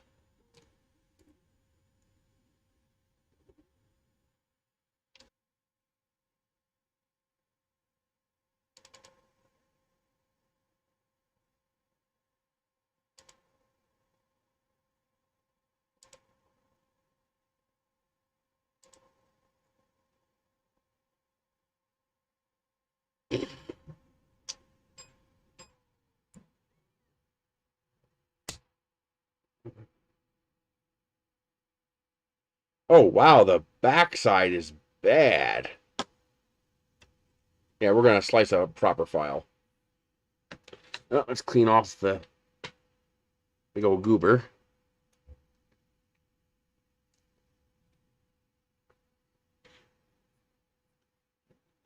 I don't have any pliers handy.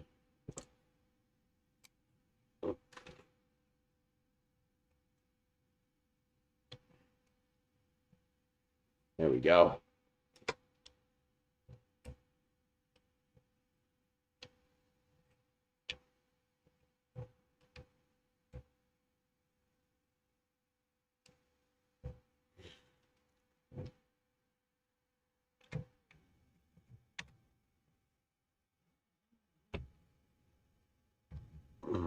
There we go. Did it save it? Said successfully exported. And it's 25 megabytes, so it saved something.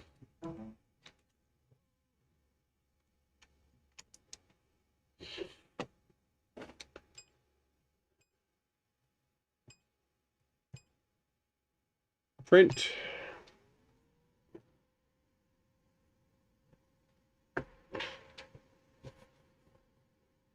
We're going to print the grenade teapot or grenade plant pot.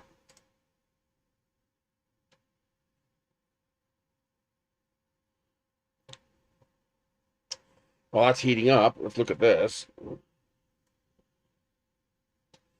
I'm going to attribute all of this to I tried to make a file that wasn't made to print PETG. Front actually doesn't look too bad. A little bit of PETG stringing. But man, look at this back. Ow. Ow. That's bad. This looks good. But here is just horrible.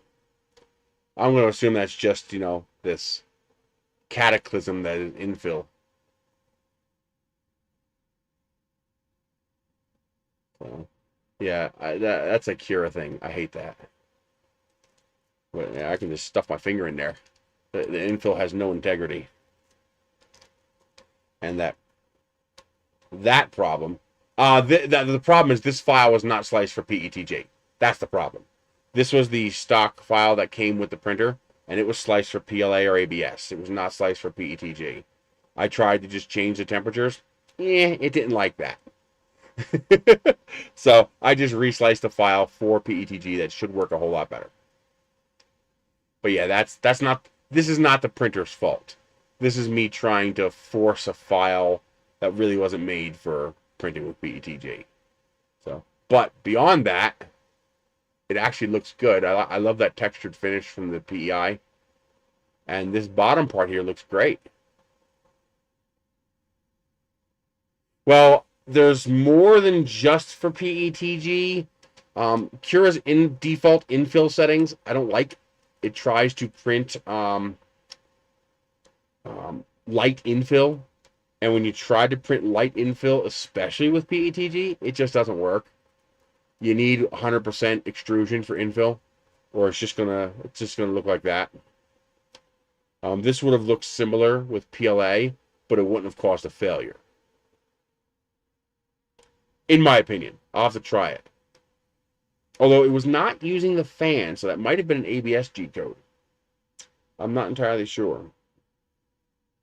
I assume this is from that goober that was building up. That it took a second for the extrusion to start sticking to the print instead of sticking to the goober. And so you have this bad rear end side here. Because the rest looks great. If you look on the front, that looks fine. So I just had to reslice it. I shouldn't have tried to use that file. That was a mistake.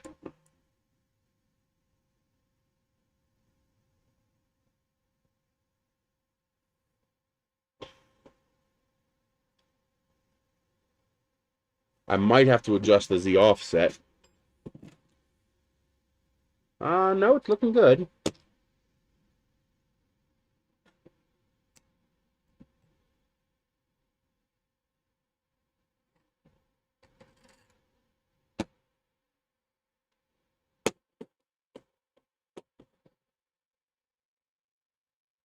It's not extruding yet, but it'll start extruding momentarily. There it goes. It's starting to come out.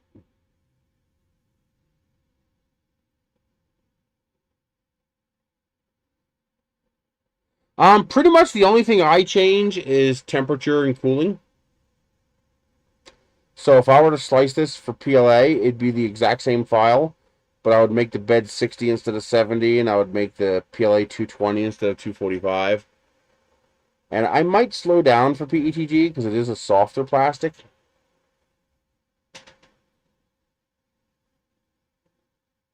Now, am I stuffing it, or are we still just in the... because the plastic isn't fully extruded yet.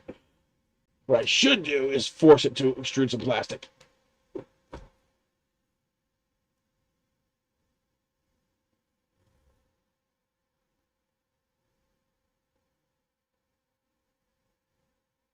There, it's starting to extrude correctly now. This is part of the reason you use a nice big skirt. You can get past all that bullshit before you actually start printing. See? Now it's working a lot better. Oh, I forgot the bottom of this file has a mesh error.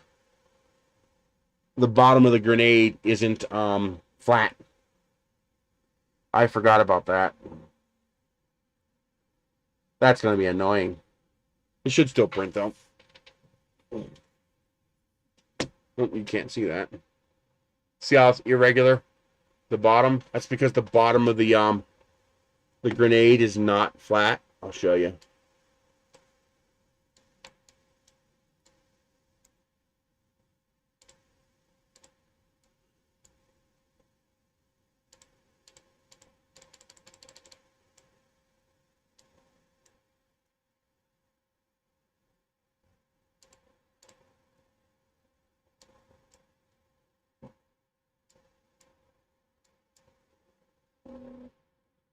The mesh is bad on that grenade.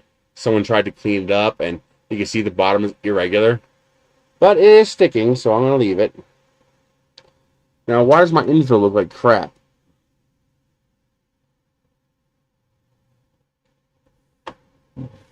Someone say I need to go up a tiny bit?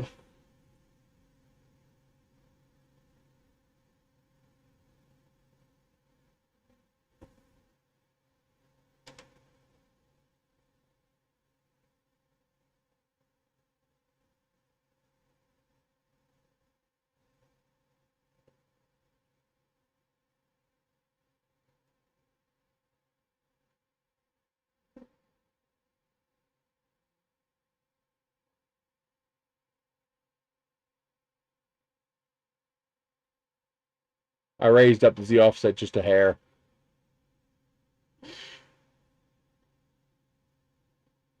And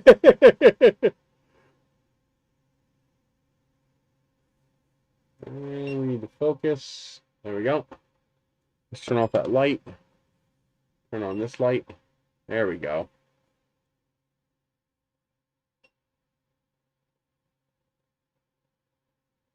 That's looking better. Now that the hairs and boogers are gone from the nozzle, it's starting to print clean.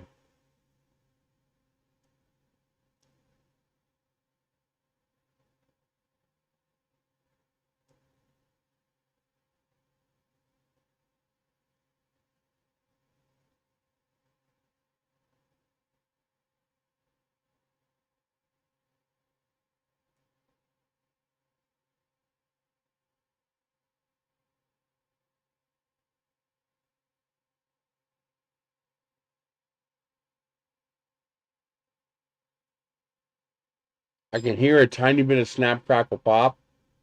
So this PETG might have a tiny bit of water in it.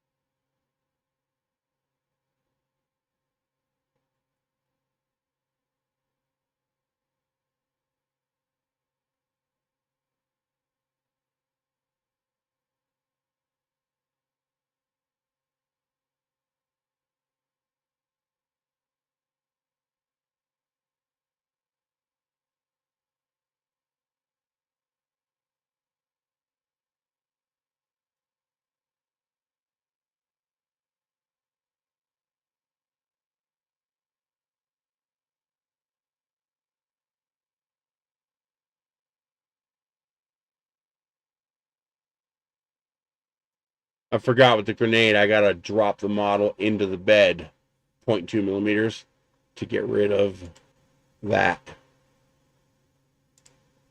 So I gotta see how it's all uneven. Someone tried to clean it up.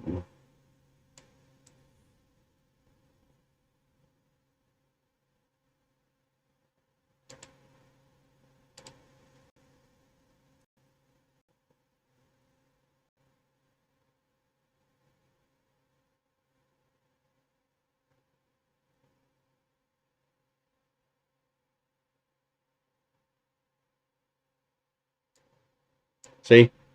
See how it's cleaner? That's what I need to do. I forgot to do that.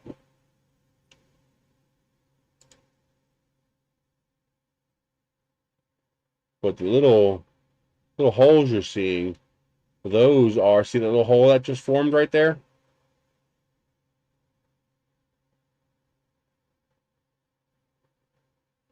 So those the little holes you see, like right there.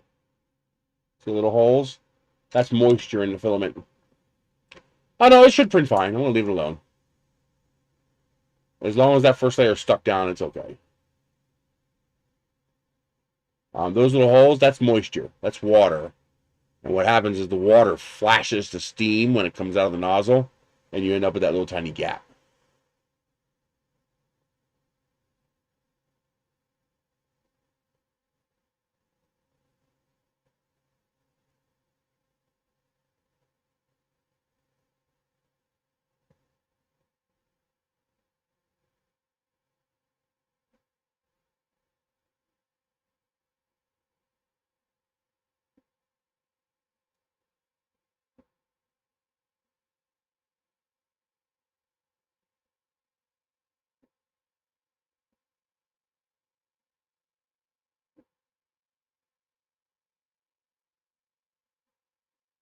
Yeah, this is just a less severe version of that.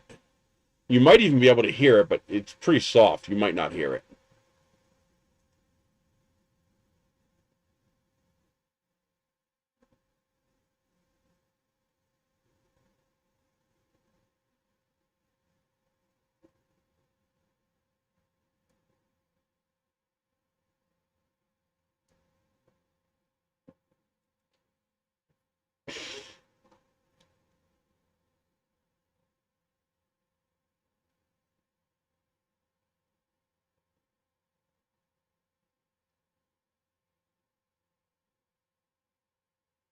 Okay, usually when you have a problem at the feeder, that's actually a problem at the hot end. And it just manifests at the feeder because the feeder is where you have a moving part. So if you're getting snapback, meaning your feeder is, it's going, click, click, and snapping back. Verify that. Look at the gear when it does it, and see if that it's very quick, but you'll see that the stepper motor will move forward, and it'll snap back. That snapback indicates you have an overpressure at the hot end somewhere for some reason.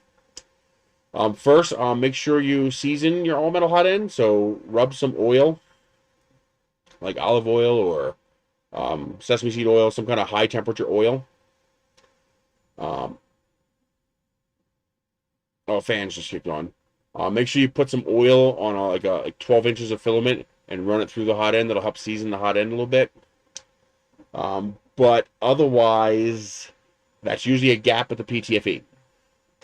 So you have a gap somewhere where the PTFE meets the nozzle or the PTFE meets the heat break, and that gap is causing back pressure.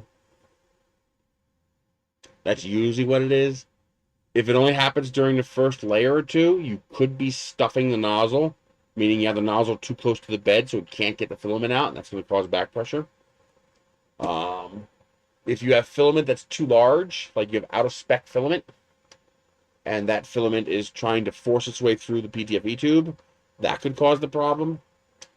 All metal hot ends are hypersensitive to heat creep.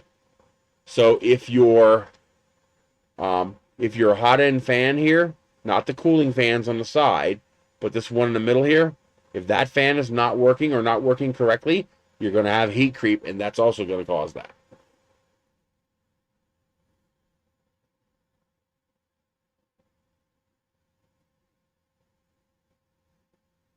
Yeah, I like the clear feeder as well. It's nice.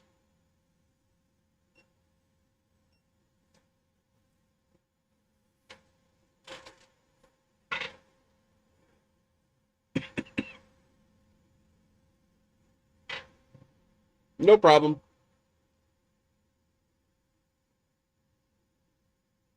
And of course, we're still getting boogers. Part of that is the water in the PETG, and part of it is just PETG does that. It's very annoying.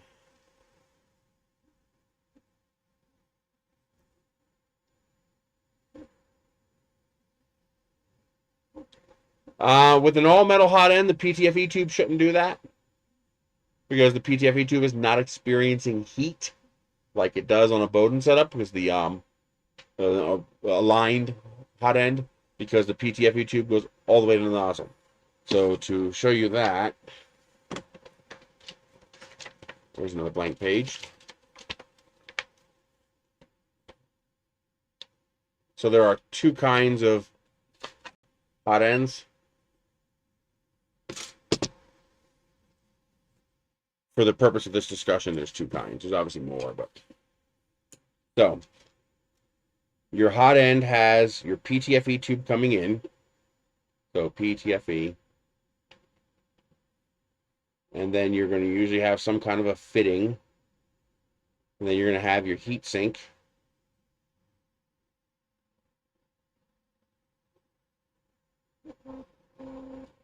You're going to have a heat break, heat block, and nozzle. So there's your basic hot end. And usually you have some wires coming off of here. That'll be your heat, your power, and your thermistor.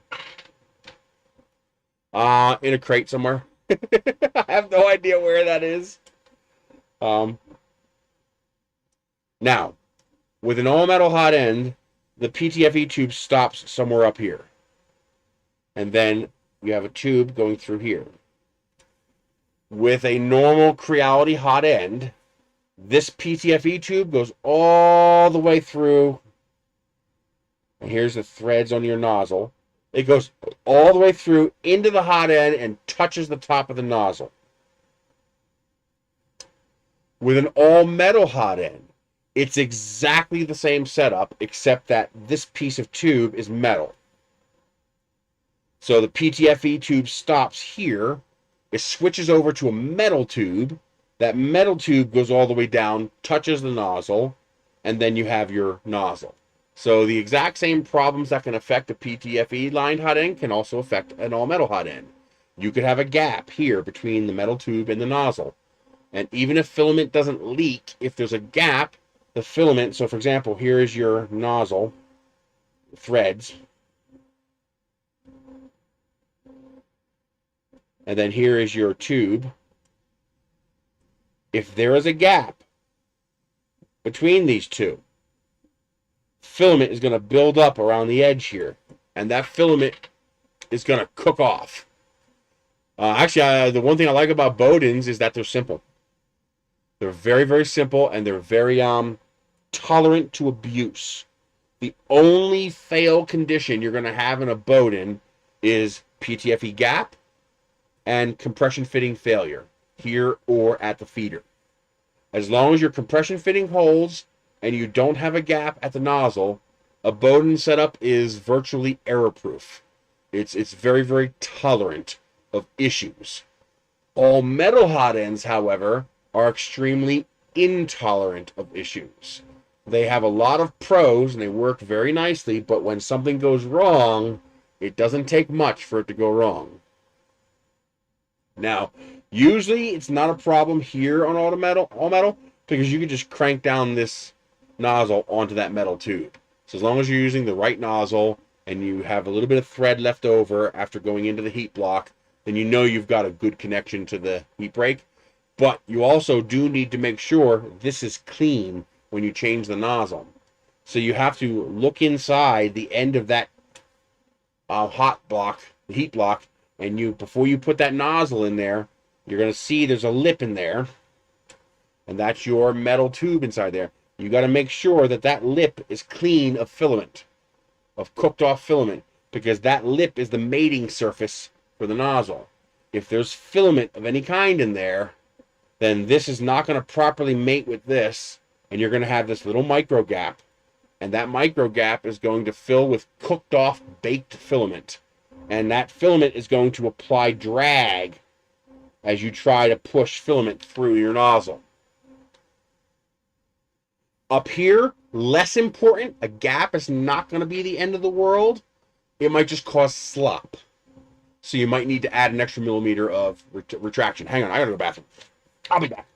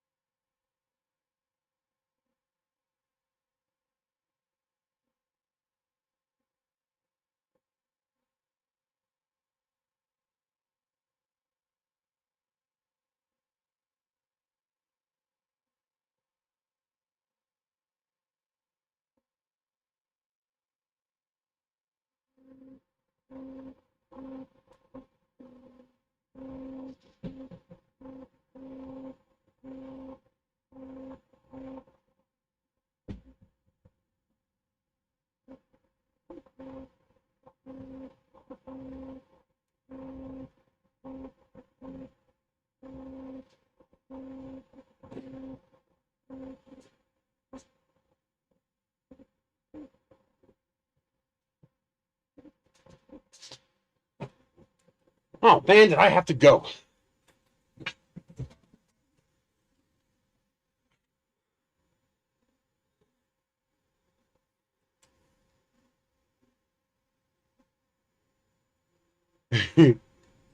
That looks okay so far. And my infill is printing correctly. So, now, if this fails on a, if this fails, then your bottom tube's going to pop out. So you don't want that either. But, a gap up here is not fatal. It's not going to be a critical failure. Your print just might get slightly sloppier, like your retraction will be off. But if you have a gap down here, you got a big problem. Now, the other problem with an all-metal hot end is heat creep is far, far more sensitive. So what happens with, this is called the hot end, but it's actually got two parts. You got the cold side and you got the hot side.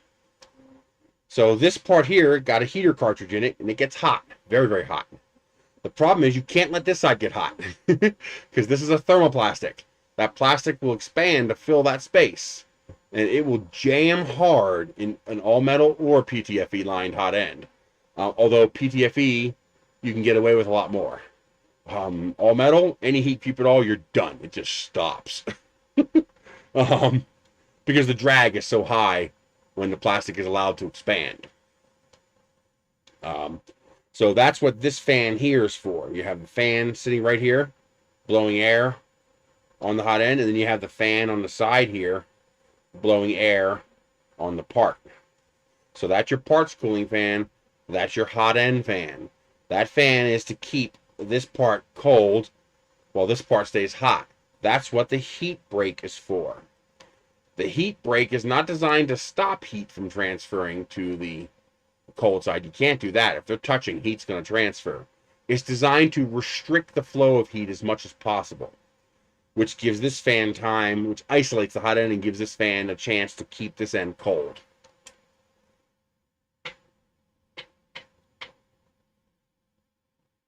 Well, the other problem with an all-metal hot end is they suck. And the reason all-metal hot ends suck is because most of the all-metal hot ends you buy are garbage, made like garbage. If you put a quality all-metal hot end on your machine, it's still a little more finicky, but the benefits are worth it, depending on what you're doing. Not for PLA. Not worth it for PLA. If you're only printing PLA, do not use an all-metal hot end. But the problem is, we all buy the cheap all-metal hot ends that we find lying around, and those are just made like crap. They just do a poor job of making them. And if you have a poorly made PTFE lined hot end, it will still work. If you have a poorly made all-metal hot end, you're in for a world of pain. It's going to drive you mad. Now, you put a quality all-metal hot end on there, no problem. You still have quirks that you have to learn to work around, but it's fine. It will work. If you buy a quality hot end, if you buy something from E3D or Micro Swiss or whoever else makes good quality hot ends.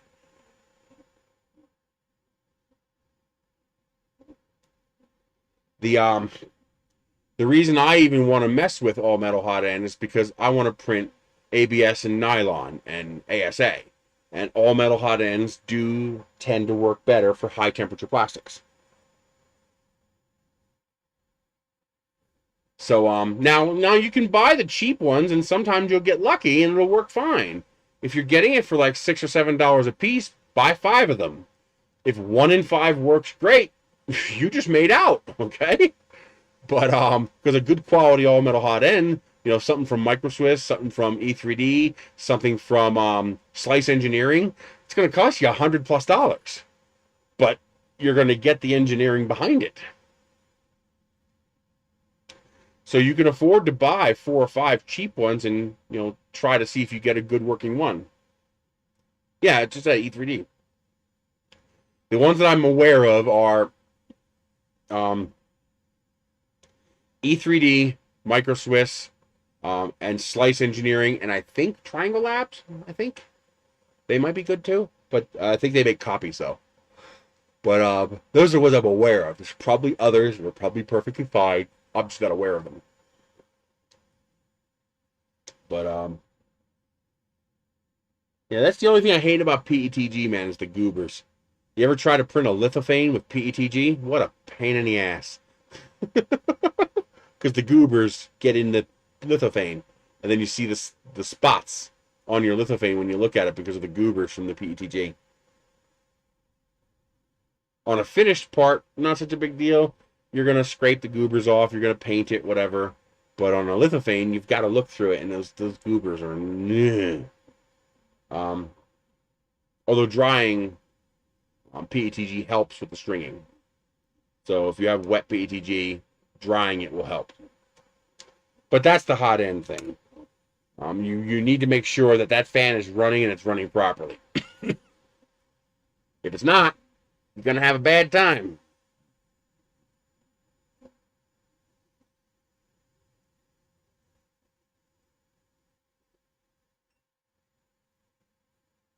Another freaking goober. Seriously? You see that big ass goober right there?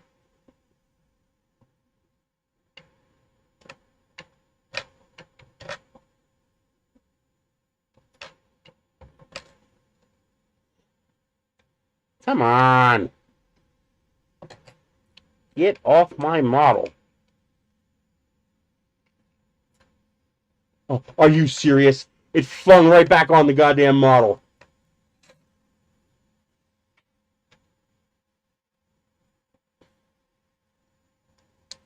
Yeah, PETG has that candy-like look.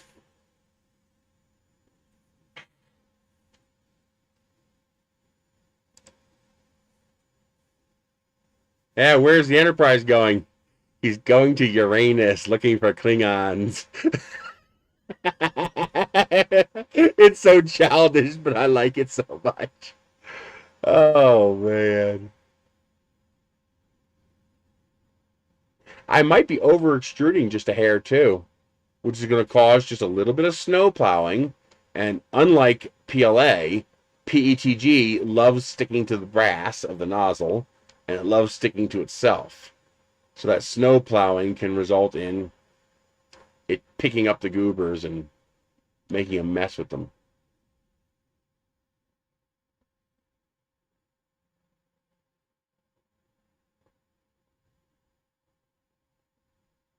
Now, vase mode works great.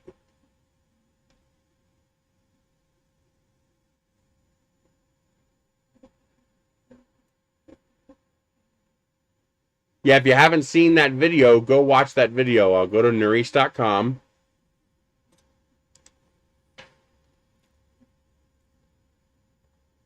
And I have a 3D print tips page, and one of the videos is the hot end video. Well, I made it red because the Creality one was red. I made it as a duplicate of the Creality hot end.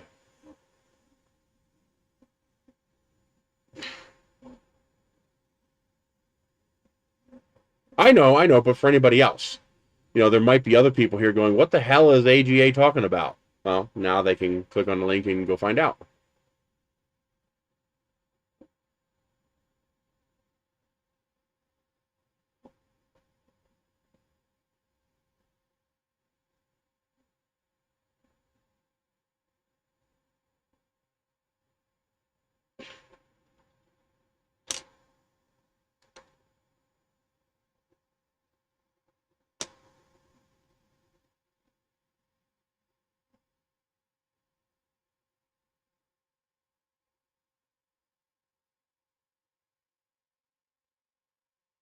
Now, something else that helps with PETG is a good tight-fitting sock.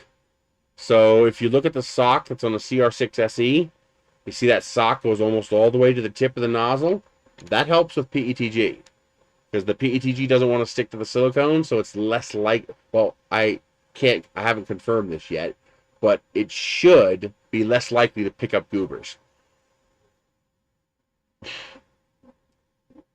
I'll have to actually try it and see what difference it makes. Might have to do a side-by-side with a CR6 SE too, just for the fun of it.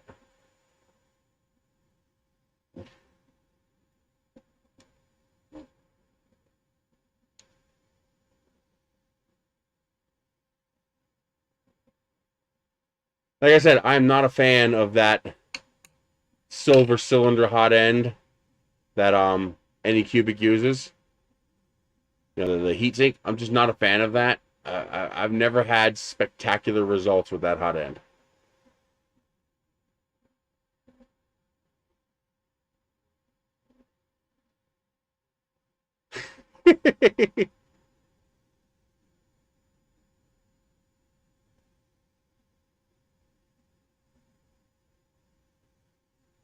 The PWM um, noise on the fans is pretty annoying.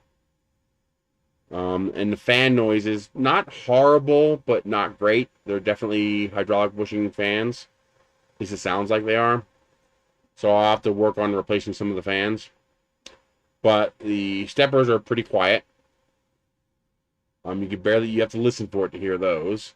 I love the dual Z end stops. The fit and finish looks great. The parts are very well done and clean. It's a clean looking printer. I do like that. I love the textured PEI mag plate. I absolutely love that.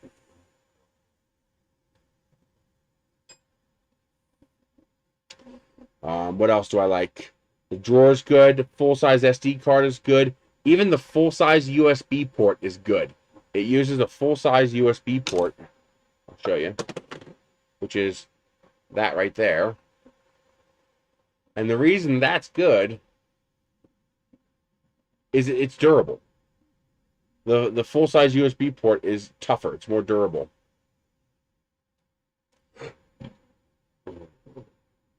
The LCD screen is beautiful. It's responsive. There's no lag. It even looks clean. I love the housing around it. It looks very clean. But the UI needs a little bit of work. The machine needs to provide more feedback when it's doing stuff. No, I bought this. They wouldn't give me a free one. The UI needs some work. At the minimum, the fonts need to be darkened up, need to be bolded a little bit to make it easier to read, because I cannot read any of that information from here. I can read the pause, stop, and settings, but the rest, I can't read any of it. So they need to be bolded up. Well, micro USB is better than Mini A, only because it's more common. So, if I have to choose between Mini A and micro, I'll take micro, but I'd prefer the full-size port, just for durability. Whew. The wire management is not bad. The assembly process was easy, straightforward. The cleanliness in the machining of the bolts was spot on. You should add to the directions to check all the primary bolts to tighten them up. Has the strain gauge failed for people? Because it worked perfectly for me. But is it failing in other models, in other printers?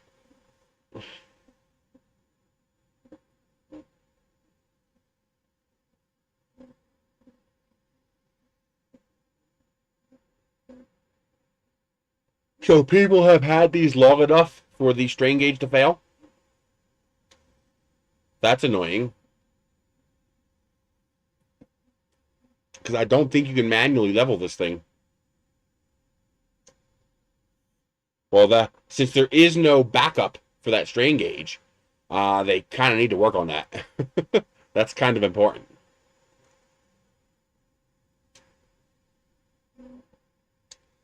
Mag surface is good. The PEI texture is good. It sticks to PETG just fine, and I know it'll stick to PLA just fine. The clear BMG knockoff seems to work okay. So far, I've had no issues with it. I like the profiles. Nice, clean profiles. Yeah, Logan. Yep. No. Can't. Call me back in about an hour. I'm on live. Like, it's a quick question, fine, but I can't do computer research, so I'll give you a call in an hour. All right, bye.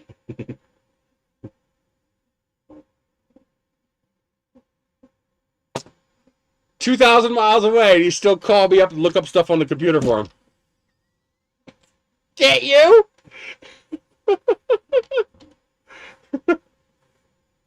How about this? What is the size difference between a full and a queen mattress? According to Casper, a standard full-sized mattress is 53 inches wide and 75 inches long with a surface area of 3,975 square inches. A queen mattress is 7 inches wider and 5 inches longer than a full mattress. He couldn't do that. Why?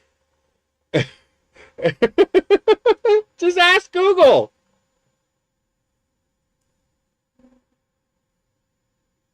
Ah, there's little nippers. Thank you, Ben.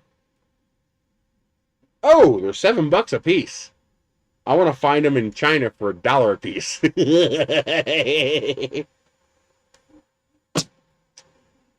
I tell people, as long as I have a data connection, I'm one of the smartest people on planet Earth because I know everything Google knows.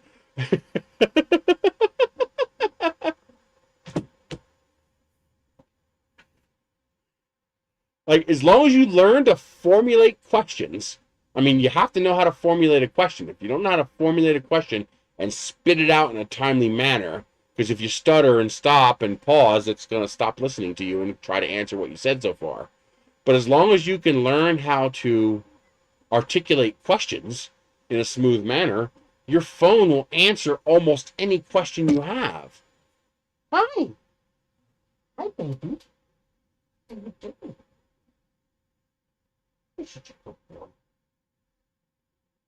You want attention, yeah. You want some petting. I want some Doritos, because I'm freaking hungry. Everybody knows what that sound is. That's Dorito sound.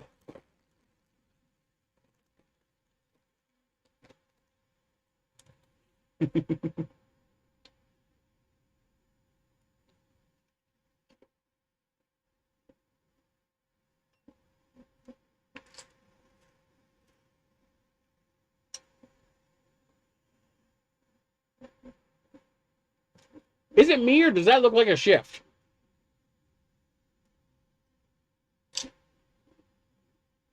I'm not a fan of Pringles.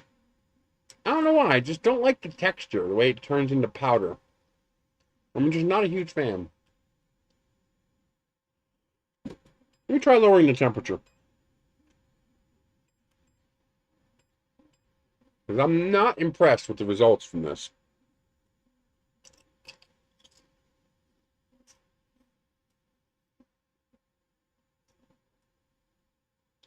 Maybe with the volcano, I don't need to print that hot.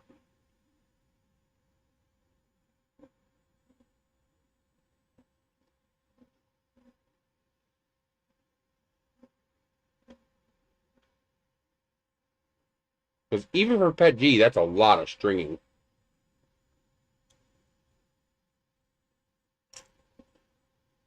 Oh, really? How much fat's in them? 8 grams per 12 chips. So that's what, 3/4 of a gram of fat per chip?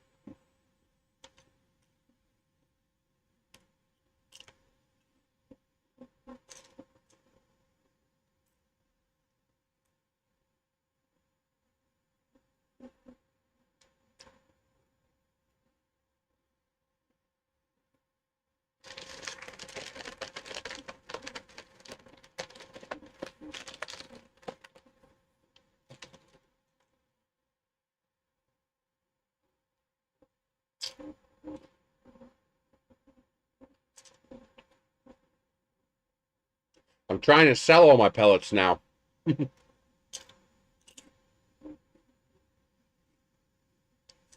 The flavors are good. The base chip itself I don't like. My sister loves them. I don't.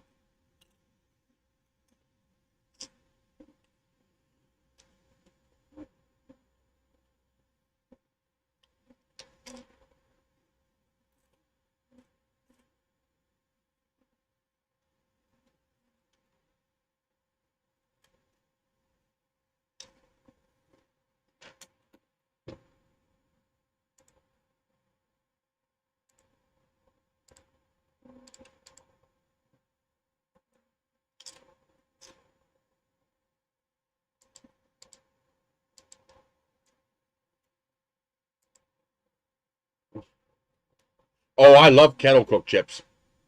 Nice, crunch, clean. I love kettle cooked chips.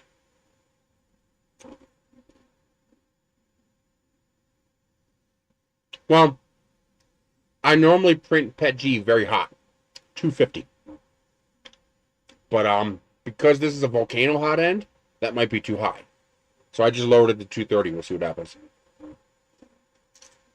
We'll see if it cleans up. Maybe it's just me, but I swear I could see 2 layer shifts there.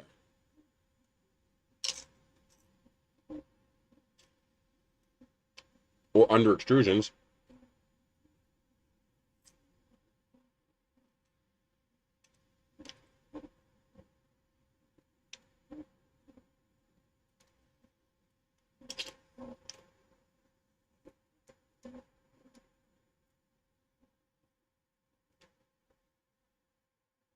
My favorite is kettle cooked salt and vinegar.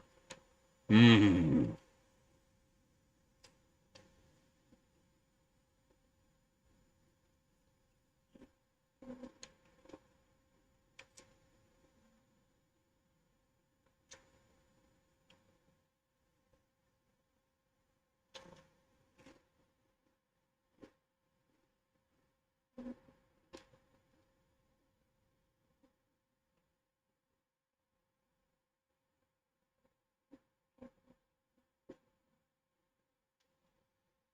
I'd like to see them put a sock on that hot end.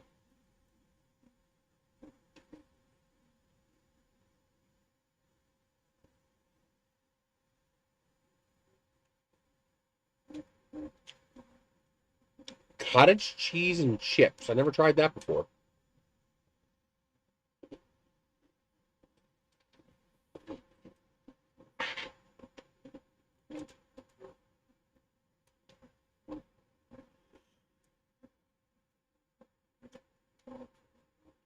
What does that mean? No, no, no, salted all the time.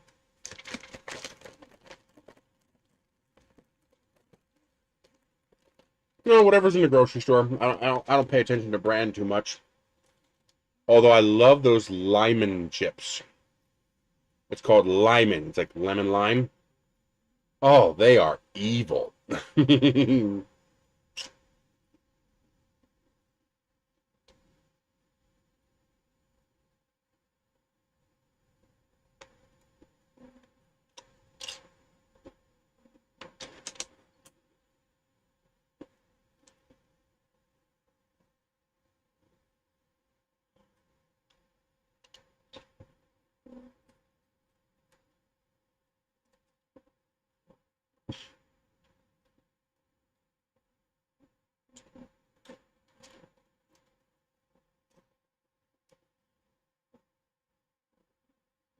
Lay's is probably what we have here too.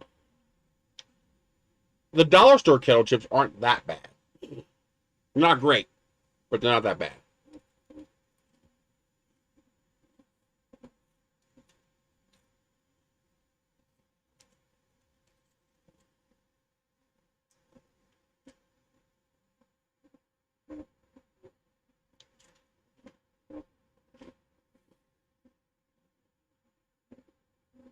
The Sonic Mini is a good machine.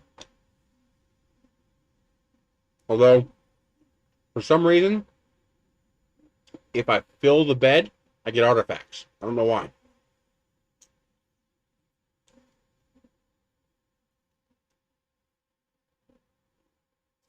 Brussels sprout flavor?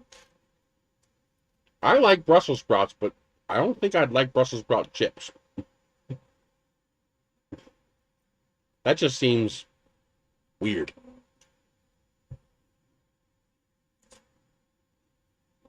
Now, a chip that was really good, it's hard to find. They very rarely put it out. But not only is it delicious, but it's realistic. And I happen to know it's realistic because I ate the real thing just before getting the chips, and I was blown away by how good it was.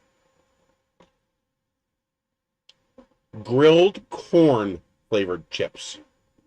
Holy crap, was that good.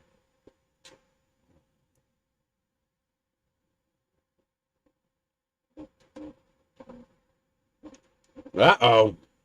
That's messy. Messy and expensive. Oh, depending on what resin you use.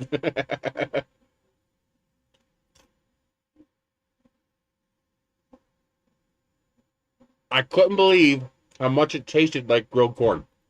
They nailed the flavor. And of course, I love Fritos. Corn chips. I love corn chips. Cajun squirrel. I'd want to try that just for shiggles.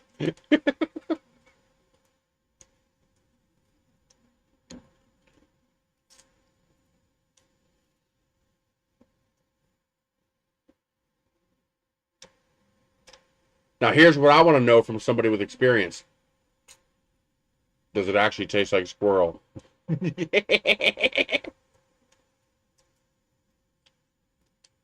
There are plenty of recipes for squirrel.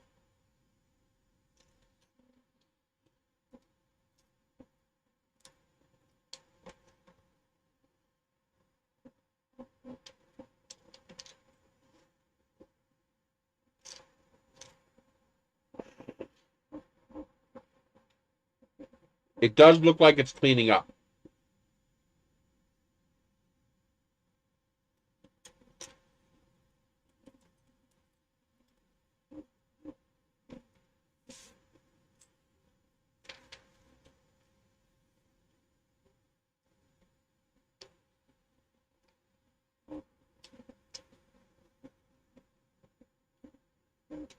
That's not a bad idea for draining.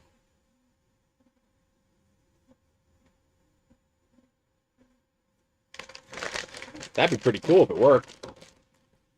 Keep us informed. Because I'd really like to know if that works.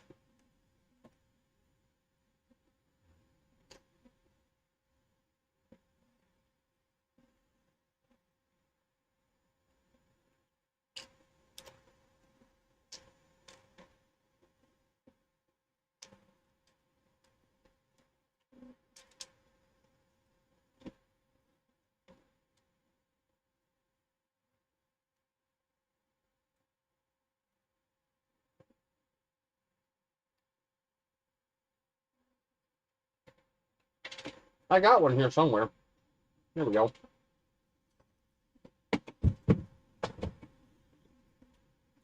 I think that's the Creality one. Because they used the wrong 3M tape. That stuff, alcohol will dissolve. Yep. This is a resin flex plate right here. So that is your magnet, strong ass magnet. And that is your flex plate. But that's the Creality one.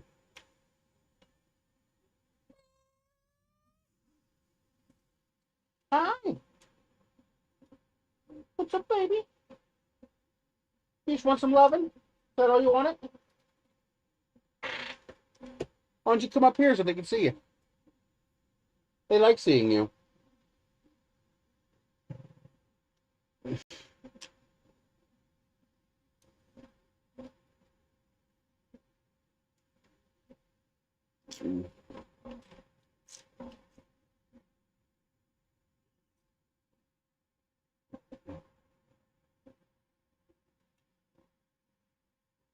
I haven't tried it yet. This is the first one I got. I haven't had a chance to try it yet.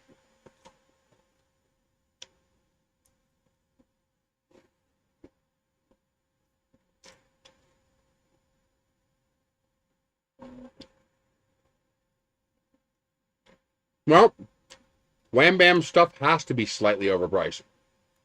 It's an American company, so they need American profits. Creality doesn't need American profits.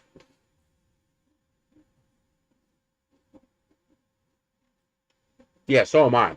It should have a silicone boot.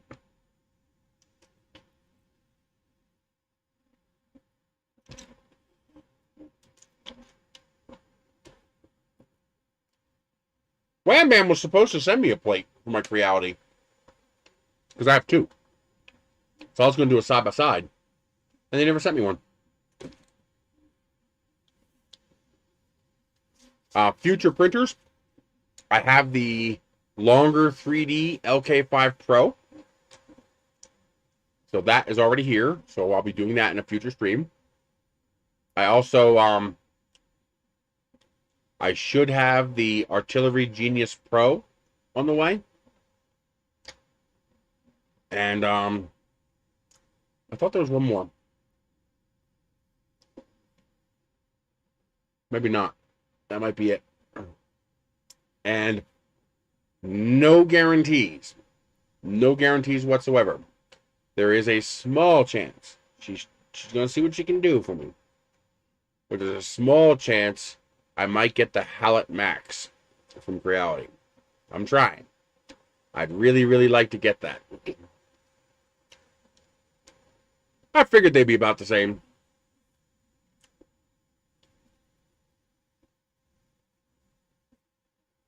Now, the real question is, after 2 years, 3 years, there's no guarantee.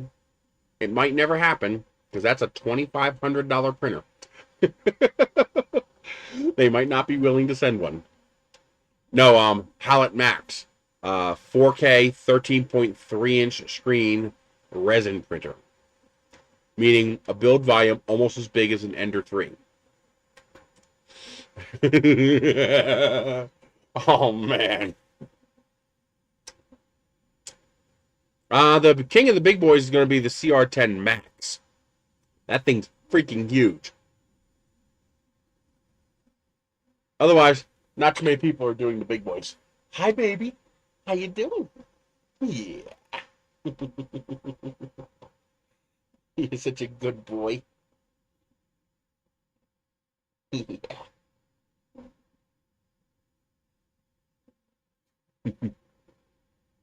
See, this chair is big enough for him to get up on top of it.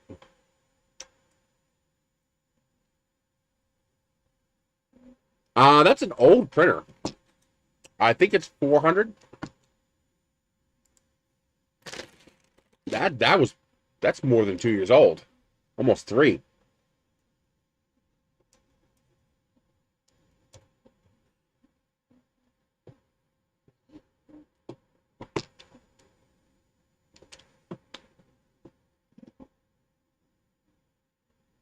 Yeah, that's a 445 printer.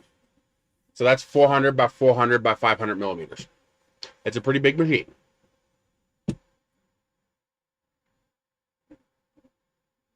Nobody's really making the large format machines. I guess there's not enough people who want them. Which is a pity, because I was really hoping for like a 666. 600 by 600 by 600. I could do a lot with a 666.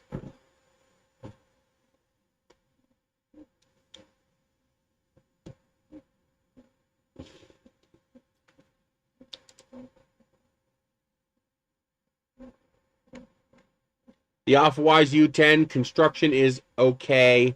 Hot end sucks, but you can replace that. But it's not that affordable anymore. It used to be an affordable option to get a very large scale printer, but it's $715. That's not a very good deal. I don't think there's a layer adhesion problem. And the walls are looking a lot better since I lowered the temperature. But the stringing is annoying me. Although it looks like the stringing is cleaning up a little bit. So maybe it just took that long for it to finally clean up the goobers.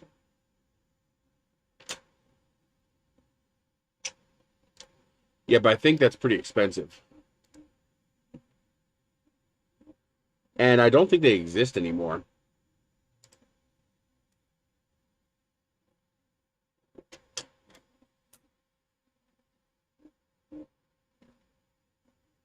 Yeah, I don't think these exist. I think these are a scam. Or something's not right, because I'll show you.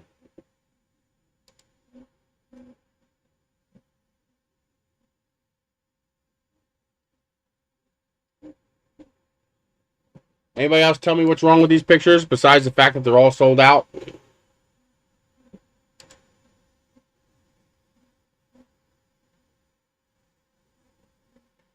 Sold out. Sold out. Sold out. I did not ask you to do that. Why did you do that? So they're all marked as sold out.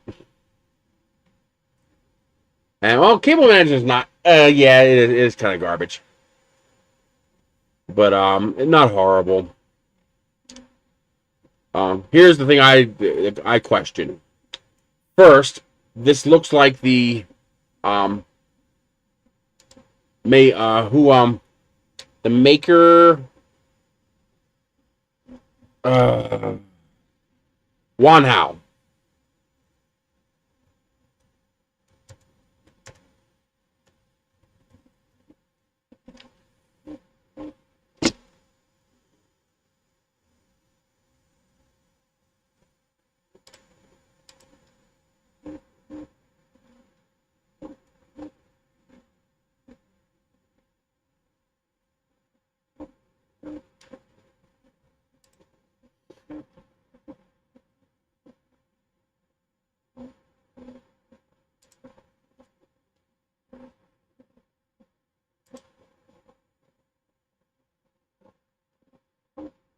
So ignore the bracing, okay? So if you ignore the bracing, look familiar?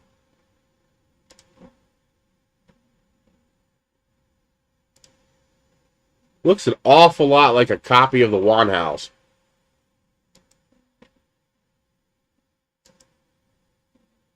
And the other problem I have is that they all look the same. So there's the 300, the 400, and the 500. So did they just never take a picture of the 400 and 500? Because that's clearly still the 300. And that's clearly still the 300. So, and they're always marked as sold out. So I question whether there's anything legitimate here. At least the U10 you can buy. But I would not buy a 445 U10 when I can just get a Chiron.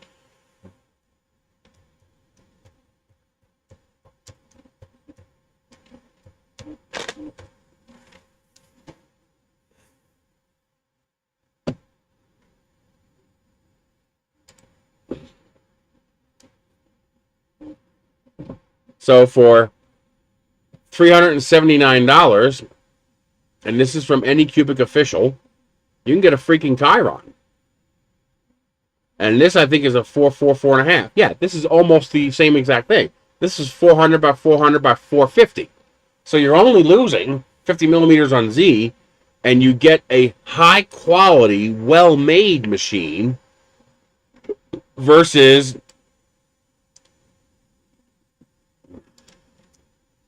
a twice as expensive, not high-quality, well-made machine. I mean, this printer worked. I made some big prints on it, and it worked fine. I mean, don't get me wrong, the printer printed fine, but it was not an ultra high quality machine, and it's got a very now when it was $300, I was like all over it. Buy it, get it, you're gonna love it. Yeah, Michelle.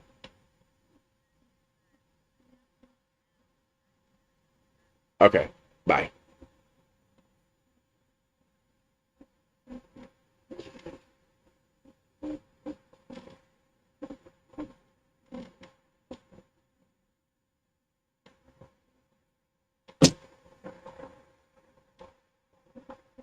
What's the next one? Now, the only thing I don't like about the Anycubic is the hot end sucks. But you can replace that. Okay, so it's not a big deal. And that crappy stock hot end worked fine for about 3,000 hours worth of printing. So even though I don't like it, it lasted fine. But yeah, the Chiron, and the Chiron's bulletproof, man. I mean, this thing's built like a brick shithouse. It's a tank. It's a very, very well-made machine. I mean, literally, my only complaint about the Anycubic is that janky hot end. Yeah, see? For 140 pounds? Yeah! I will sit here and tell you to buy the AlphaWise U10 all day for 140 pounds. Yeah, we found the other piece we were missing. The You know that little double wedge thing? Remember I kept saying, what's it pushing against? Well, yeah, it was pushing against a copy of itself that was supposed to be in there. I found it on the floor. It went under the table. I was like, that looks like a familiar piece of plastic. Yank. So yeah, I fixed it. It's not having a good time printing PETG though. It's just not doing a very good job. And now this file is properly sliced for PETG, and it's not fast. It's 60 millimeters a second, and it's still not doing a good job. I imagine there was cussing. You guys will tell me. I don't remember, but I imagine I probably did cuss a couple times. But yeah, it's BTFE lined. Well, PETG does tend towards stringing. It's a stringy plastic, but this is more than it should be doing. That's what I'm thinking too, Lightspeed, because I'm hearing the pop of steam bubbles popping, so I'm thinking it's wet, meaning it needs to be dried.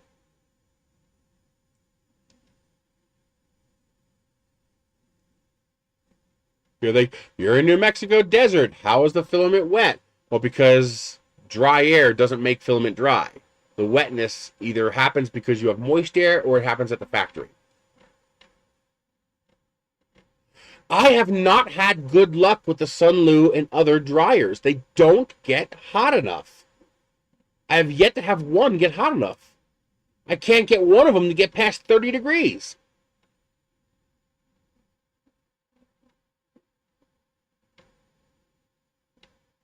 No, Randy, that's exactly what they should be doing. Sending out, they have to send it to the right YouTubers, okay? You have to, when you don't have the kind of expertise you need for in-house quality control and checking, well, you do what they do. You send it out to people like me, and we tell you what's wrong with it. You know, the reason you got the Ender 3 Pro is because I told them what was wrong with the Ender 3. The only thing I didn't like was that flexible flex bed. I hate that. I told them to use a steel plate, and instead they used that flexible garbage. Okay, so they increased the power output. Because the original one I have never got past like 28, 30 degrees. Not even enough to dry PLA. Because you got to hit like 40 to dry PLA. Okay, I'll have to check into that. Well, that won't. Well, actually, that could work, but it would melt the filament.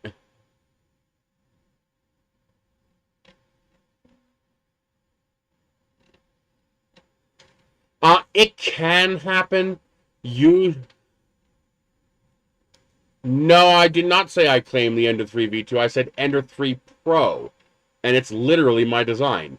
Every upgrade I asked them to put on that printer, they did.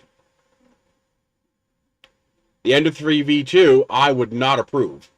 It's got tensioners, and I hate tensioners. I had nothing to do with the Ender 3 V2. Nothing at all.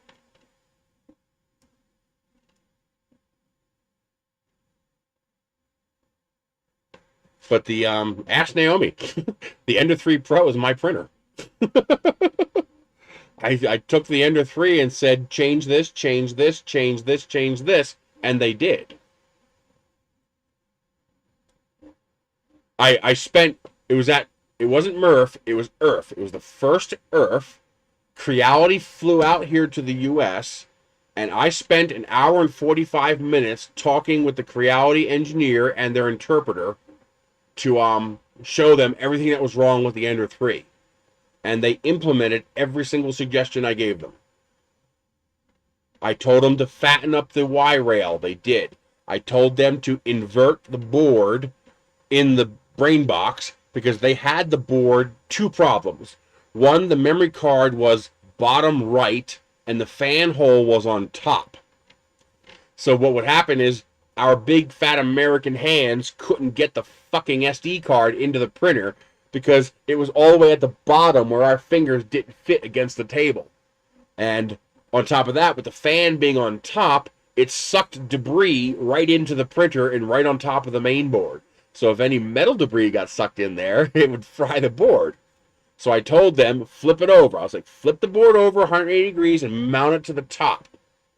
Now your fan hole is underneath where it belongs, so it's not going to have debris fall into it. And now the SD card is on the top left where it's easy to reach. And I told them to put a mag plate on it. They listened and they put a magnet on it, but for whatever reason, they did not go with a steel plate. They went with that stupid flexible plate that they used. Garbage, I hate it. PLA prints would warp it up. There was a couple other things too.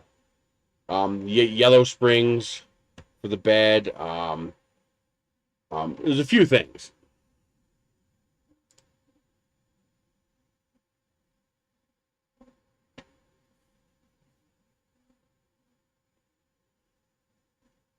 Yes, if you buy Sunloose PCCF, it's very good, and it's low temperature. It will print on these. Well, the good news is the magnet is strong enough to hold a Wham Bam plate. So same thing with the Ender 5. The Ender 5 came with that stupid flexible one. So you don't have to buy the whole Wham Bam kit. You can just buy the plate or get one from TH3D or get one from one of the dozen knockoffs on Amazon. And you could slap that plate right onto the Creality magnet and it works fine.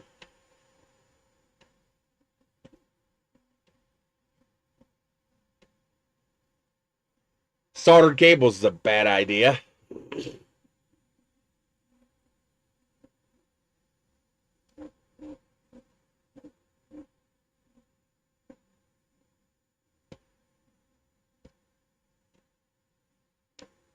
But I spent an hour and 45 minutes at ERF, East Coast Rep Rap Festival, going over the Ender 3 and what was wrong with it. The very first ERF, the first one.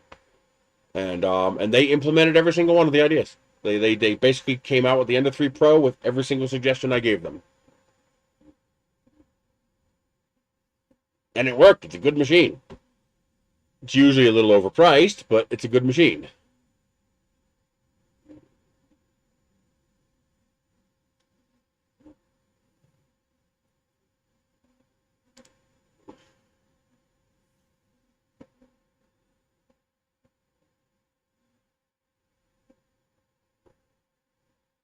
The biggest mistake on the V2 and the clones is they have the tensioners with the little knobs that you could tighten the belts. And that's just bad. That's just really, really bad. There is one thing I told them to do on the Ender 3 Pro that they didn't do that pisses me off because it's still a problem to this day. The two screws that hold this part here.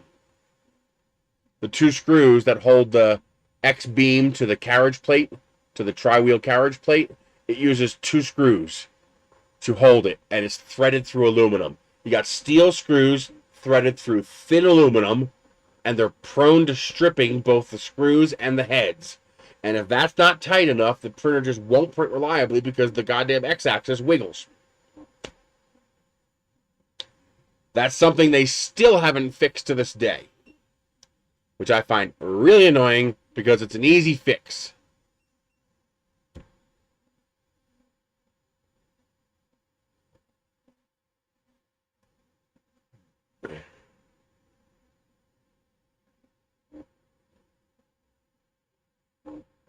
Yeah,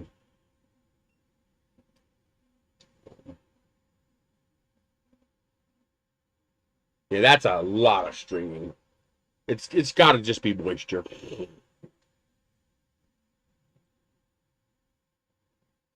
Oh, it's a funny story about the PTFE tube fittings.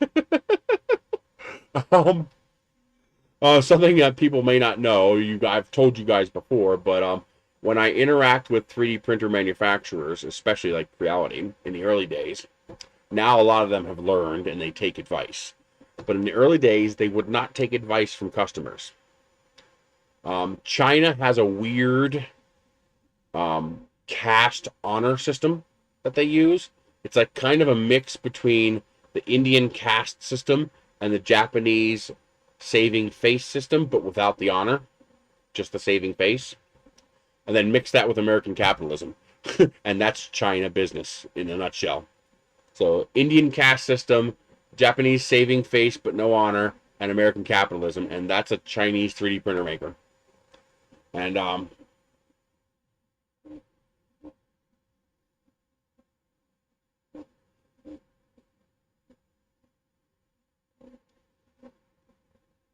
oh, because they move the power supply.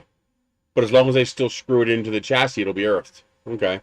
That's something you should mention when you see it.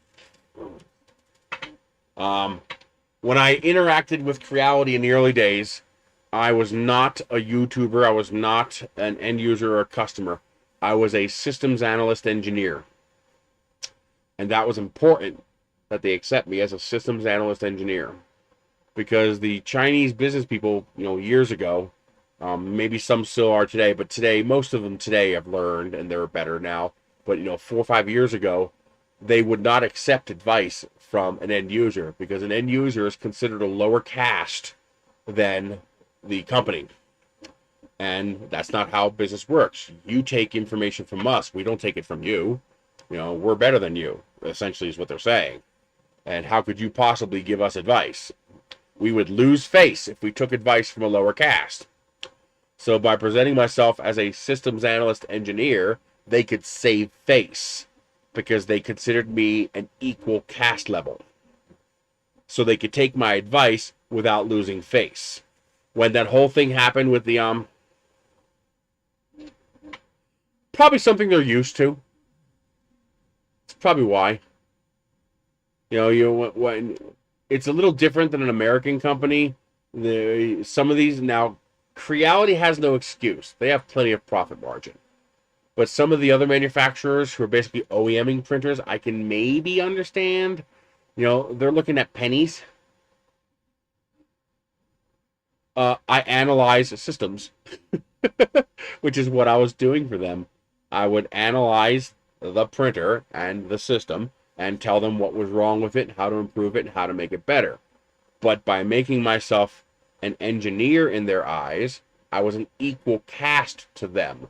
So they could accept my suggestions without losing face in their eyes. And I had a Chinese person, I spent hours talking with them, and she explained this to me.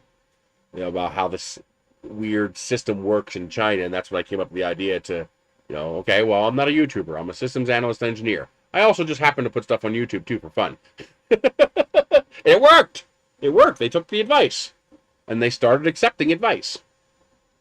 And other people started doing the same thing, and it worked. Yeah, they're already rigged for it. They already have a source for it. I don't know. I'm not that into how they do things on the back end to be able to answer that. I can only guess. But with the compression fittings, when the first time the compression fittings were failing, they were just bad. There was something wrong with them. The failure rate was tremendous. And the people could, not me, but other people kept telling them, use this one, use this one, use this one. And they wouldn't do it because they'd lose face accepting advice from end users. So finally, they said, okay, we're switching suppliers to this new compression fitting because the old supplier ran out and they can't produce what we need. And the new supplier just happened to be the supplier people were saying order from. So they beat around the bush and came up with an end run around reason for getting the new compression fittings so they wouldn't have to say you were right. That's people. Oh God, I hate those ribbon cables. I hate those ribbon cables so much. When they work fine. My Artillery X1 works fantastically. I have no problems with my X1. I still have not gotten my Genius to work. I hate somebody told me what I need to do, and I just don't want to do it. The ribbon cable goes into a socket on the board, and that socket has solder connections for the different traces on the board. He said I probably have a couple of bad solder joints on the socket, and I got to reflow the I have to reflow the solder joints on the ribbon cable socket. He said he's had to do that on a few printers. I was like, that's probably what mine needs, and I just don't want to do that. Because I know I'm going to wreck it. Although I got a couple of nice soldering irons now, so maybe I'll try.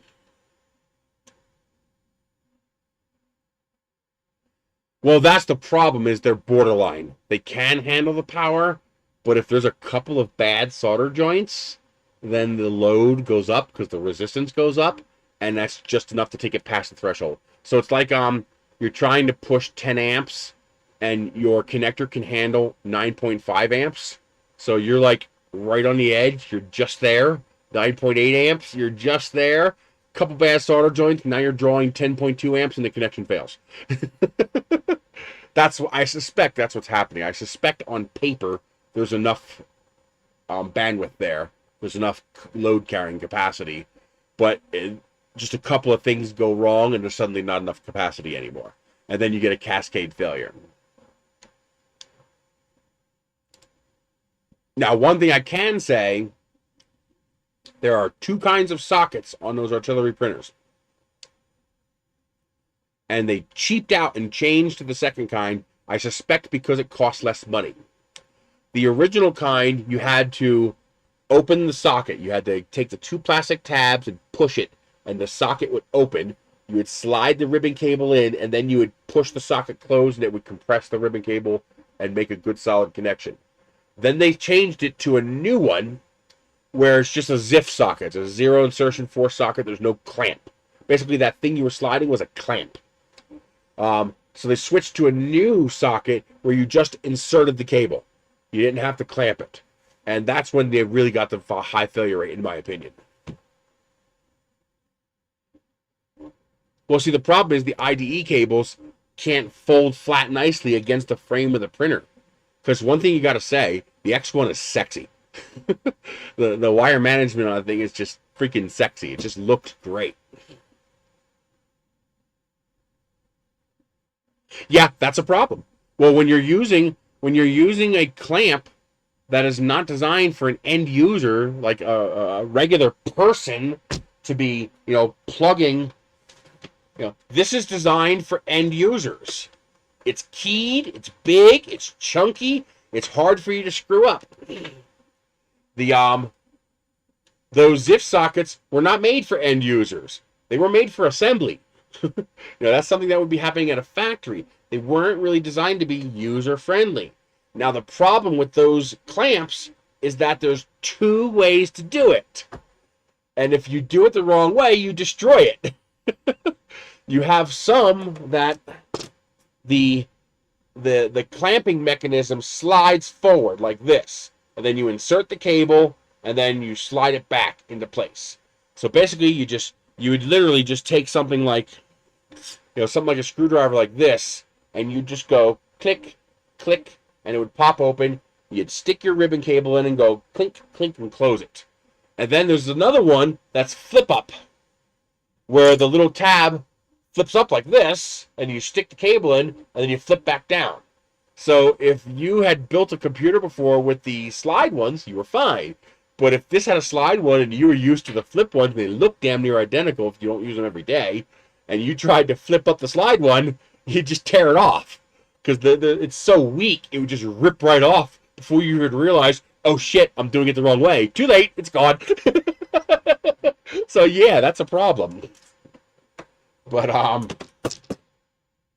by going to the ZIF sockets, they increase the failure rate. Because they increase the chances of a bad connection, and now you don't have enough amperage capacity. And, well, you see what happens. So they need to go with, basically they need a stouter plug. They need a stouter socket that is a proper clamping socket that's a little, built a little tougher. Exactly. You know what I'm talking about. If you've ever taken apart a laptop or tablet or a phone, you know exactly what I'm talking about. And those really weren't meant for end users to be dealing with. Well, then it's huge. The problem is it's too big.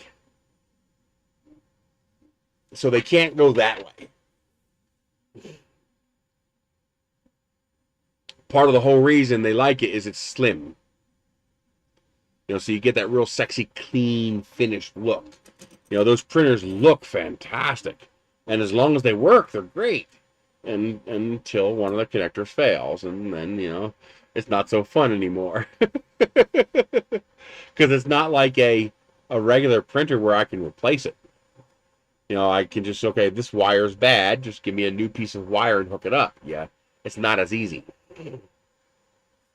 Exactly, slim and fragile. And then keep in mind, both the x-axis and the z-axis are a rolling ribbon. So the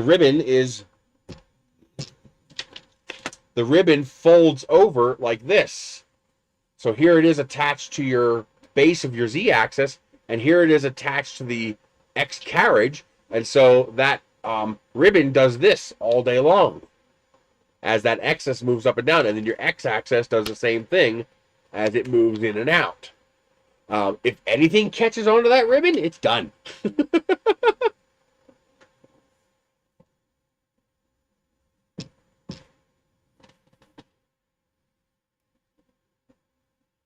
Because they have to differentiate themselves.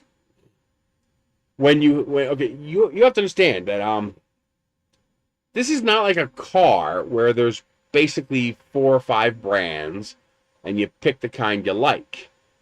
It's an industrial machine. It's pieces of aluminum extrusion to form 3 moving axes. So you need a way to differentiate yourself from everybody else. You know, look at a CR10, and then look at a U10, and then look at a D9, and then look at a an A20 or A30. And then look at a Tron XY has one too. But you look at all these printers. If you were to show those 15 printers to somebody who knew nothing about 3D printers, they'd tell you they're all the same printer. A CR10, CR10, CR10, CR10, CR10. Yeah, but they're not. But they're all clones, right? So you have to differentiate yourself somehow. Why do you think this printer? Why do you think this printer has these nice molded plastic covers? You can't see what I'm looking at. Why do you think it has these nice molded plastic covers? Why do you think it has this nice, pretty LCD screen? Why do you think it has this nice logoed cover here? Why do you think it has these nice smooth face extrusions? To try to differentiate itself. Some of this is just trying to copy Creality, and some of it is trying to make their printer look nicer than the competition's printer. And if I can make it look nicer, well, which one are you going to buy? As a person who's unskilled and doesn't know better, are you going to buy the ugly, poopy, simple car, or are you going to buy the nicer car, assuming the price is not really different between them? And in this case, they're identical. Okay? Why'd they add a magnetic flex bed? To differentiate themselves from the CR6SE. You know, why'd they put a Volcano and a Bondtech on here? To differentiate themselves from the CR6SE. You know, it's all marketing to try to get the sale. Well, the ribbons are not a bad idea if they can make them resilient enough. Now, the delicacy of the ribbon cables, not a big deal. Because while they are delicate and cheap, they're also cheap. They cost nothing. So you can include 2 or 3 extras with the printer. The problem is the sockets. Yeah, I've seen that video, so polishing a turd. But the sockets is where it fails. If a ribbon cable tears, you replace it, because they're very easy to replace. But if the socket fails, that's not something an end user can easily replace. If at all. So what they need to do, if they want to use something like that ribbon cable, and I don't disagree with them wanting to use something like the ribbon cable, because it really does look good. And looks are important.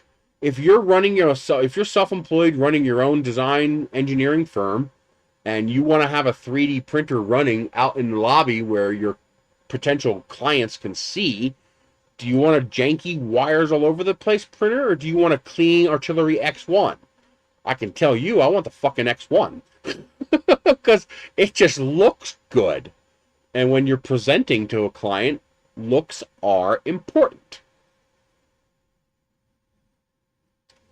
But you also have to have function. And you can't compromise too much for one. Hornet. Oh, yeah. Well, the thing is, you should never have to replace that. The Hornet boating cable and tube is a, that's not a consumable part. If that boating tube went all the way to the nozzle, we'd have words. Because the boating going to the nozzle is a consumable. You have to replace that regularly. Because the PTFE gets cooked off. But the Hornet is more like Luke Hatfield's fix. There's a piece of PTFE in the hot end that's being pinched in there, and then you have the Hornet cable and PTFE. So that Hornet cable and PTFE never touches heat. It never gets hot. So short of you shoving something through it that physically damages it somehow, it will never need to be replaced, ever. So it should not be a consumable component. So at first I was like, oh, no. But once I realized that the PTFE going to the hot end was separate from the PTFE in the cable tube, I was okay with it. I was like, okay, that's all right. It's, you know, if you physically damage it, that's your fault. But under normal use, that's not a consumable part, so it should be okay. In theory. But the problem with the artillery is they cheaped out on the sockets. So even though the ribbon is cheap and easily replaced, they cheaped out on the part that's not cheap and not easily replaced. The sockets the ribbons go into. So that's what they need to fix on that. Great, DeWitt. The company doesn't really care what you want them to spend money on because, well, you're not responsible for their well-being if your idea doesn't work. You know? If artillery can't distinguish itself from Creality, they're gonna lose. I mean, Betamax is an articulately superior format to VHS. I mean, it is, what's the word? Articulable, not quite the word. It's quantifiably a superior format to VHS. But VHS won. Why? Well, there's two reasons. The primary reason is marketing. Sony properly, or not Sony, was it Philips or was it Magnavox? Who did the VHS? Well, VHS was marketed better, so it got more market share, and you could record 8 hours. Yeah, this print is terrible. This stringing is normal, but not to this extent. It should not be this bad. I suspect this filament is wet. Like I said earlier, I think I can hear the snap, crackle, pop of, I heard it again. I heard the pop of the moisture. No, VHS ran longer. You can record 8 hours on VHS. You could never do that on Betamax. That was one of the selling points of VHS, was it was longer. Blu-ray versus HD DVD. There is no Blu-ray versus HD DVD. There's no difference. They're the same damn thing. Unlike VHS and Betamax, where one was quantifiably superior to the other, there is no relevant difference between Blu-ray and HD DVD. That was a proprietary, I want to own the market battle, and HD DVD lost.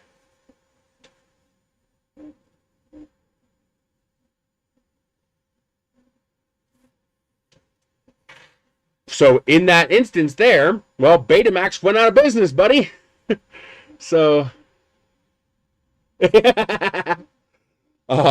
yeah, spider's making a nest in there. But now the outside skin's not bad. You can see the skin actually looks pretty good, and it helps that I lowered the temperature. But you can also see areas where a bit of water exploded and ruined the surface finish. You can see that right here. for example. Let me see, where's that? Right there. See that gap right there? And it looks like another gap is forming right here. So that's two places where Laserdisc was actually pretty successful. The technology just evolved faster than they could really get a foothold. DVD stuff came out pretty quickly afterward. Oh, I know. But eventually that just sealed the coffin.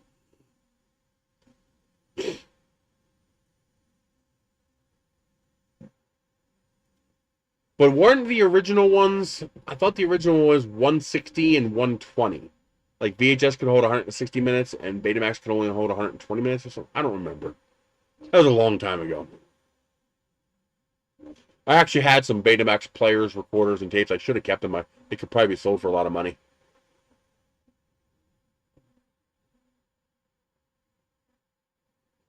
But even from the get-go, they were able to hold a little bit more than Betamax. But that was a minor reason to go with VHS. The biggest was the marketing. VHS was marketed to and got a bigger market share and just killed Betamax. But 8-track.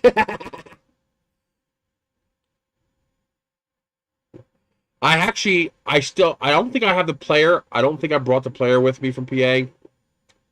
But I believe I did bring some of the discs. I have a video disc player. Not a laser disc player. It's a video disc player. And it uses when you open up the cartridge, it looks like it looks like a CD. It's shiny like glass, like a CD, but it works like a record, like an LP. So there's an actual needle, and the needle runs on the disc to read it, and it plays video. And yeah, you gotta flip it and put it back in again like a floppy. You gotta flip it over and put it back in to do it. It was called a video. What was it called? Did Techmoan do one on it? I love Techmoan. He's great. But I had one of those players. RCA, that's the company. Yep, video discs. And it was awesome how it worked. Just the idea that this was basically a record player that played video, VCD. And it was just awesome. I loved it. No, isn't VCD the MPEG-1? Yeah, VCD is MPEG-1. That's a digital format. That was a predecessor to DVD. You could put digital video, wasn't analog, but it was digital video on CD. So in the early days, before DVD became popular, I actually had VCD players. I even had portable VCD players. Like it looked like a Discman, but it had a 5-inch screen on it. And except it wasn't vinyl, it was glass. At least it looked like glass. It might have been epoxy, I don't know. But a VCD, I actually bought these special discs that I could get from, I don't remember where they came from. They might have come from Japan, but they were expensive as hell. Well, not relatively speaking. They were expensive compared to regular CDs. They weren't that expensive. But they were, there's more space on a disc than people realize. What's your standard length? Was it 70 minutes? A CD holds 74 minutes. A CD holds 74 minutes. But you could expand the data area of the CD. And then there's also a error correction allotment on a CD. You could override that and use that space. So you could get up to 88 minutes on a CD. It was awesome. You could burn audio CDs or you could burn VCDs. So that allowed some whole movies to fit on one CD in MPEG-1 format, although most movies took 2 discs. And so I had a huge collection of movies on disc, but not DVD. It was all VCD. And I had dedicated portable VCD players. I had little player I could plug into a TV like a DVD player and watch them.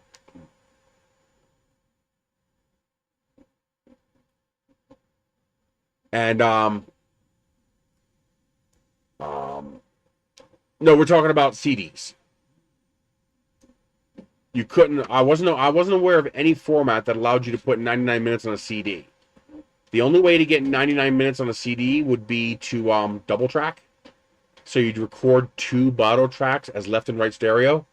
So you'd play it first by turning it all the way left, and then you'd play it again, turning it all the way right. Then you could put 160 minutes on a CD. There were some audiobooks that actually did exactly that. You would you'd run it through a mono adapter, and then you would just flip channels to listen to the other half. And but I threw them all away. There's no reason to keep them. But I had a huge, I'm talking hundreds and hundreds and hundreds of movies. And but then DVDs came out and we switched right over to DVDs.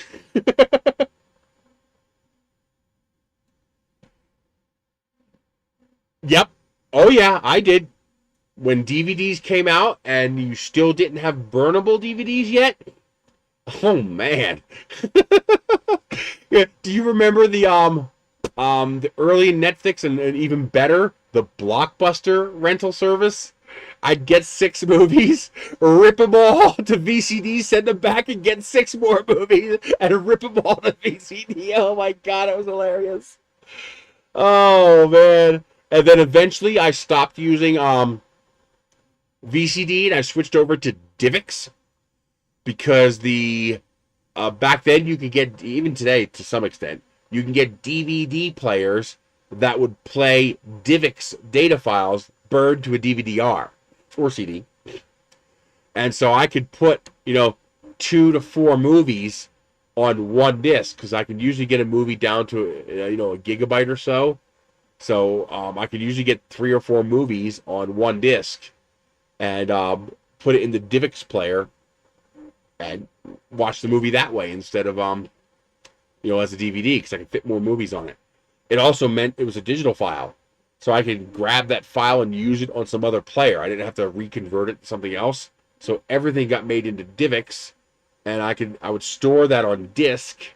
I still have. I hope I still have it. Oh, I really, really hope I still have it.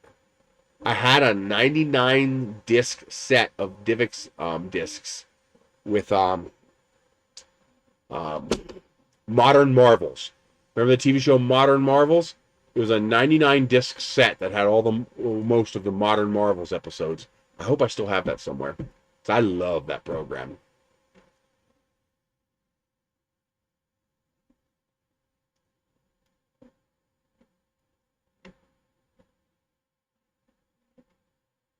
You've seen 90-minute audio CDs? I've never seen that.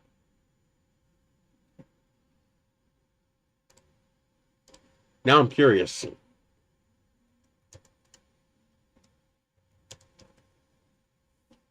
I've seen 88-minute was the most I've ever seen.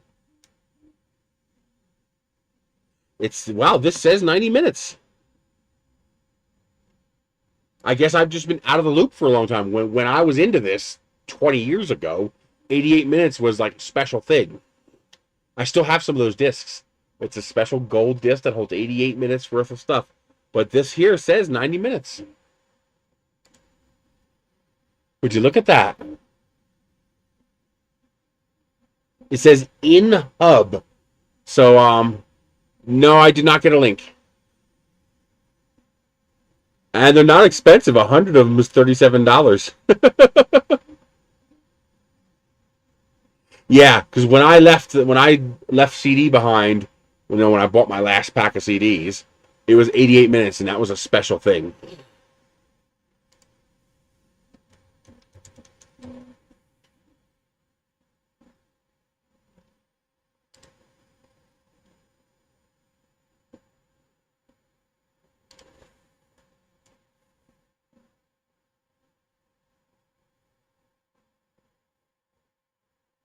Huh. Lots of 80-minute, but not too many 80. I don't see any 88-minute.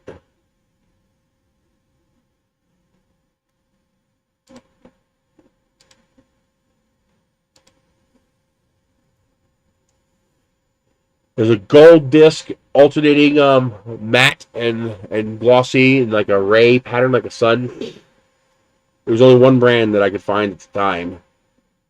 I didn't look very hard, you know. Once I found one for a price I could afford, I didn't bother trying. Does that say 100 minute?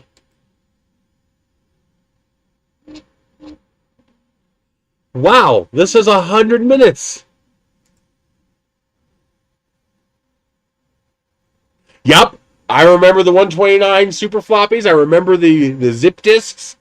I even had a couple of the little itty bitty zip discs, the click discs. That's incredible.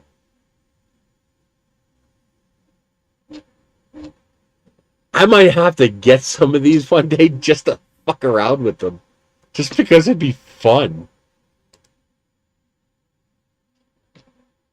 Wow, what I would have done for 100-minute discs 20 years ago. Jesus, more than 20 years ago. That was like 22 years ago. You know what's funny? Here's the funny thing. I have my pictures from 1996 to 2000. Now, just after 2000, I got my very first CD burner. I didn't even have any CDs yet because they were like $1.50 each. You know, $1.50 to $2 each. So, you know, a pack of 50 discs was $100. But it came with one blank disc. So I was like, what am I going to burn? I want to burn my first CD. What am I going to burn? I grabbed my pictures folder and dropped it into the burning software, and I burned my pictures to CD. Yes, you do need a suitable burner. Back then we had a list of model numbers for what burner you needed to buy. It was called overburning. So you had to have an overburning capable CD burner. Yeah, and now I have multiple 10 terabyte hard drives. Oh my god. But what the hell was I saying? Oh, I burned my pictures from 1996 to the year 2000 onto a CD, and my computer immediately crashed. My hard drive ate its own tail. And I was like, oh my god, I just missed losing a lifetime's worth of pictures. Like, had that computer crashed an hour earlier, because it took an hour to burn a CD, or had I chosen to burn anything else as my first test burn, or if that burn had failed, because the failure rate was pretty high back then. Let me tell you, you put a $2 disc in there and it fails, that hurts.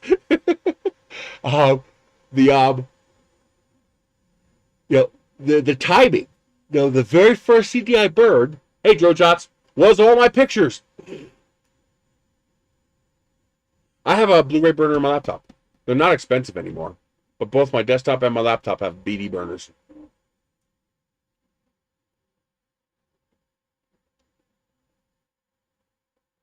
I know. You remember all the stacks of floppies to install some of those games? Oh my god. But yeah, had I not burned that disc, I would have lost every picture, every digital picture I ever took at that point in my life. That would have destroyed me. I mean, I had... You want to see them, they're all on Facebook now. I found my folder with all my pictures on it from my Casio QV10. Yeah, I had a Casio QV10. It was the shit back then because it had a color screen and it had a rotatable lens.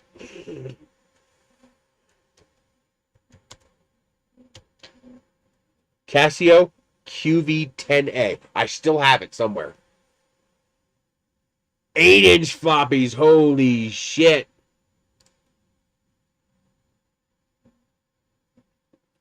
Here's the Casio QV10. It was this dinky little camera. No memory card.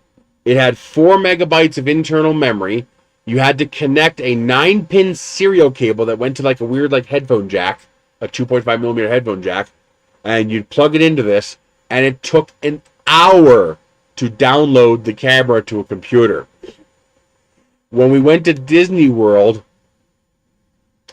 I built a computer in a cardboard box using a video card that had TV out. It was an ATI video card that had TV out, so that I could plug it into the TV in the motorhome, so I could run back to the motorhomes, turn on the generator, and sit there for an hour downloading the pictures from the camera so that I can go out and take more pictures. Oh, that sucked. Windows from floppy, that was horrible. I eventually went to the QV30, which upgraded to 640 by 480 pictures, because the original was 320 by 240.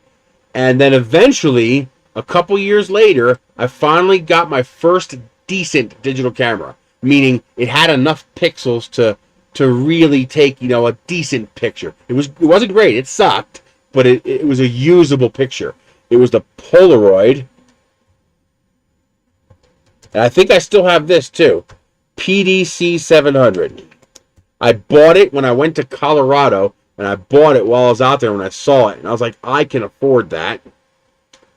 And, but there it is. There's the Polaroid PDC 700. It was my first camera with a memory card. It took, compact flash cards.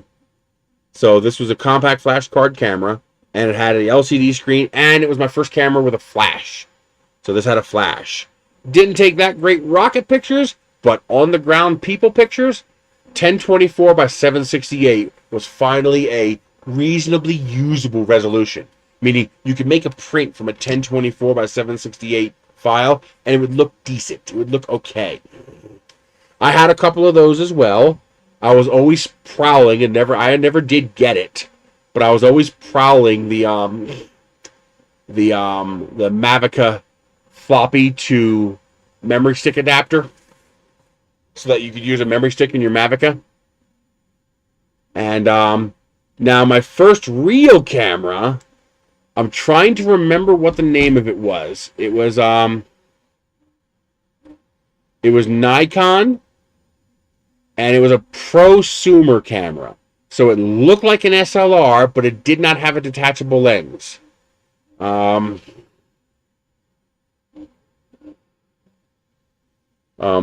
Early. Let's do this.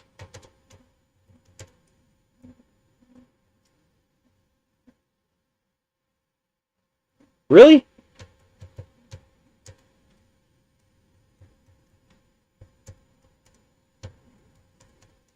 I used that camera for so long. Oh my God, I beat the hell out of that camera. Because it cost $1,200.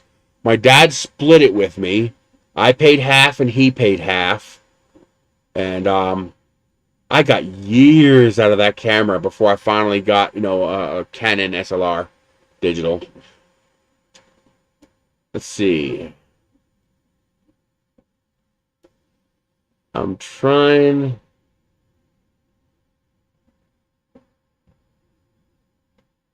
As soon as I see it, I'll know it.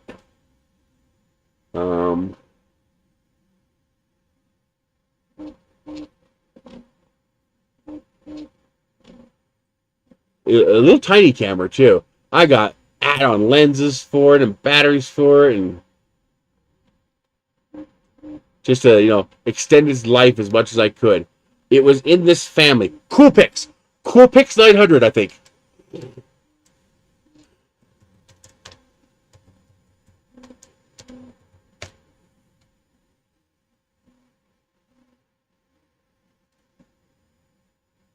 Okay, so it's not the 900, because that doesn't look familiar. That's the P900. That's the new camera. Where's the original? It had a flip-out screen, if I remember. But it wasn't a P.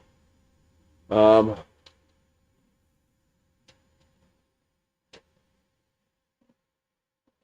P900 is their super zoom. That's a new camera. It's got like a fucking 83 times zoom or something like that, or a 90x zoom. It's crazy. Um,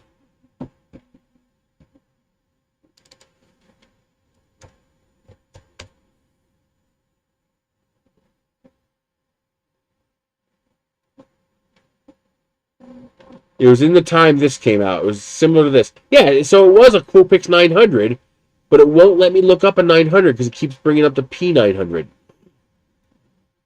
Is that it? That might be it right there. I might not be recognizing it with all the stickers on it.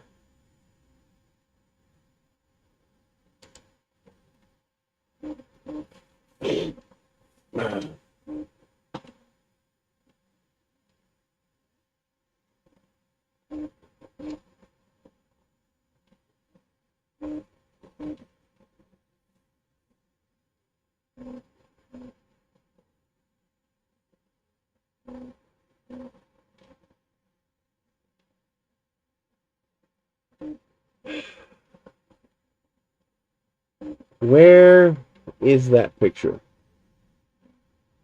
Ow.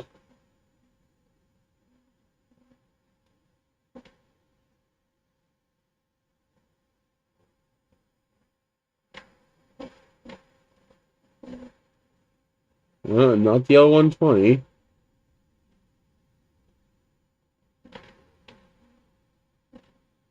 Could it have been the P90?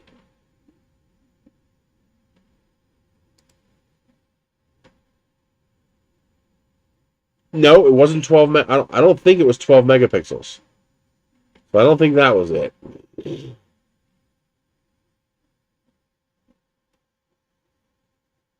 Oh, it was definitely a Coolpix. It was in this generation here. It was around this time.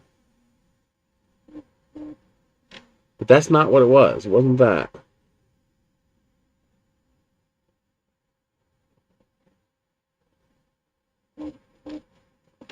I'm thinking it was this. So it was a Coolpix 7 series or 8 series? 7 megapixels sounds right. So it's probably a Coolpix 7600 or a Coolpix 7900. Oh, chair is too low.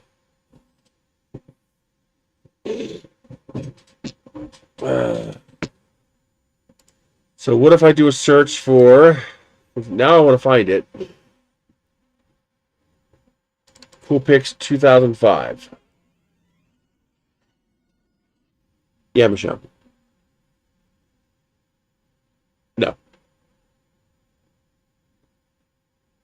Hurry up. Okay, bye. See, it doesn't. The Coolpix 7900 looks wrong.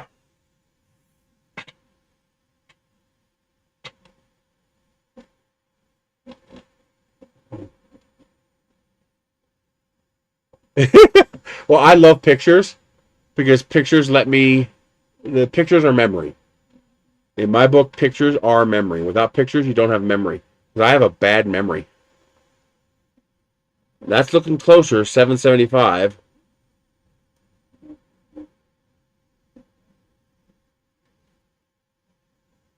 I don't know. It was similar to this. It was that. It looked like an SLR. Yes, she did. Oh man, 100-minute discs. That's freaking awesome. I did not know they had 100-minute discs. Yeah, that looks like junk. I am not happy with that. I'm going to have to run a PLA print just to make sure the printer works okay. And then I'll dry this PETG. I got to dig out my dryer.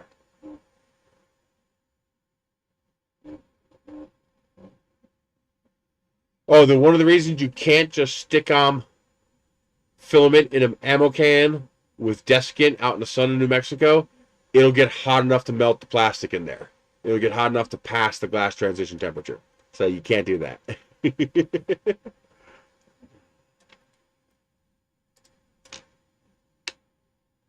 Yeah, I want to print that Tic Tac gun. That looks like fun. But yeah, then my next camera was the XT, I think it was, the original SLR. I couldn't buy it new. I had to wait for it to get used. A 3D pen that can reach 250? Wow. No, I'm there. I do know 3D pens can do ABS.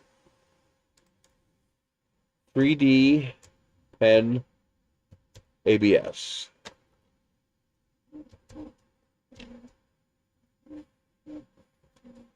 Ooh.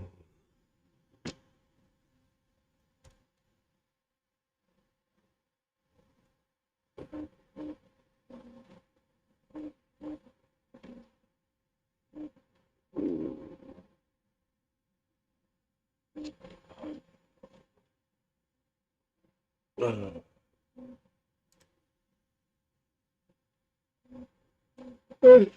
on, 3D pen.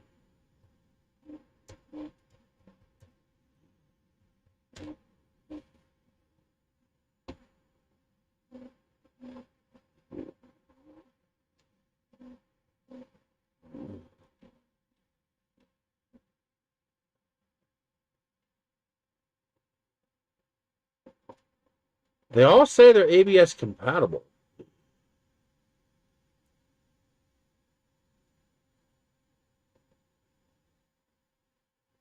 But none of them tell you what temperature they're actually reaching.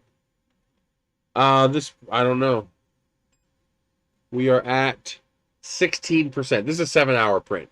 I was hoping the quality would clear up as it went along. It's not. Not impressed.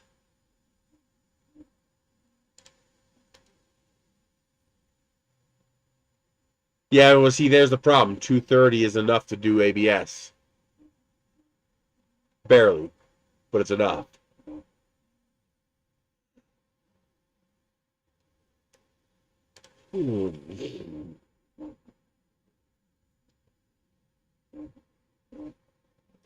What are you doing? Why are you doing that?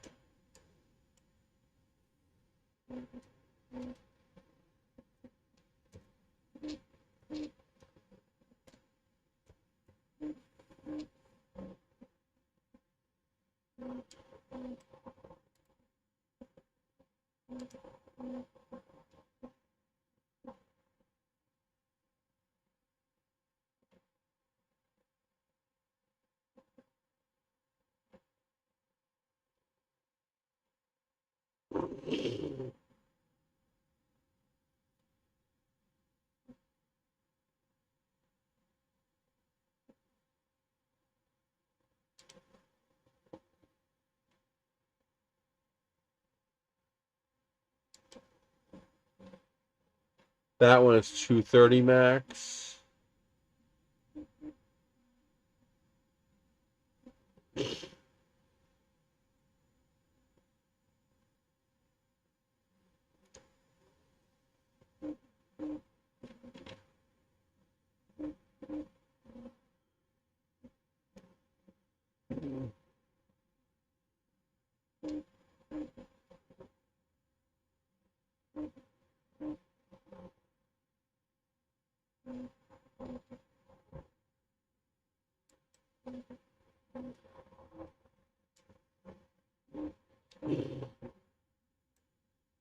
Yeah, I don't see any indication of one that goes to 250.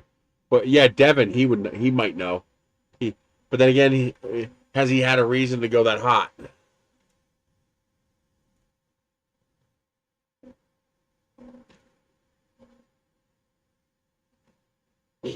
Yeah, I don't see any mention of a pen that can actually go that high. It looks like most of them stop at 230.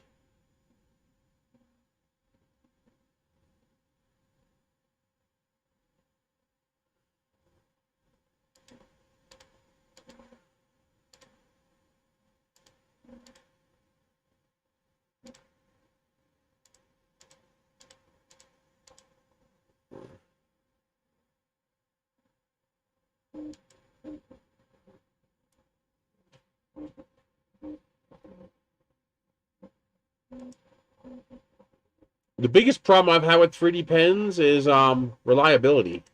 They tend to fail in pretty short order. And they just don't seem to last very long. Maybe I've just only had crap 3D pens. I don't know.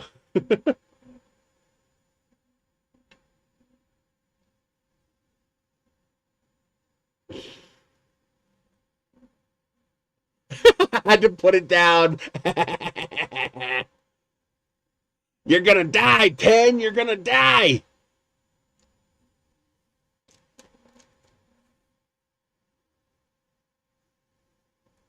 Yeah, a lot of them say don't run it for more than 20 minutes at a time at max temperature. Turn it off, let it cool for an hour. Probably half an hour is enough. But, you know, you gotta watch out for duty cycle when you go to doing longer stuff. It can't handle it. I think something inside melts, and then the gears don't push the filament anymore. I'm gonna stop this.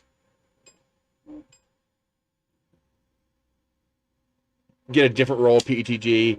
But first I'm going to try some... Yeah, that's garbage. I mean, that really looks bad. Again, I don't think this is the printer's fault. I think this is... I think this is the filament's wet. See all the... where it missed, where it wasn't extruding properly.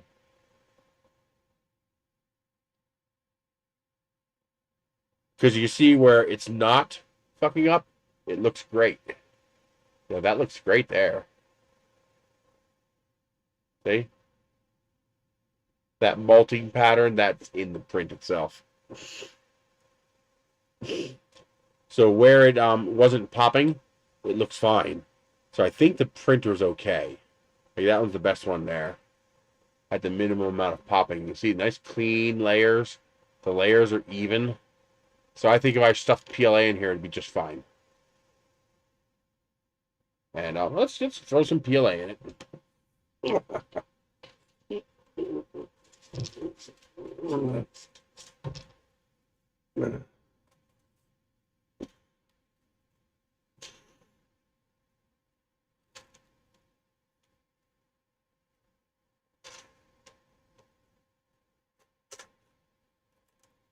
So I'll have to mess with that later. Let's see. PLA. Where might I have some PLA?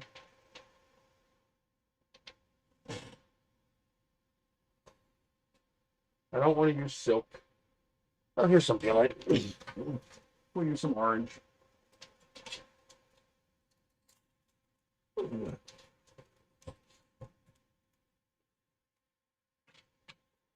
I have a couple of filament dryers. They don't work.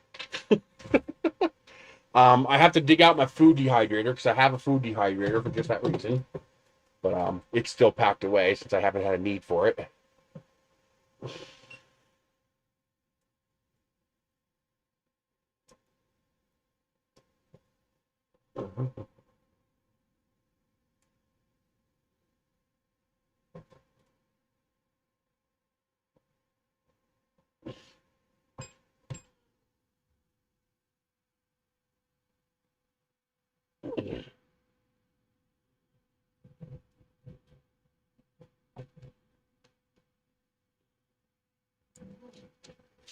Alrighty, let's slice up a Marvin.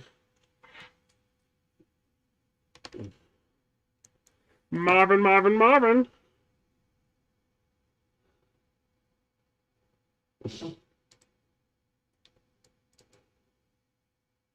Actually, I know what I can do. Let's see here. I want to print something a little bit bigger than a Marvin. Merge all outlines. No top and bottom. One perimeter. Let's do a 1.25 extrusion multiplier.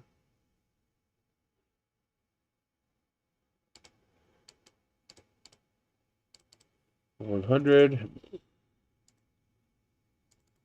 65.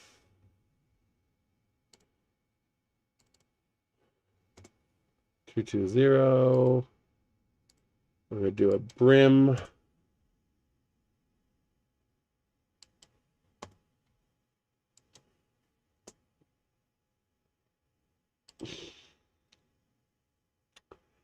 That should work.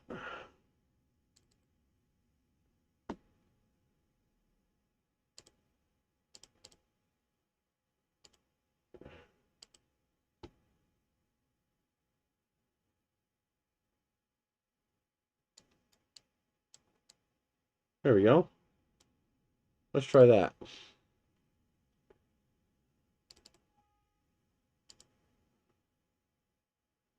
That should only take 45 minutes, so we only have to wait 20 minutes for half of it.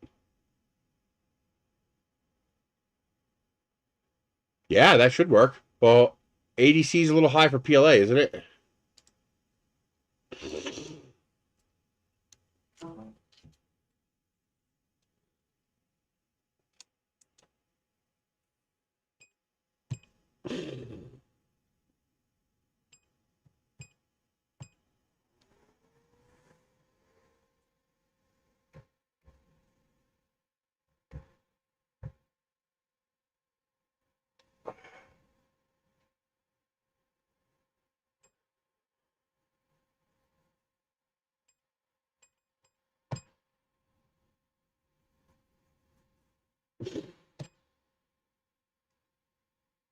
There we go.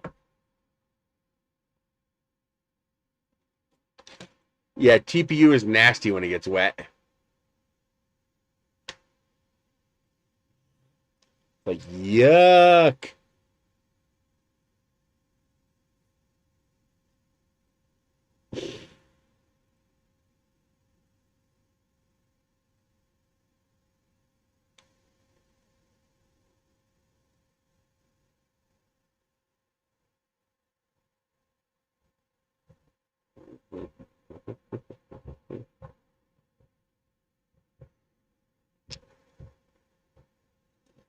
Oof.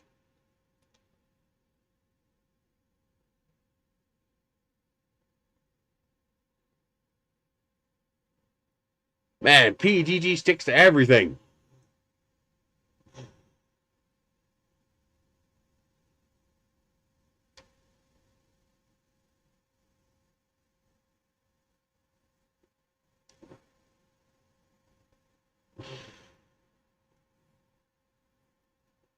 I wonder if the rest of these are wet. I got a whole bunch more of this. Is it all PETG? I think it's 12 different.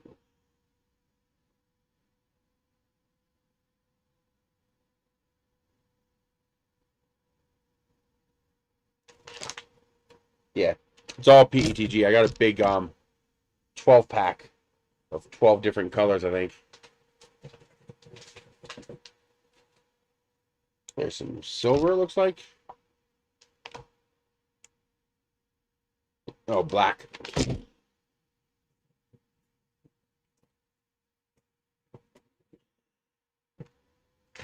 White.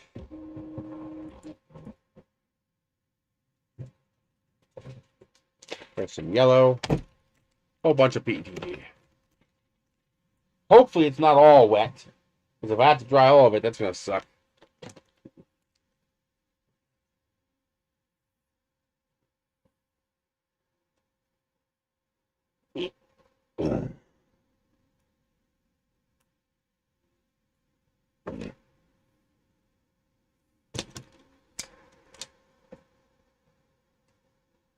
There we go.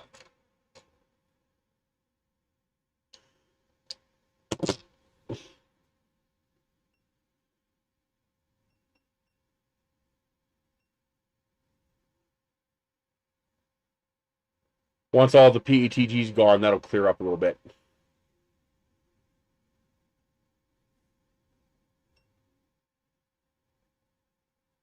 And now the orange is starting to come out.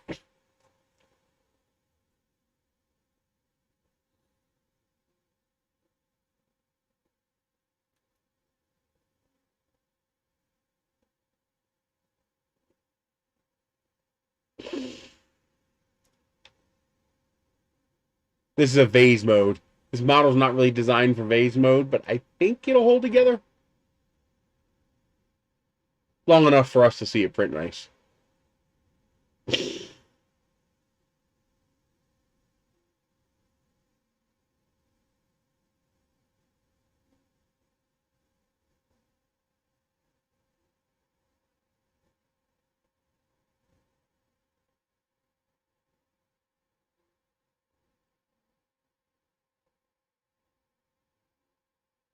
Yeah. Like I said, I do not think there's anything wrong with the printer. I think that was just rough filament.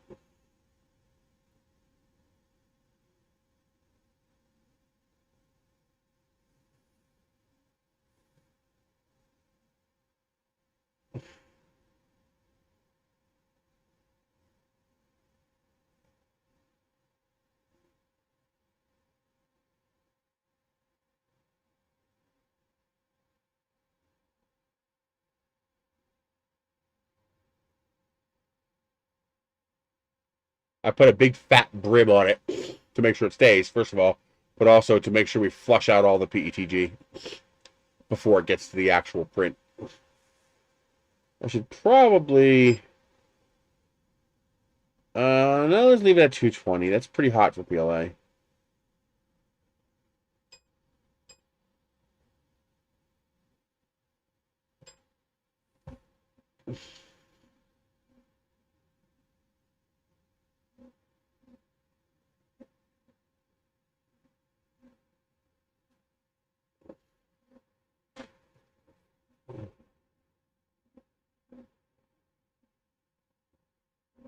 But once it's established, I should be able to go faster. The volcano should be able to keep up.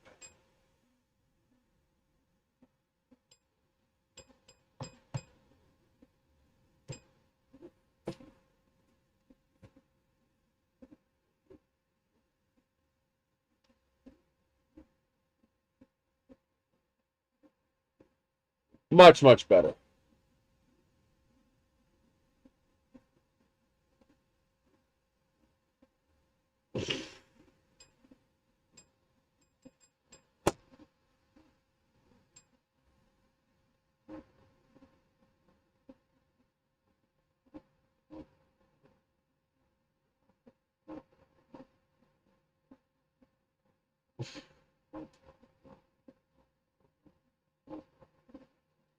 We're printing a vase mode version of the pineapple grenade planter thingy in PLA just to make sure the printer's actually working right, and it looks perfect.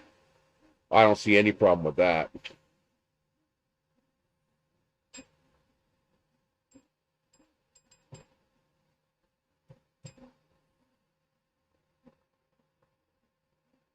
You'll see a little stringy here and then, only because I'm printing a pretty fat layer height on a model not really designed for vase mode printing, so you're going to see it miss every now and then. That's not the printer's fault. It's a non-optimal file.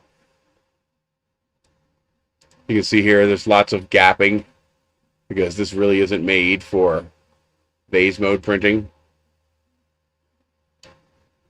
But it should work okay. Like, that will fail. That will not work. But we can print up to this point just to make sure it looks good.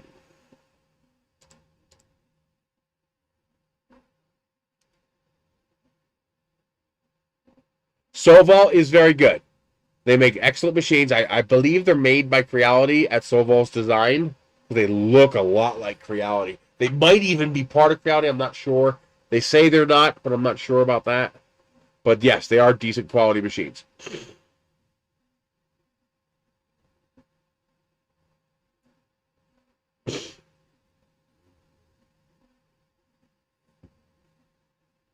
And then...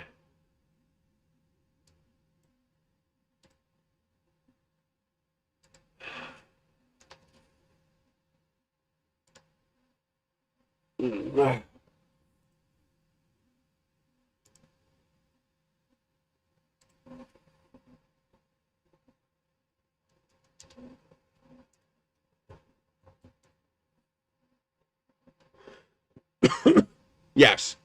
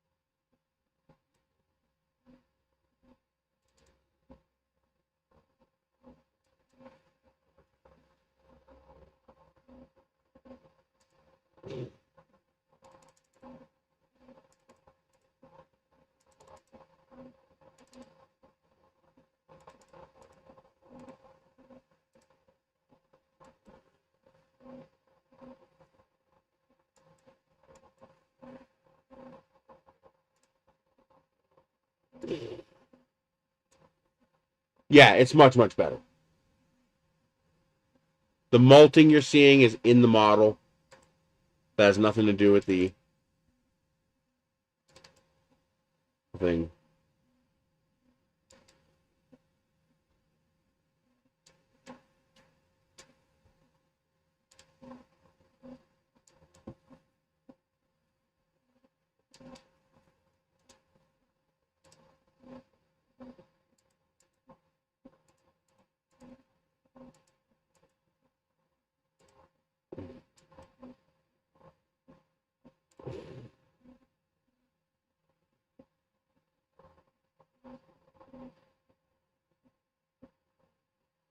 Firefox can't handle live stream. It works fine for me.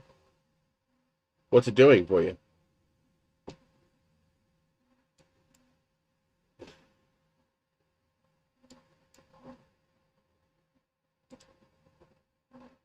Huh?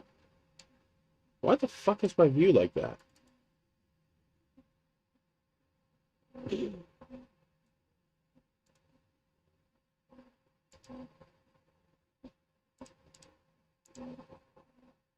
Ah, more like it.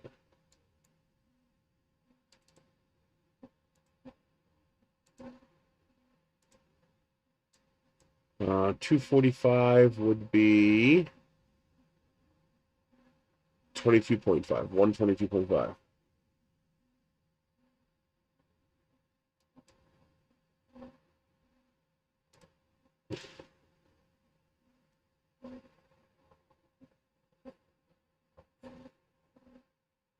Huh. I have not experienced that. Okay.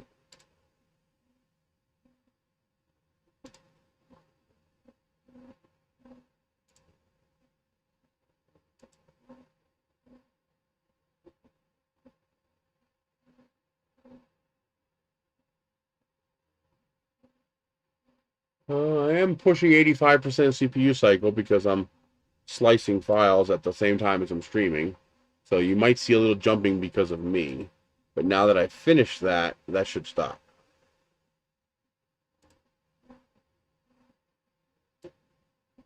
And I got a Marvin sliced up, so once this gets to the part where it won't print anymore, we can print a Marvin.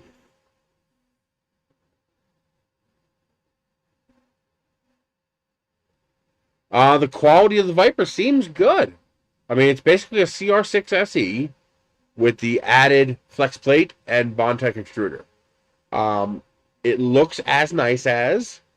I like the full-size SD card and the full-size port.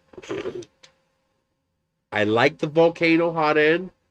Not a fan of the typical Anycubic cold side of the hot end. Not a fan of that. I do like the dual fans, but the SE has dual fans as well. I love the LCD screen. I think it's beautiful.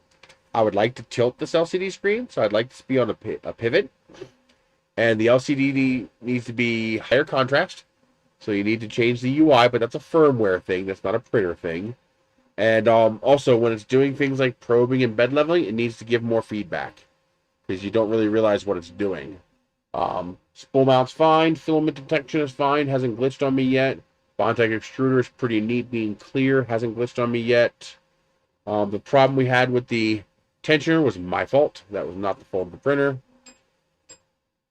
So nothing to do with the printer. Let me switch over to this.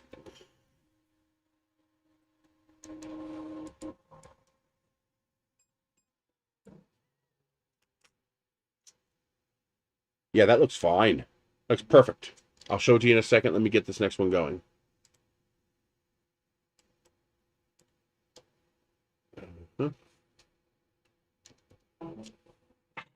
I didn't know it was a single fan. I thought it was a dual fan. That's good to know, because dual fan is superior, I think, if it's done right. So that would then be an upgrade. Let's get that going. And it keeps turning on that damn light.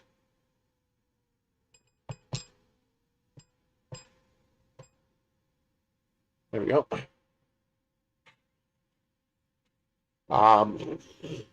It's got the drawer. It's got the same tools.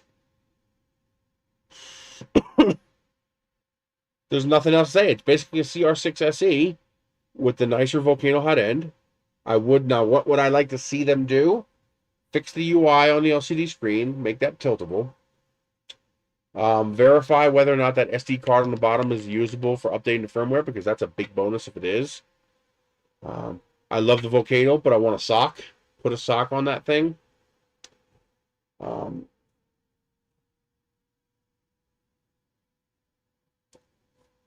Full-size USB and SD card, good. Dual fans, good.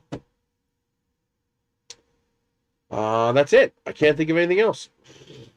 Oh, let me show you the print. Oh, that gets going.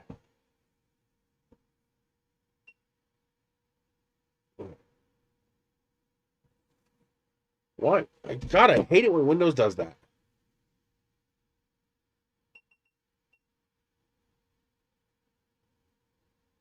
Turn the light off. There we go.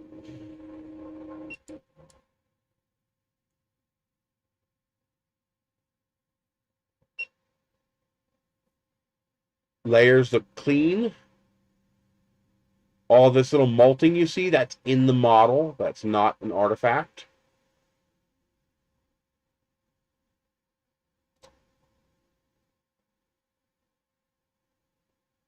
I do see a pattern that would indicate noise, potentially, like a little bit of ghosting.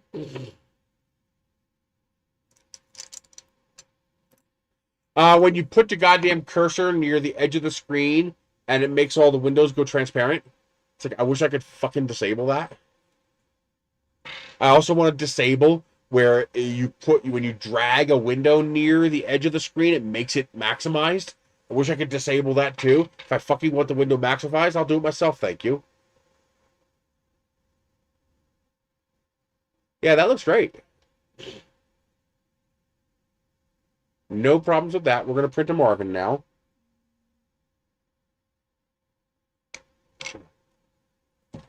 That was just a quickie print to verify this thing was actually working.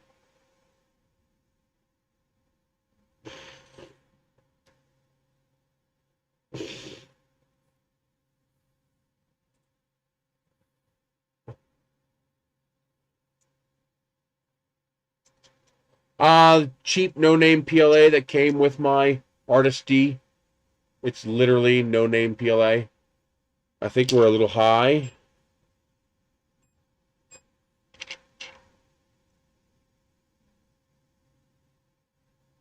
Our offset was a little bit high. You saw that little jiggling there.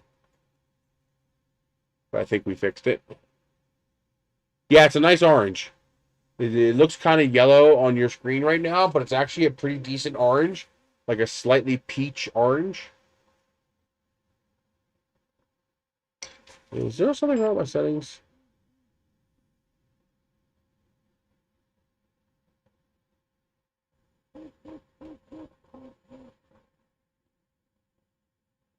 No, we're looking okay.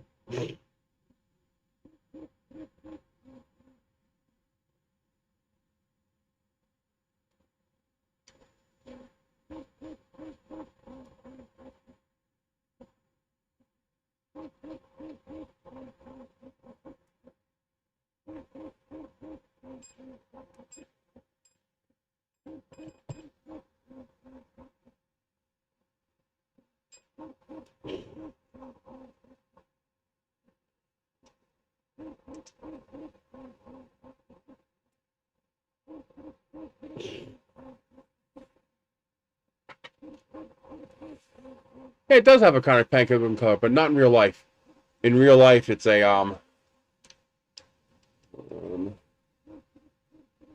yeah, even that doesn't look like real life. It's definitely an orange. That look, for some reason on the camera, it looks more yellow, more pancakey, and it shouldn't. Even that's lighter than what it actually looks like in real life. It's a little more orange than that. Actually, it's pretty close to the orange with a little thumbs up icon. It's not too far off that.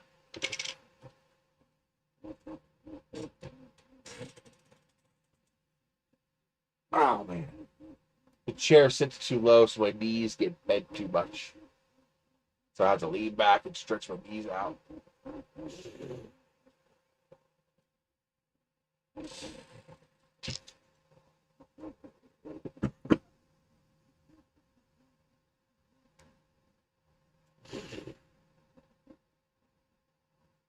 Hey, no droop. That's a nice clean set of balls he's got there.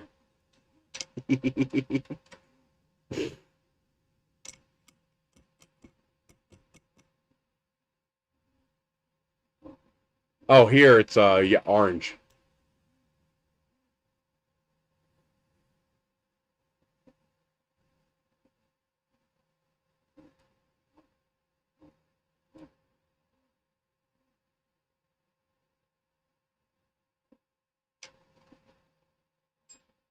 Wonder why the temperature didn't go down to 200 like I programmed.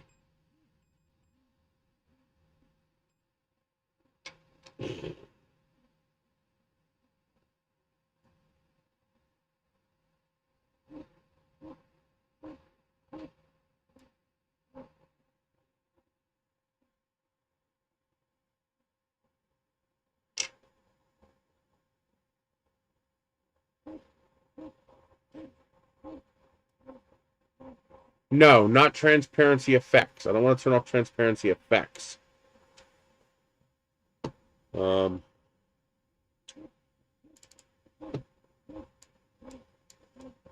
It does not always do it, so this might not work.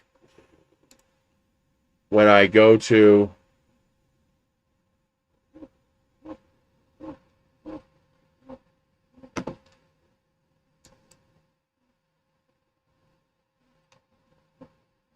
see how there it goes. See how the window went away?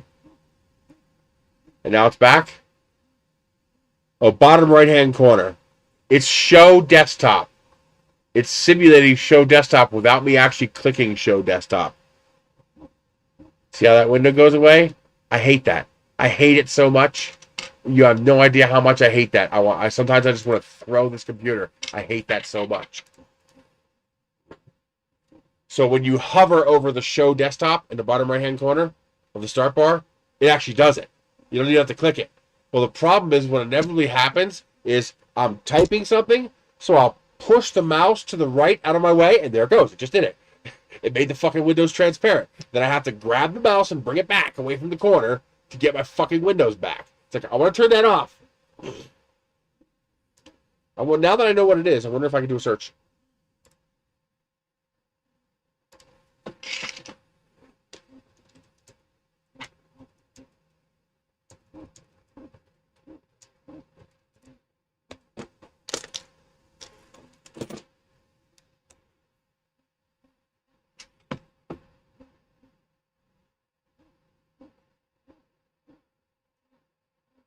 I think I found it.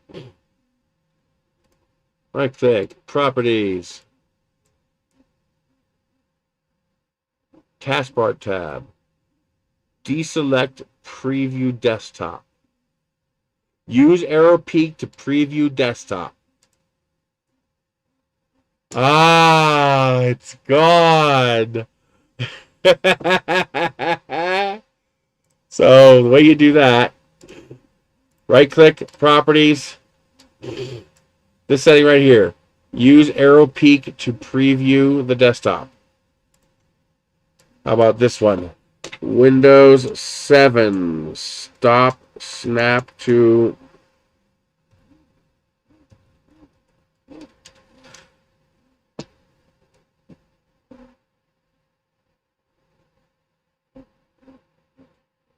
That's it. That's it. That's it right there. Okay. We got to go to control panel. And then ease of access center. Always in this section. Shut up.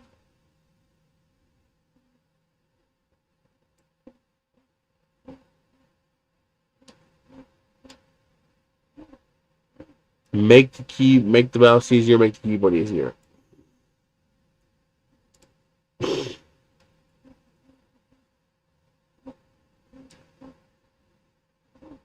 Prevent windows from being automatically arranged. And I don't want that. Always in this section.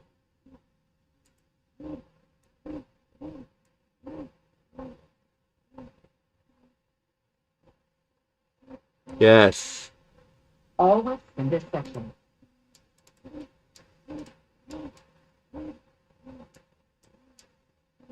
Ah!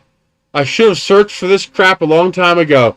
Now it's not fucking maximizing my goddamn windows when I put them near the edge of the screen. I hate that so much.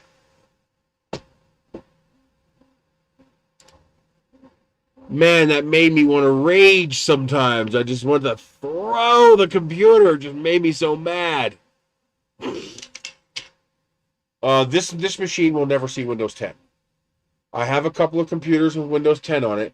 This machine is my mission critical machine. It will never see Windows 10. Nothing on this machine needs to change. So the operating system does not need to be updated. I run the same software for 10 years. None of the software on here changes. This is my mission critical machine. It needs to be reliable and consistent and do exactly what I fucking tell it to do, when I tell it to do it, how I tell it to do it. That means you can't use Windows 10 because you can't completely control Windows 10.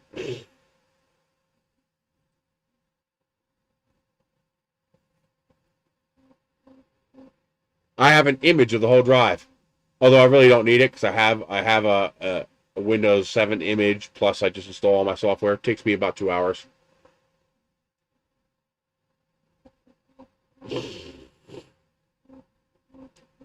Does the ball bearing at the front outside left where the extruder is on your printer rotate in the air?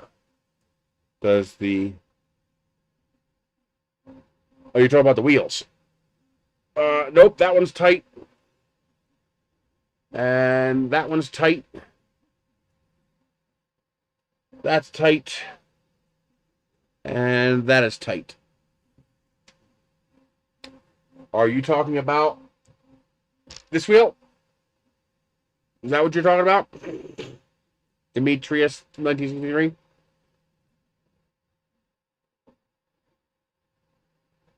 Yeah, Windows 10 sucks. Yeah, if this rotates freely, loosen this a tiny bit. Okay, if this is too tight, if this eccentric is too tight, or too loose, or I'm sorry, loosen this a hair. If this is too tight, it will push these wheels away from the rail. So loosen this just a smidge until that wheel grabs. That's usually enough to take care of that. Windows 7 is fine. Now, believe it or not, I love Windows XP. I mean, I still think Windows XP is just as good as Windows 7, Windows 8, and Windows 10. I had no issues with Windows XP. They just didn't want to support it anymore, so they forced people to upgrade. But the advantage of Windows XP, I could eviscerate an install of Windows XP down to under 400 megabytes. I could skin Windows XP to within an inch of its fucking life, where I would have a 400 megabyte copy of Windows XP running, and that machine would be lightning freaking fast. I had Windows XP machines with over 1 year uptime. And the only reason I rebooted that machine was because I had to change a video card.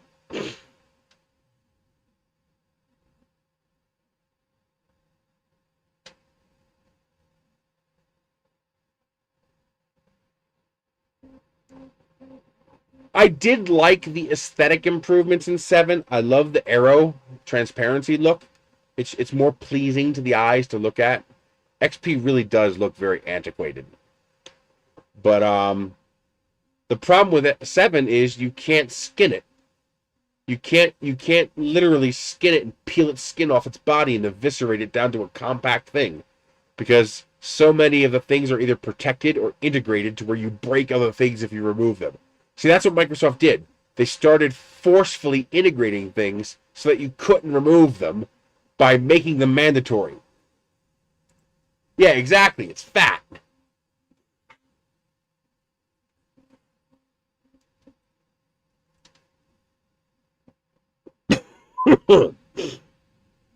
But it's bearable. It's totally usable. I hate when the goddamn icons move around. I still have that problem in Windows 10. In my fucking tablet running Windows 10, it's constantly showing me the Wi-Fi icon, which is the one icon I never need to see in my entire life, and it never shows me the battery icon, which is the icon I always need to see. Now, I imagine there's a way to force it to put the battery icon visible. I just haven't gotten around to looking at it yet, but...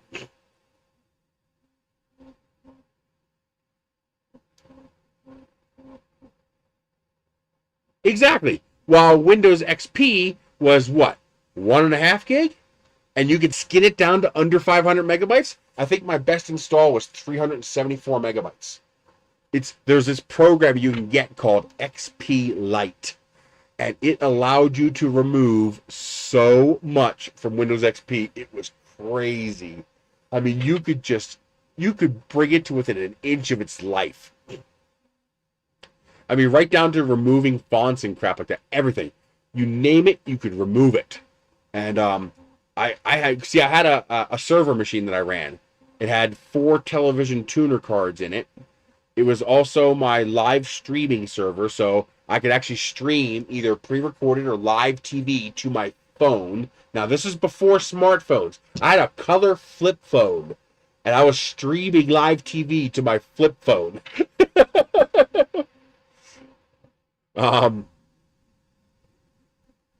This is before smartphones existed. My phone was smart before smartphones existed. And, yeah, but you couldn't skin 2K like you could XP. Man, you could take a hacksaw to XP and you could make it so bare bones, it was incredible. And every animation, everything, I just skinned it alive. And so this was my FTP server. It was my mail server. It was my live TV streaming server and media server. And I ran Sage TV on it. And it recorded up to 4 television programs simultaneously to MPEG-1 and then allowed me to access them from anywhere in the world. That machine had uptime of over a year. And the only reason I had to turn it off was because I had to replace one of the TV tuner cards. And that was because I was upgrading from 2 tuners to 4 tuners. And then Comcast got rid of analog TV. So, fuck you, Comcast.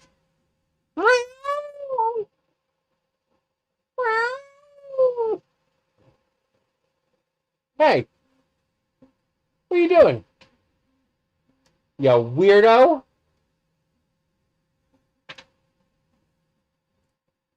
But 7, I mean, now granted, the space is not a big deal anymore. I mean, I've got 3 terabytes of space in this laptop. Space is not the problem. But a side effect of removing all that crap from Windows XP was an SSD boot time of like 9 seconds. Literally, the BIOS check and post took longer than Windows to boot. It was so fast, it was ridiculous. And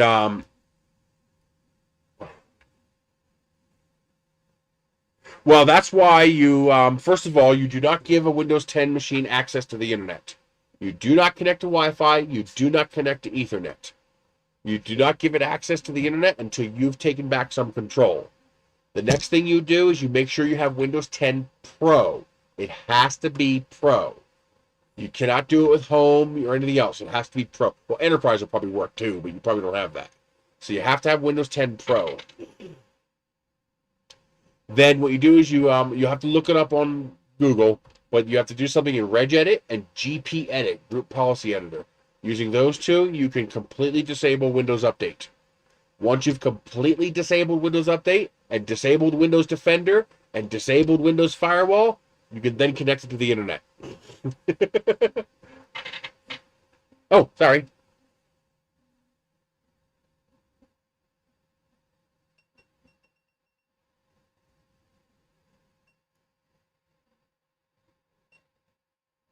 Boy, I wish I could go in between, because that's too bright. And that's too dark. but you can see more details. So I'm gonna leave it at that. There we go. Nice and in focus.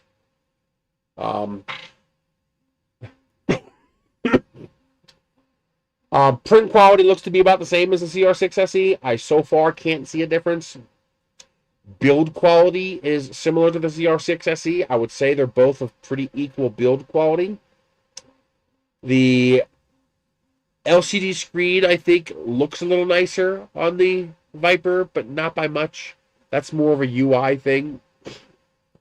Full-size SD. I think the 6 SE has a full-size SD as well as a full-size USB port. I like. I love, of course, Anycubic. I love the dual Z end stops. You never, ever, ever have to worry about your left and right getting out of sync because it re-levels them each and every time it homes the printer.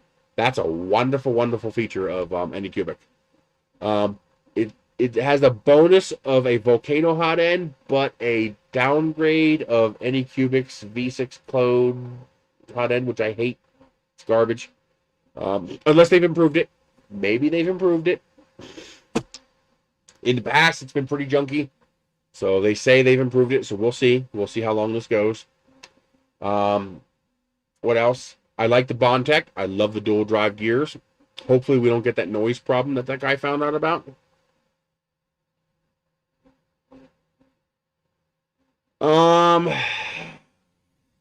Okay. The usability of either of these printers for beginners. It's both the best thing for beginners and the worst thing for beginners. And it all comes down to one thing only. The reliability of the strain gauge. Now, if we assume the strain gauge will remain reliable, this is a wonderful machine for a beginner. This or the SE. These are identical enough that you could pick either one and you'll be happy. Matter of fact, this one has some upgrades that are actually pretty impressive compared to the SE. There's 3 of them that really stand out. PEI textured flex plate comes with it. Bondtech dual drive comes with it. Dual cooling fans come with it. And a 4th one, Volcano hot end.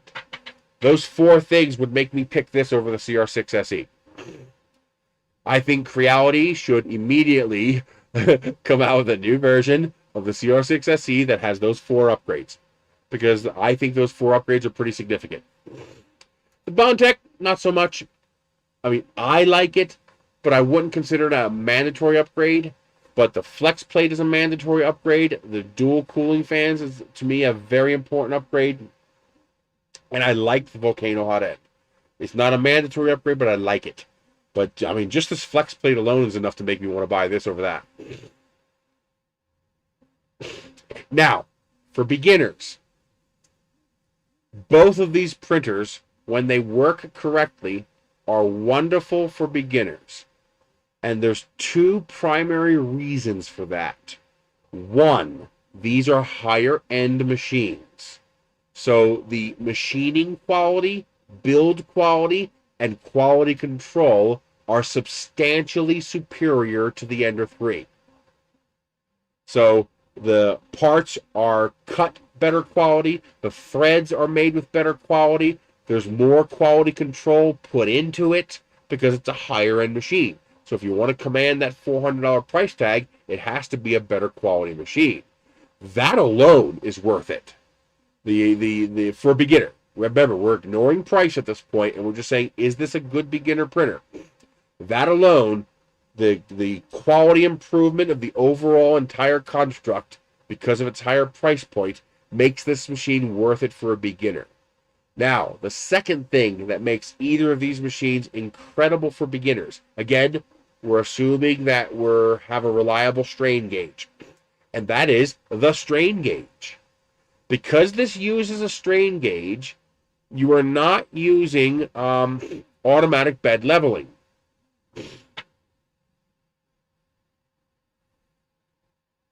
Well, I'm explaining the technical side to you guys. If you want simple, better build and machine quality automatic bed leveling that actually works. That's enough. I'm going into detail for you guys.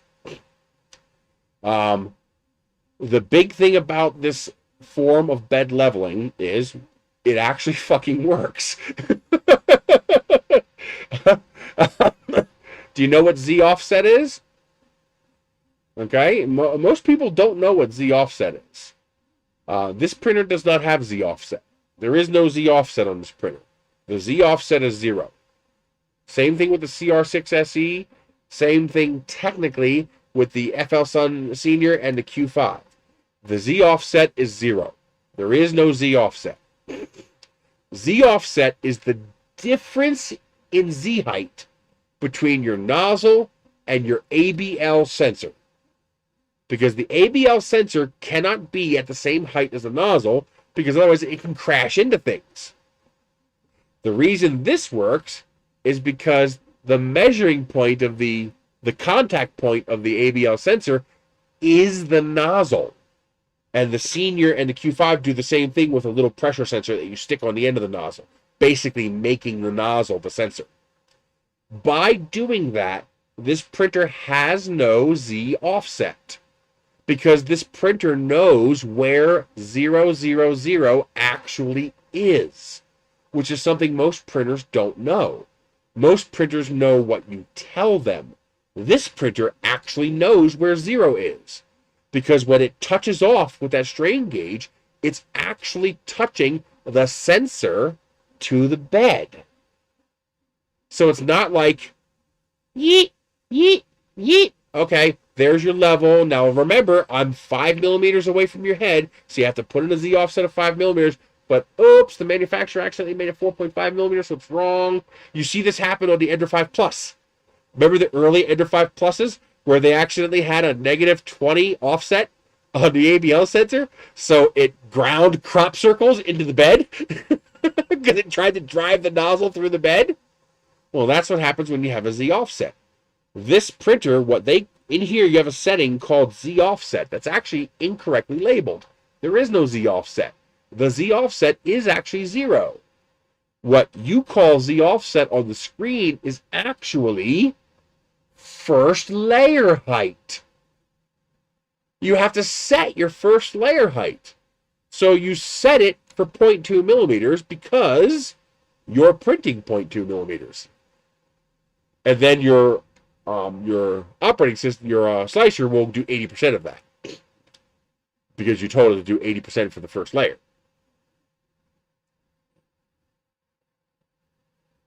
Yep, I hate it. Oh, that sucks even worse.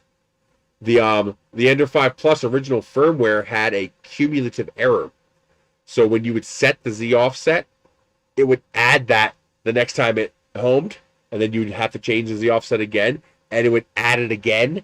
So it would keep going deeper and deeper and deeper, and you'd have to keep going higher and higher and higher on the Z offset, because it kept adding your negative offset to the previous setting over and over again. It was a pain.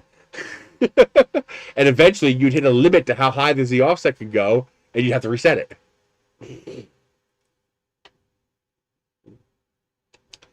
But because this printer understands what 0 is, and because that actually works, this has no springs. It has no bed leveling knobs. The bed is hard mounted to the carriage.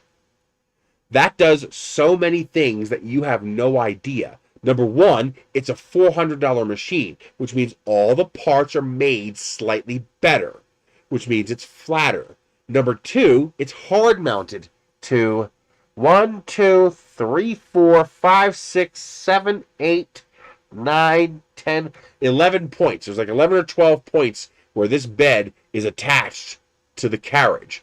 So instead of 4 points, 1, 2, 3, 4, which can warp, this bed is attached here, here, here, here, here, here, here, here, here, here, and here. So this bed has like more than 10 points of contact between it and the carriage plate. We're going to look at that in just a second. So the result is Not only is this built with better quality materials, to better machining standards, to better quality standards, and better inspection standards, but it's less prone to ever warping because it's a hard mount. You can't adjust it. So it's less likely to ever become warped. So it comes straighter and it stays straighter longer, which means you get better prints, better motion, better quality, less struggling in the firmware to handle the bed leveling, and it doesn't have to do a whole lot when it does the bed leveling because it's already so level to begin with and so warp free to begin with. You should never have a warping problem with one of these. There's so many points of contact between the plate and the carriage. This should never warp. You should, no matter how hot you make it, you should never have a problem with this warping. And all of that combined results in a phenomenal beginner experience. It's the closest they've gotten besides a resin printer. It's these printers like this, like the Q5, the SR, the Vyper, the CR6 SE. This is the closest they've gotten to turnkey printers. Printers that pretty much just work once you put them together and hit go. Meaning it takes a very minimal amount of actual work from the end user to make it work. And that's phenomenal. Now, however, here's the catch. If that strain gauge fails, it's a paperweight. Can you even level this without the strain gauge? I mean, I know it won't drive into the bed because it's got the backup end stops that'll keep it from smashing itself to pieces. But can you level this with just the end stops? I don't know. I actually have no idea. I don't. It might not be possible to use this printer if that strain gauge fails. So that's an important question that we need to ask. How reliable is the strain gauge? If that strain gauge is reliable, no big deal. But if that strain gauge is not reliable, that's a very big deal. So replacements need to be made available. Now, replacing that would be pretty easy. There's a jumper board in there, so it's just a matter of unbolting the strain gauge, unplugging it, putting a new one in, and plugging it in. So replacing that strain gauge should be very easy. And then you don't have to adjust or tune anything. You just hit the level process again. That's all you got to do. So as long as they have those, either make sure that strain gauge is reliable and have spares available in country. This is nozzle touch bed leveling. That's what this is. The nozzle to the strain gauge is rigid. It's the whole hot end. So this is nozzle touch bed leveling. Well, they need to make sure they keep improving it, make it reliable. That strain gauge must be reliable. They must buy gold standard components for that strain gauge. Anything else you can work around, but that strain gauge needs to be high quality hardware. It's like buying the gold ring resistors versus the silver ring resistors. No, you buy the gold ring resistors. And they also need to make sure it's available in country, because this printer's a paperweight until I replace it. If you don't have one, you're done. You can't do anything until you replace it. Now, the other big, huge thing to me for both advanced users and beginners, and why I would choose this over the CR6 SE, is this. Having the built-in MagFlex plate is huge. Not only is it a mag plate, it's a steel plate, and it's textured PEI. Textured PEI is nice. Although they put the PEI on the wrong side. See how this has a bias? It wants to go this way. It wants to bend that way. And so it should be down this way. But the magnet is more than strong enough to hold. So not an issue. Actually, the application of the texture PEI might be what warped it. But this is a nice, strong magnet. I can actually feel it squeezing my finger. So you will not have a problem with that. Yeah, that's snick. That's not going nowhere. That's going absolutely nowhere. Now, I would like to see them make available a plate with the fake tack sticker instead of the PEI. so that I can run this without a heat bed. But that's something they could easily offer. They could just offer replacement steel plates with different surfaces on it. Yeah, it should, as long as it's not too wide. You just gotta be careful of the width hitting the rails, which it shouldn't. But this should fit on the CR6SE. But the CR, you'd still have to add a magnetic skin. I don't think the CR6SE, I think it's a glass, isn't it? It's not a mag sheet. But yeah, the Bondtech is nice. It's more reliable. It's bulletproof. The dual cooling fan, great. One upgrade I would like to see them make is to use dual ball bearing fans, including in the power supply. Yes, you're charging a premium price. Put in the extra labor to replace that fan in a power supply and to use dual ball bearing fans. That will take what is a silent, not silent machine and make it a silent machine. Because you've made the stepper motors quiet, but you haven't made the fans quiet. And the fans are significantly louder than the stepper motors. All right, let's look at that. Let's look at our Marvin.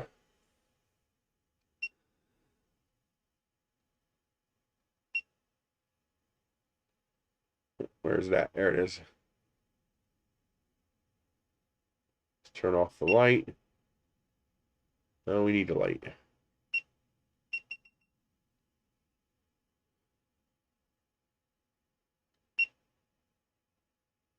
There it is.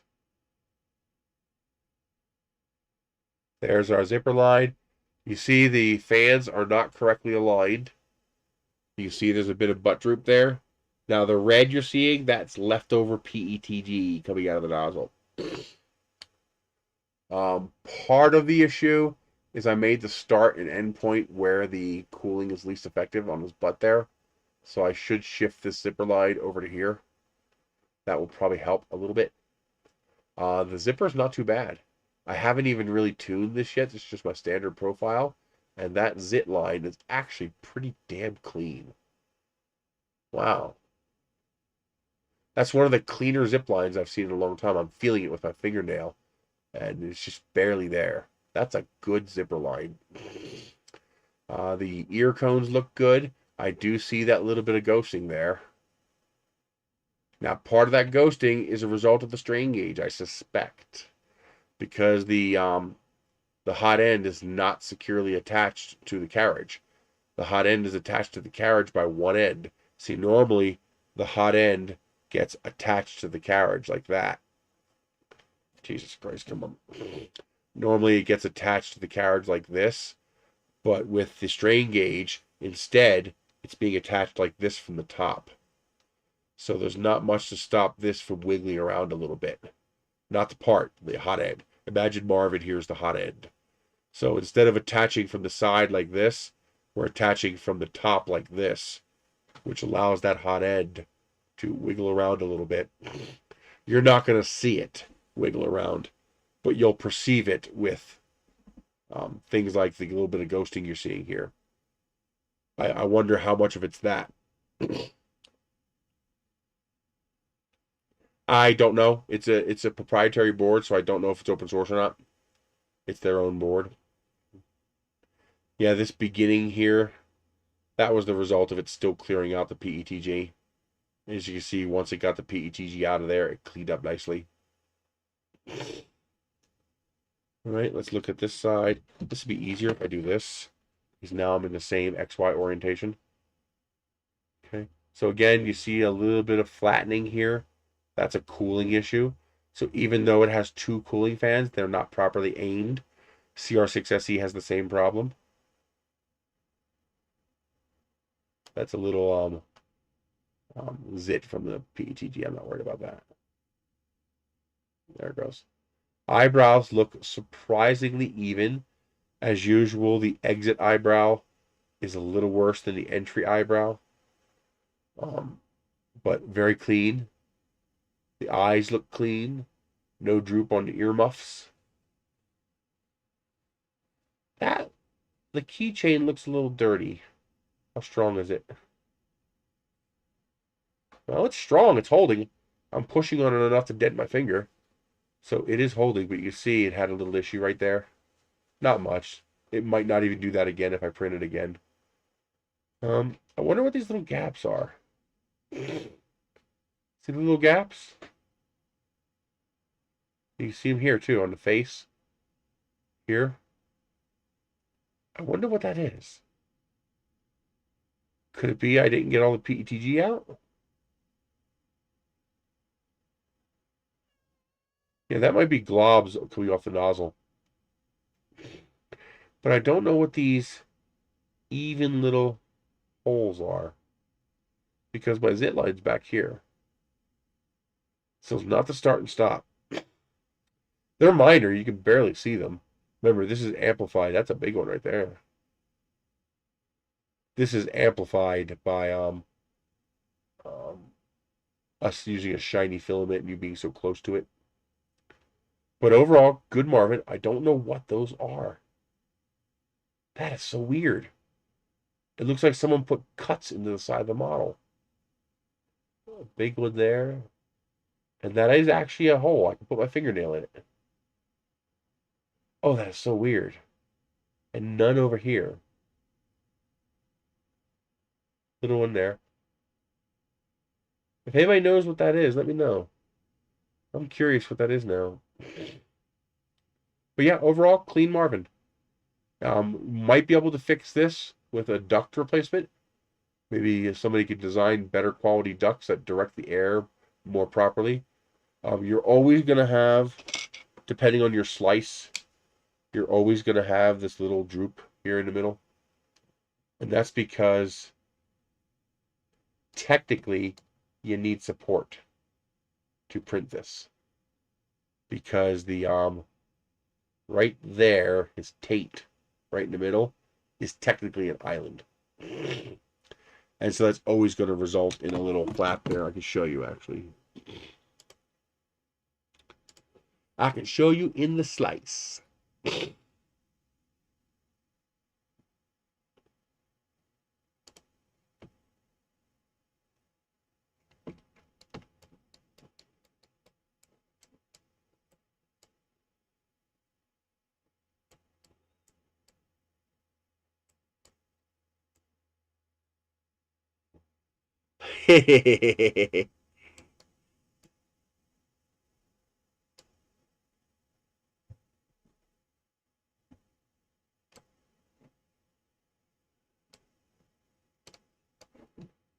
So here we are just before the taint gets printed.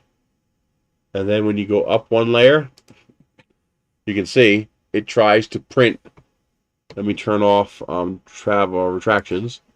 You can see all this, the yellow and the two orange, they're printing in midair. So until this green line prints where it actually touches both sides, this will always fail. This can't work. So you're always going to have that little nugget hanging down in the middle because of this. The only way to do that, the only way to fix that would be for him to make this an upward curve here so that it would build from the two sides to build the center here. But because it's only one single layer, because the moment you go to the next layer, you're clear across. You can see now all three perimeters go all the way across. So it attaches to both sides. So that you're always going to see. You're always going to have that little nugget hanging there. What is not good, however, is this part here. Now you can see that is actually a pretty extreme overhang. But it can be done better with better cooling. But this is really not bad. This looks a little exaggerated simply because you can see the leftover PETG that came off the nozzle. But if you look at it from the side, you can see that that overhang really isn't, the flattening really isn't that bad. I've seen better, but it's not bad.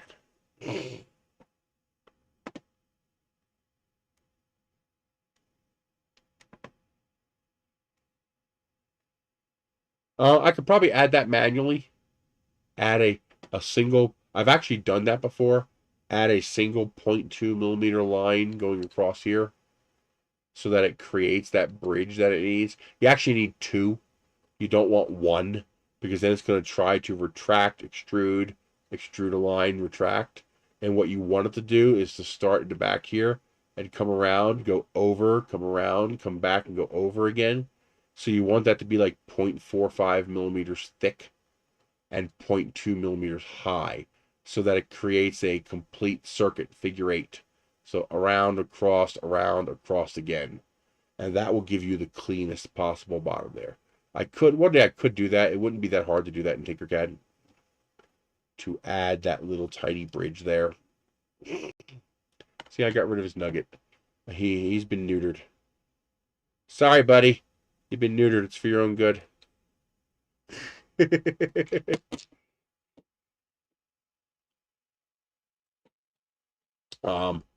Love the screen. I do like the off-white blue color scheme, but there are certain parts that are too hard to read. So I'd like to see higher contrast. What's this? Oh, that's nozzle and bed temperature. Okay. Hi, kitty. How you doing, baby? Yeah, you're a good kitty cat. Yes, you are. You didn't stick your anus on video today. That's a good boy. Crazy cat. So overall, I'm impressed. They did a good job. This is the filament, not the printer. Okay, that's the result of wet filament. That's what happens when PETG is wet. You get just ugh.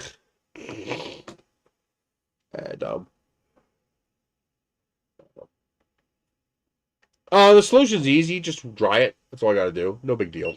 It happens. That's part of 3D printing. You deal with it. You fix it and you move on. No big deal. I just don't like it happening to the first introduction to a printer, because then people have difficulty recognizing that it's not the printer, it's the filament. And you don't want people, trash talking a machine or thinking bad about a machine because you put bad filament in it. But that's why I did the quick Vase print, just to verify it was working okay. He'll find a way. Yep, he'll find a way. Crazy cat. What are you stalking? He's stalking something.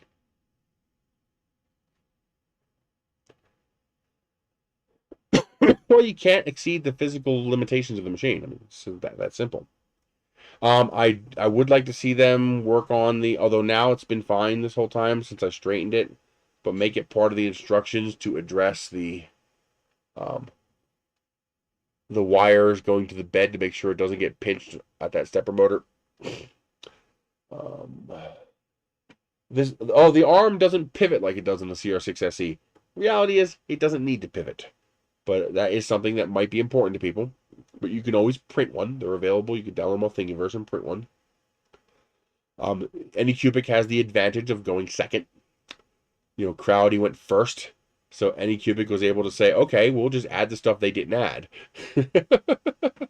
And so it's not really that fair, but the machines do compare to each other favorably.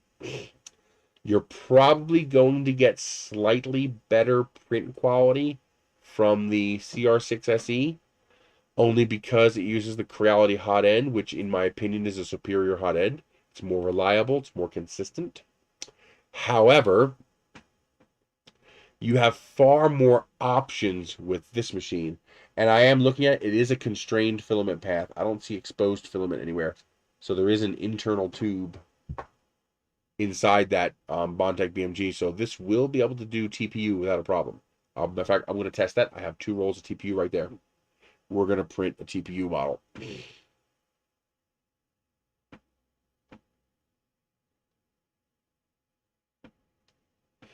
Oh, okay, I see. By using the sensors. I have no idea.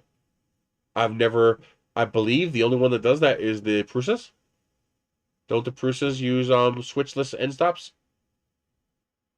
But even they don't use bed leveling with the sensors. They use a pin to probe.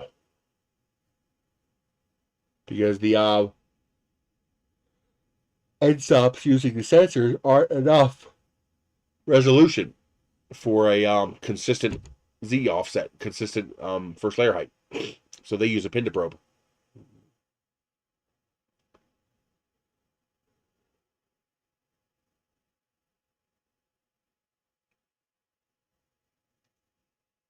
What's a normal feature in Marlin now? Just because Marlin has it doesn't mean it's a normal feature. It just means they added it. Most printers don't do it.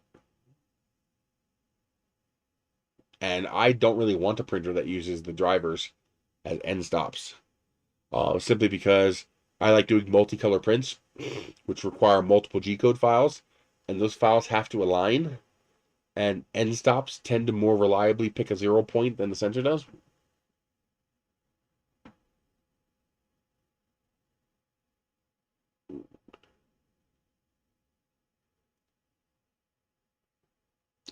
But yeah, over the next week, I will print a bunch of stuff on this. I'm going to print some nose cones. I might even swap out that nozzle for a bigger nozzle, because it's got the volcano. It's screaming bigger nozzle. So I just might stick a larger nozzle on here. With the volcano, I may just go to a 0.6. Give me that little bit of extra while still retaining a bunch of fine detail. But a 0.8 would be nice. I might just slap a 1.2 on here just for shiggles. I've got plenty of them. I got a whole bag full of them. I got tired of trying to find them, so when I found them on AliExpress, I ordered a bunch. I'm talking about the way I do multicolor light speed. Come on, get with the program here. I do multicolor by using multiple G-code files to print down multiple filaments on the first layer. And I can do that with a $300 printer. Yeah, you're not doing that with a Prusa. You're gonna have to get their MMU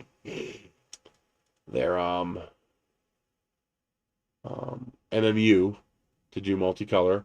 I do not know how reliably. I do have one. I have a Mark II. Does the Mark II use the drivers for end stops, or does it use end stops? Because I could test it. I don't know how reliably it gets 0 when it holds. I mean, if it's off by more than like 0.1, you're not going to see that in your day-to-day printing, but you will see that in your color alignment.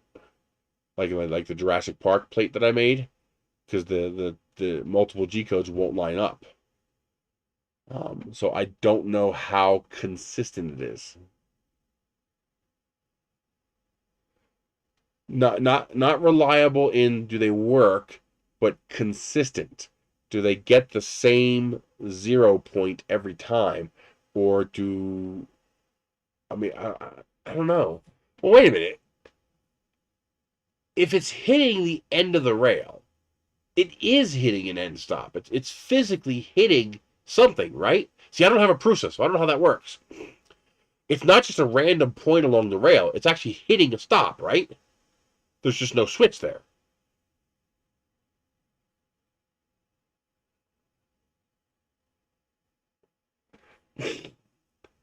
So when they say sensorless, they're not saying no end stop. They're just saying no switch, right? But there is something there, like this, stopping. It's physically hitting something. Yes, no?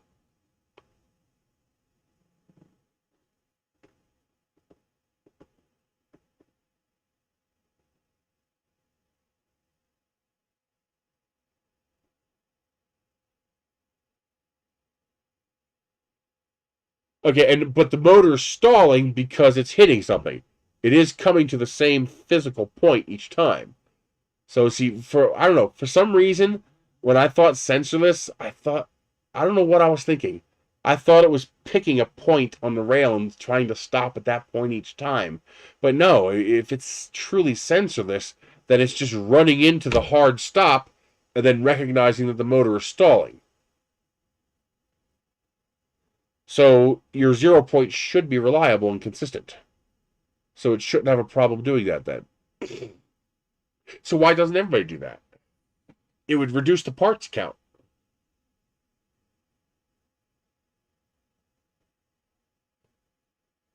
Well, yeah, once you pick your zero, once you've established your zero, it doesn't hit the zero every time. It knows where to stop at that point. So why doesn't everybody use sensorless? Is there a reason? Because it would reduce the parts count. You wouldn't need end stop switches and wires. Oh, well, there has to be enough Prusa users to tell us if the belts and motors have a shortened lifespan.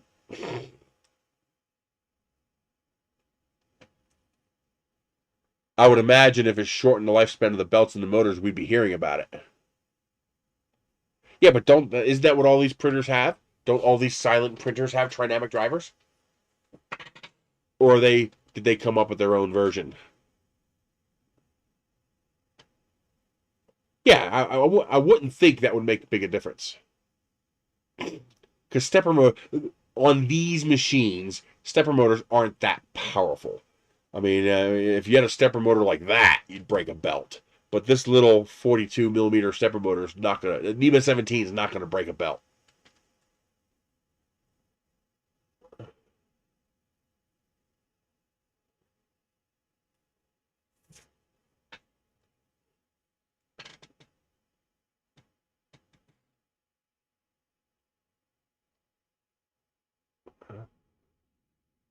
Huh. So the question is the hardware capable of doing it and they just haven't gotten around to figuring out how to implement it? Or are they using proprietary hardware that doesn't have all the features it needs? I have no idea.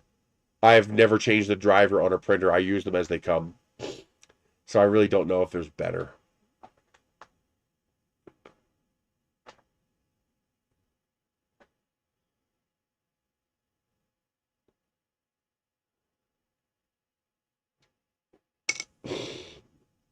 Now, I do notice that it turns off all the fans when it's not doing anything.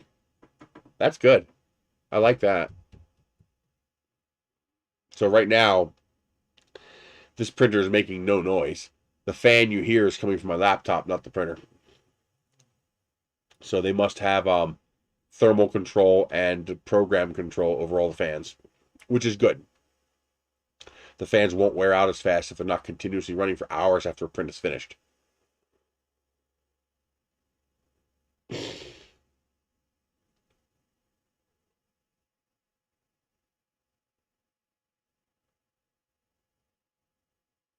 Huh.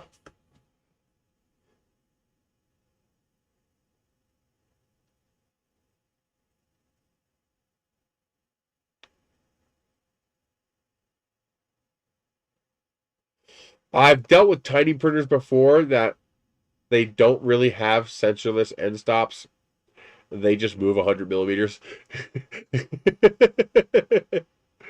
So if you tell it to move left 100 millimeters, whether you're at 1 millimeter or 99 millimeters, you're going to be at the end stop. But if you're at 5, it's going to sit there and go 95 times. I think I saw a printer do that once. That's not good.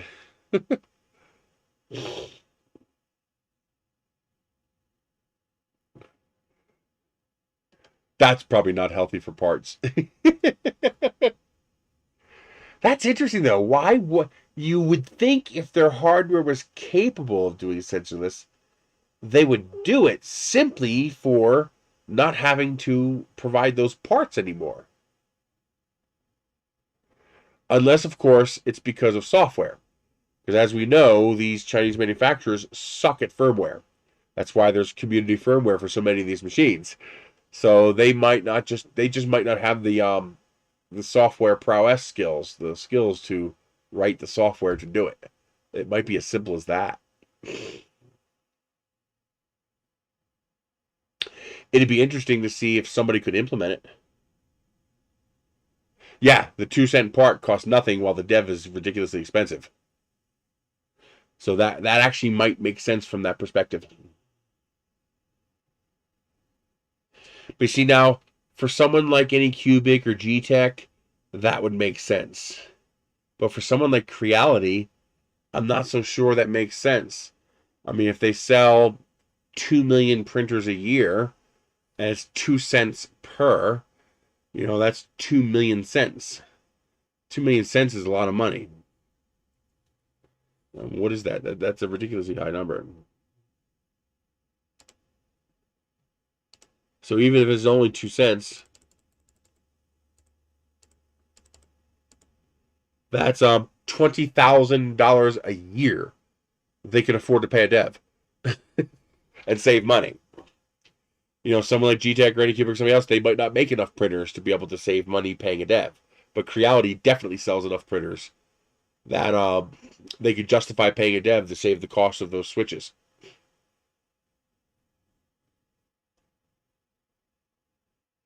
So it is software. Okay. That's probably why they haven't implemented it.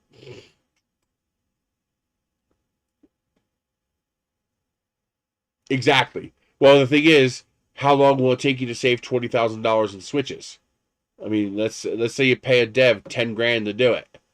Well, Creality would have to do it for 6 months to save money. Anycubic might have to do it for 10 years to save the money.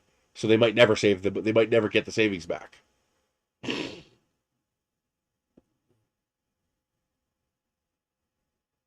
And then, of course, if that tuning has to be done per printer, well, now you got to keep paying the dev. So it becomes less equitable. Like once you've tuned the scripts and whatnot for the sensorless detection, does that work on any printer?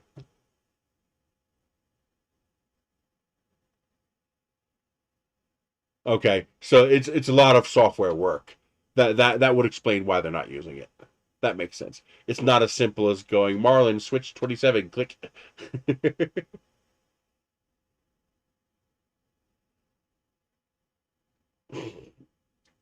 That makes more sense. All right.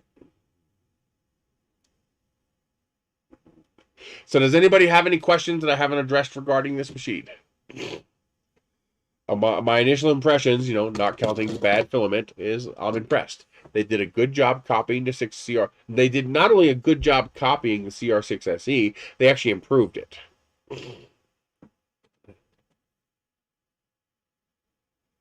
I don't know, but I know they sell a lot of fucking printers.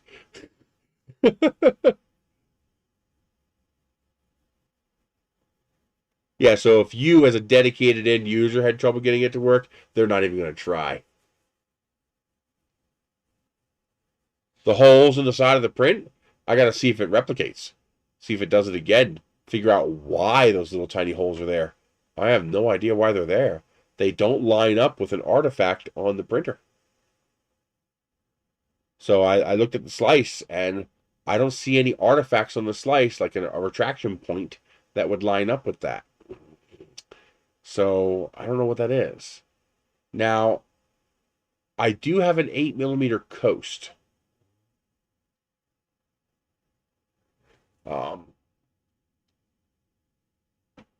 So I wonder if... No, but they're all over the place. Huh. The print is good, but I don't know what caused those slices. I'm gonna have to print another one because it might just be a simple matter of the flushing the PETG out of the hot end. You're really supposed to crank it up to 250 and flush some PLA through there to make sure all the PETG is gone. But I just sent another print. I might as well actually just print another one. You guys don't have to wait for that. But I'll just print a couple of them and see if the problem goes away.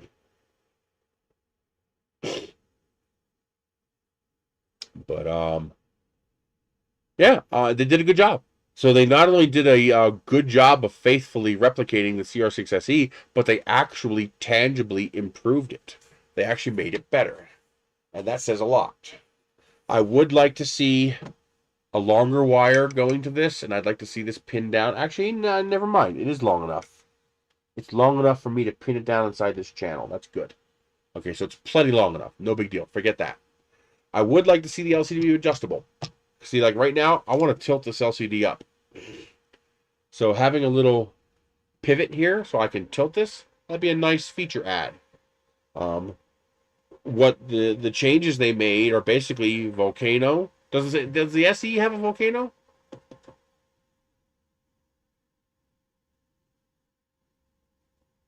Yeah, flushing is a pain. I suspect that's exactly what happened with this. So I'm going to print like 3 or 4 of them and see if it goes away.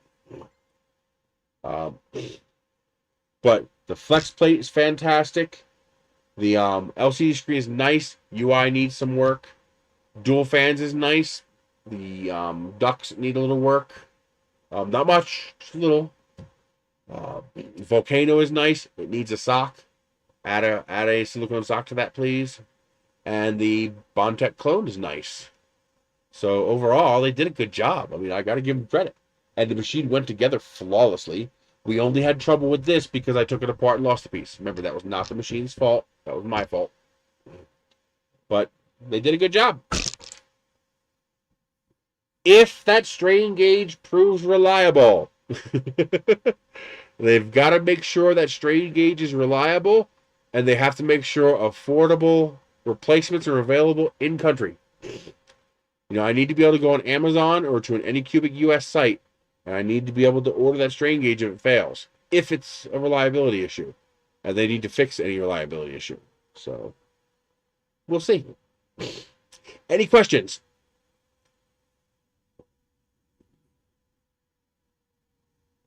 Why are the fans fluctuating?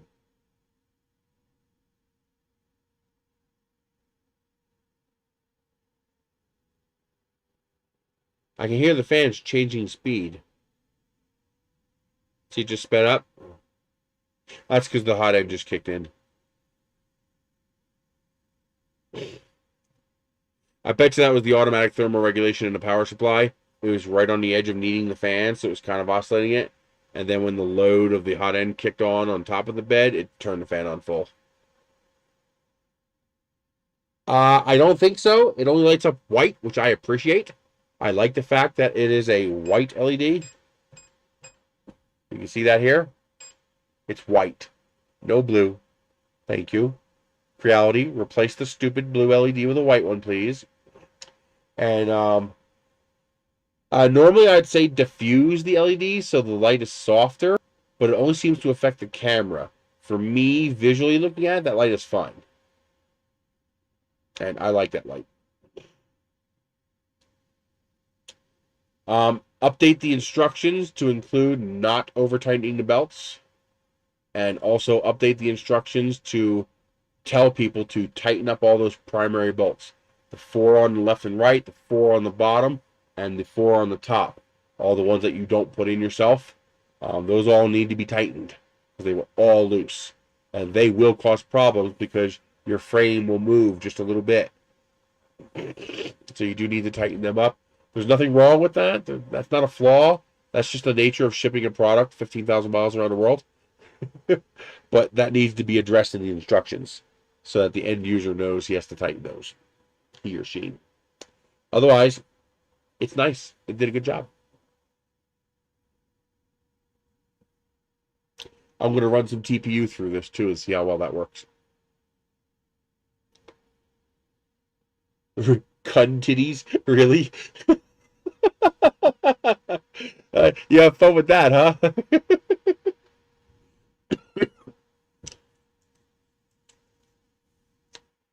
He, she, they, now? What's that mean?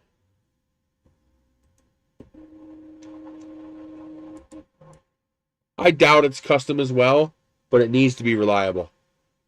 They need to make sure they're buying that particular part. They need to make sure it's high quality component. This versus the CR6 SE, I would take this. If it proves reliable, if the prints are clean, because I'll tell you, the prints I get off my CR6 SE are freaking clean.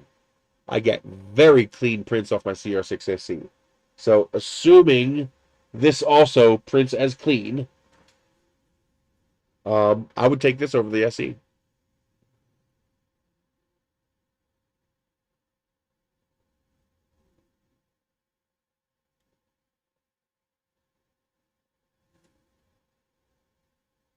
Good first level, first layer, nice. Proper good fishing line stick. But yeah, assuming equal print quality, and it's going to take me a couple of dozen prints to really determine that. But assuming equal print quality, I would pick this over the SE. I mean, just the flex plate alone is enough for me to pick this. And then you add in the dual fans and the Volcano and the Bondtech dual drive feeder unit. That's more than enough for me to pick this for the same price. The one thing, again, I'd like to see is I would like to see them include different size nozzles. You know, they're giving you 2 extra nozzles. Make one of them a 0.8 or a 0.6. You know, let people experiment. Because especially a 0.6, that allows you to retain like 90% of the print quality, but totally alleviates the problems with like wood filament and stuff like that. Maybe even include a hardened nozzle, so people can experiment with glow in the dark and carbon fiber.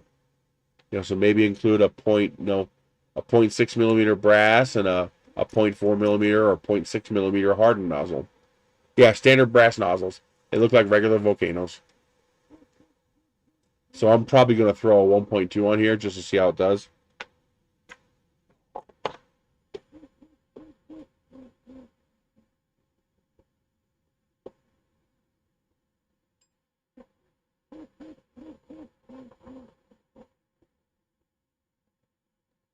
I don't know why the fan's not going to 100%. It should be at 100%. Oh, it's ramping up slowly. Now it's at 50%. Well, that's interesting. It's ramping the fan speed up slowly. I've never seen it do that. It went 25, then 50, then 75, then 100. So it brought the fan speed up slowly. I don't think that's programmed into my G code.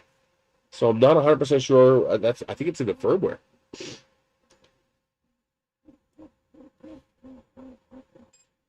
It's adjusting the fan speed. It just went back down to 75%. So is it doing that to keep the nozzle from being overcooled? Yes, because the nozzle temperature dipped. And when the nozzle temperature went back to 198, it went back to 100%. Oh, isn't that interesting?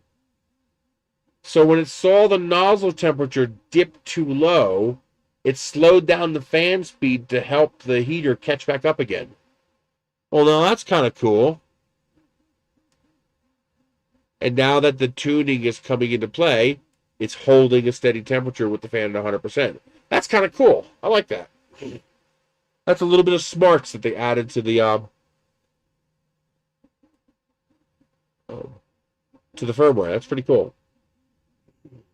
Hey, JC.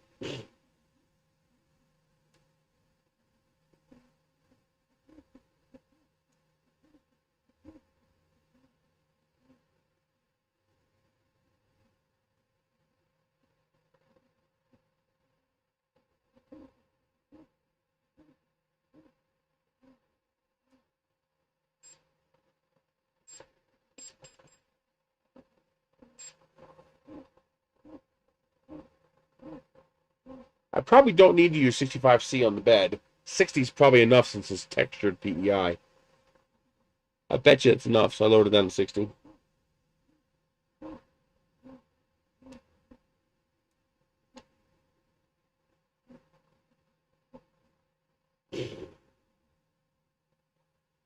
What I don't like is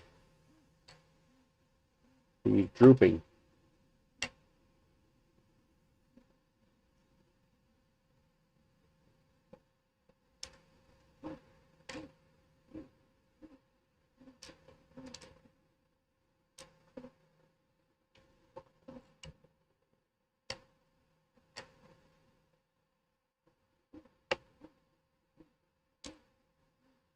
See if that helps a little bit. It doesn't?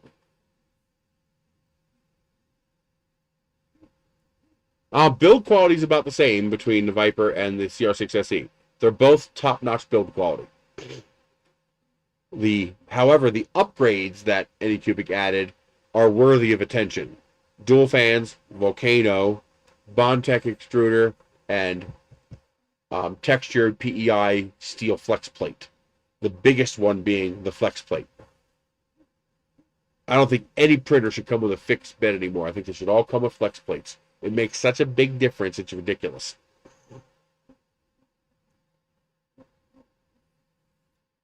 Yeah, we're gonna call it the Yiper! Yiper! It's a Yiper! You forgot the V.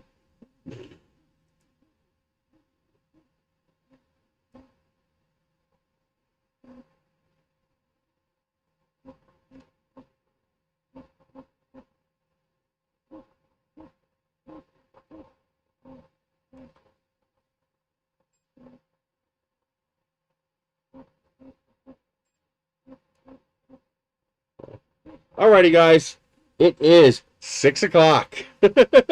It's a little late. We're going to call it.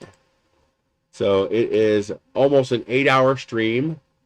If you guys have any questions, add a comment to the video, and I will either answer it or I will do whatever I got to do on here and come up with an answer. If you keep an eye on my Facebook and Twitter, I'll post whatever I print off of it. I'll post pictures. So that's it. I will see you guys next week. I should have, if I get it finished in time this weekend, I'll have an update video on the Orator LaserMaster 2. So I'm actually enjoying using that. They did a pretty good job on that machine. It's the closest to turnkey I've ever had a laser. It seems to be well built. And and the first one that cuts through my plywood without a problem. It had no problem cutting through my plywood.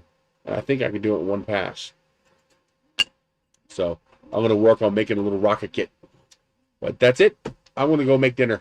I'm hungry. The gap, if I figure out what's causing it, yes. It might just go away. It might have been an artifact of the PETG being inside the hot end. So we'll see if it's still there after a few prints. So you guys have a great night. And thank you for Philip for joining my Patreon. I appreciate that.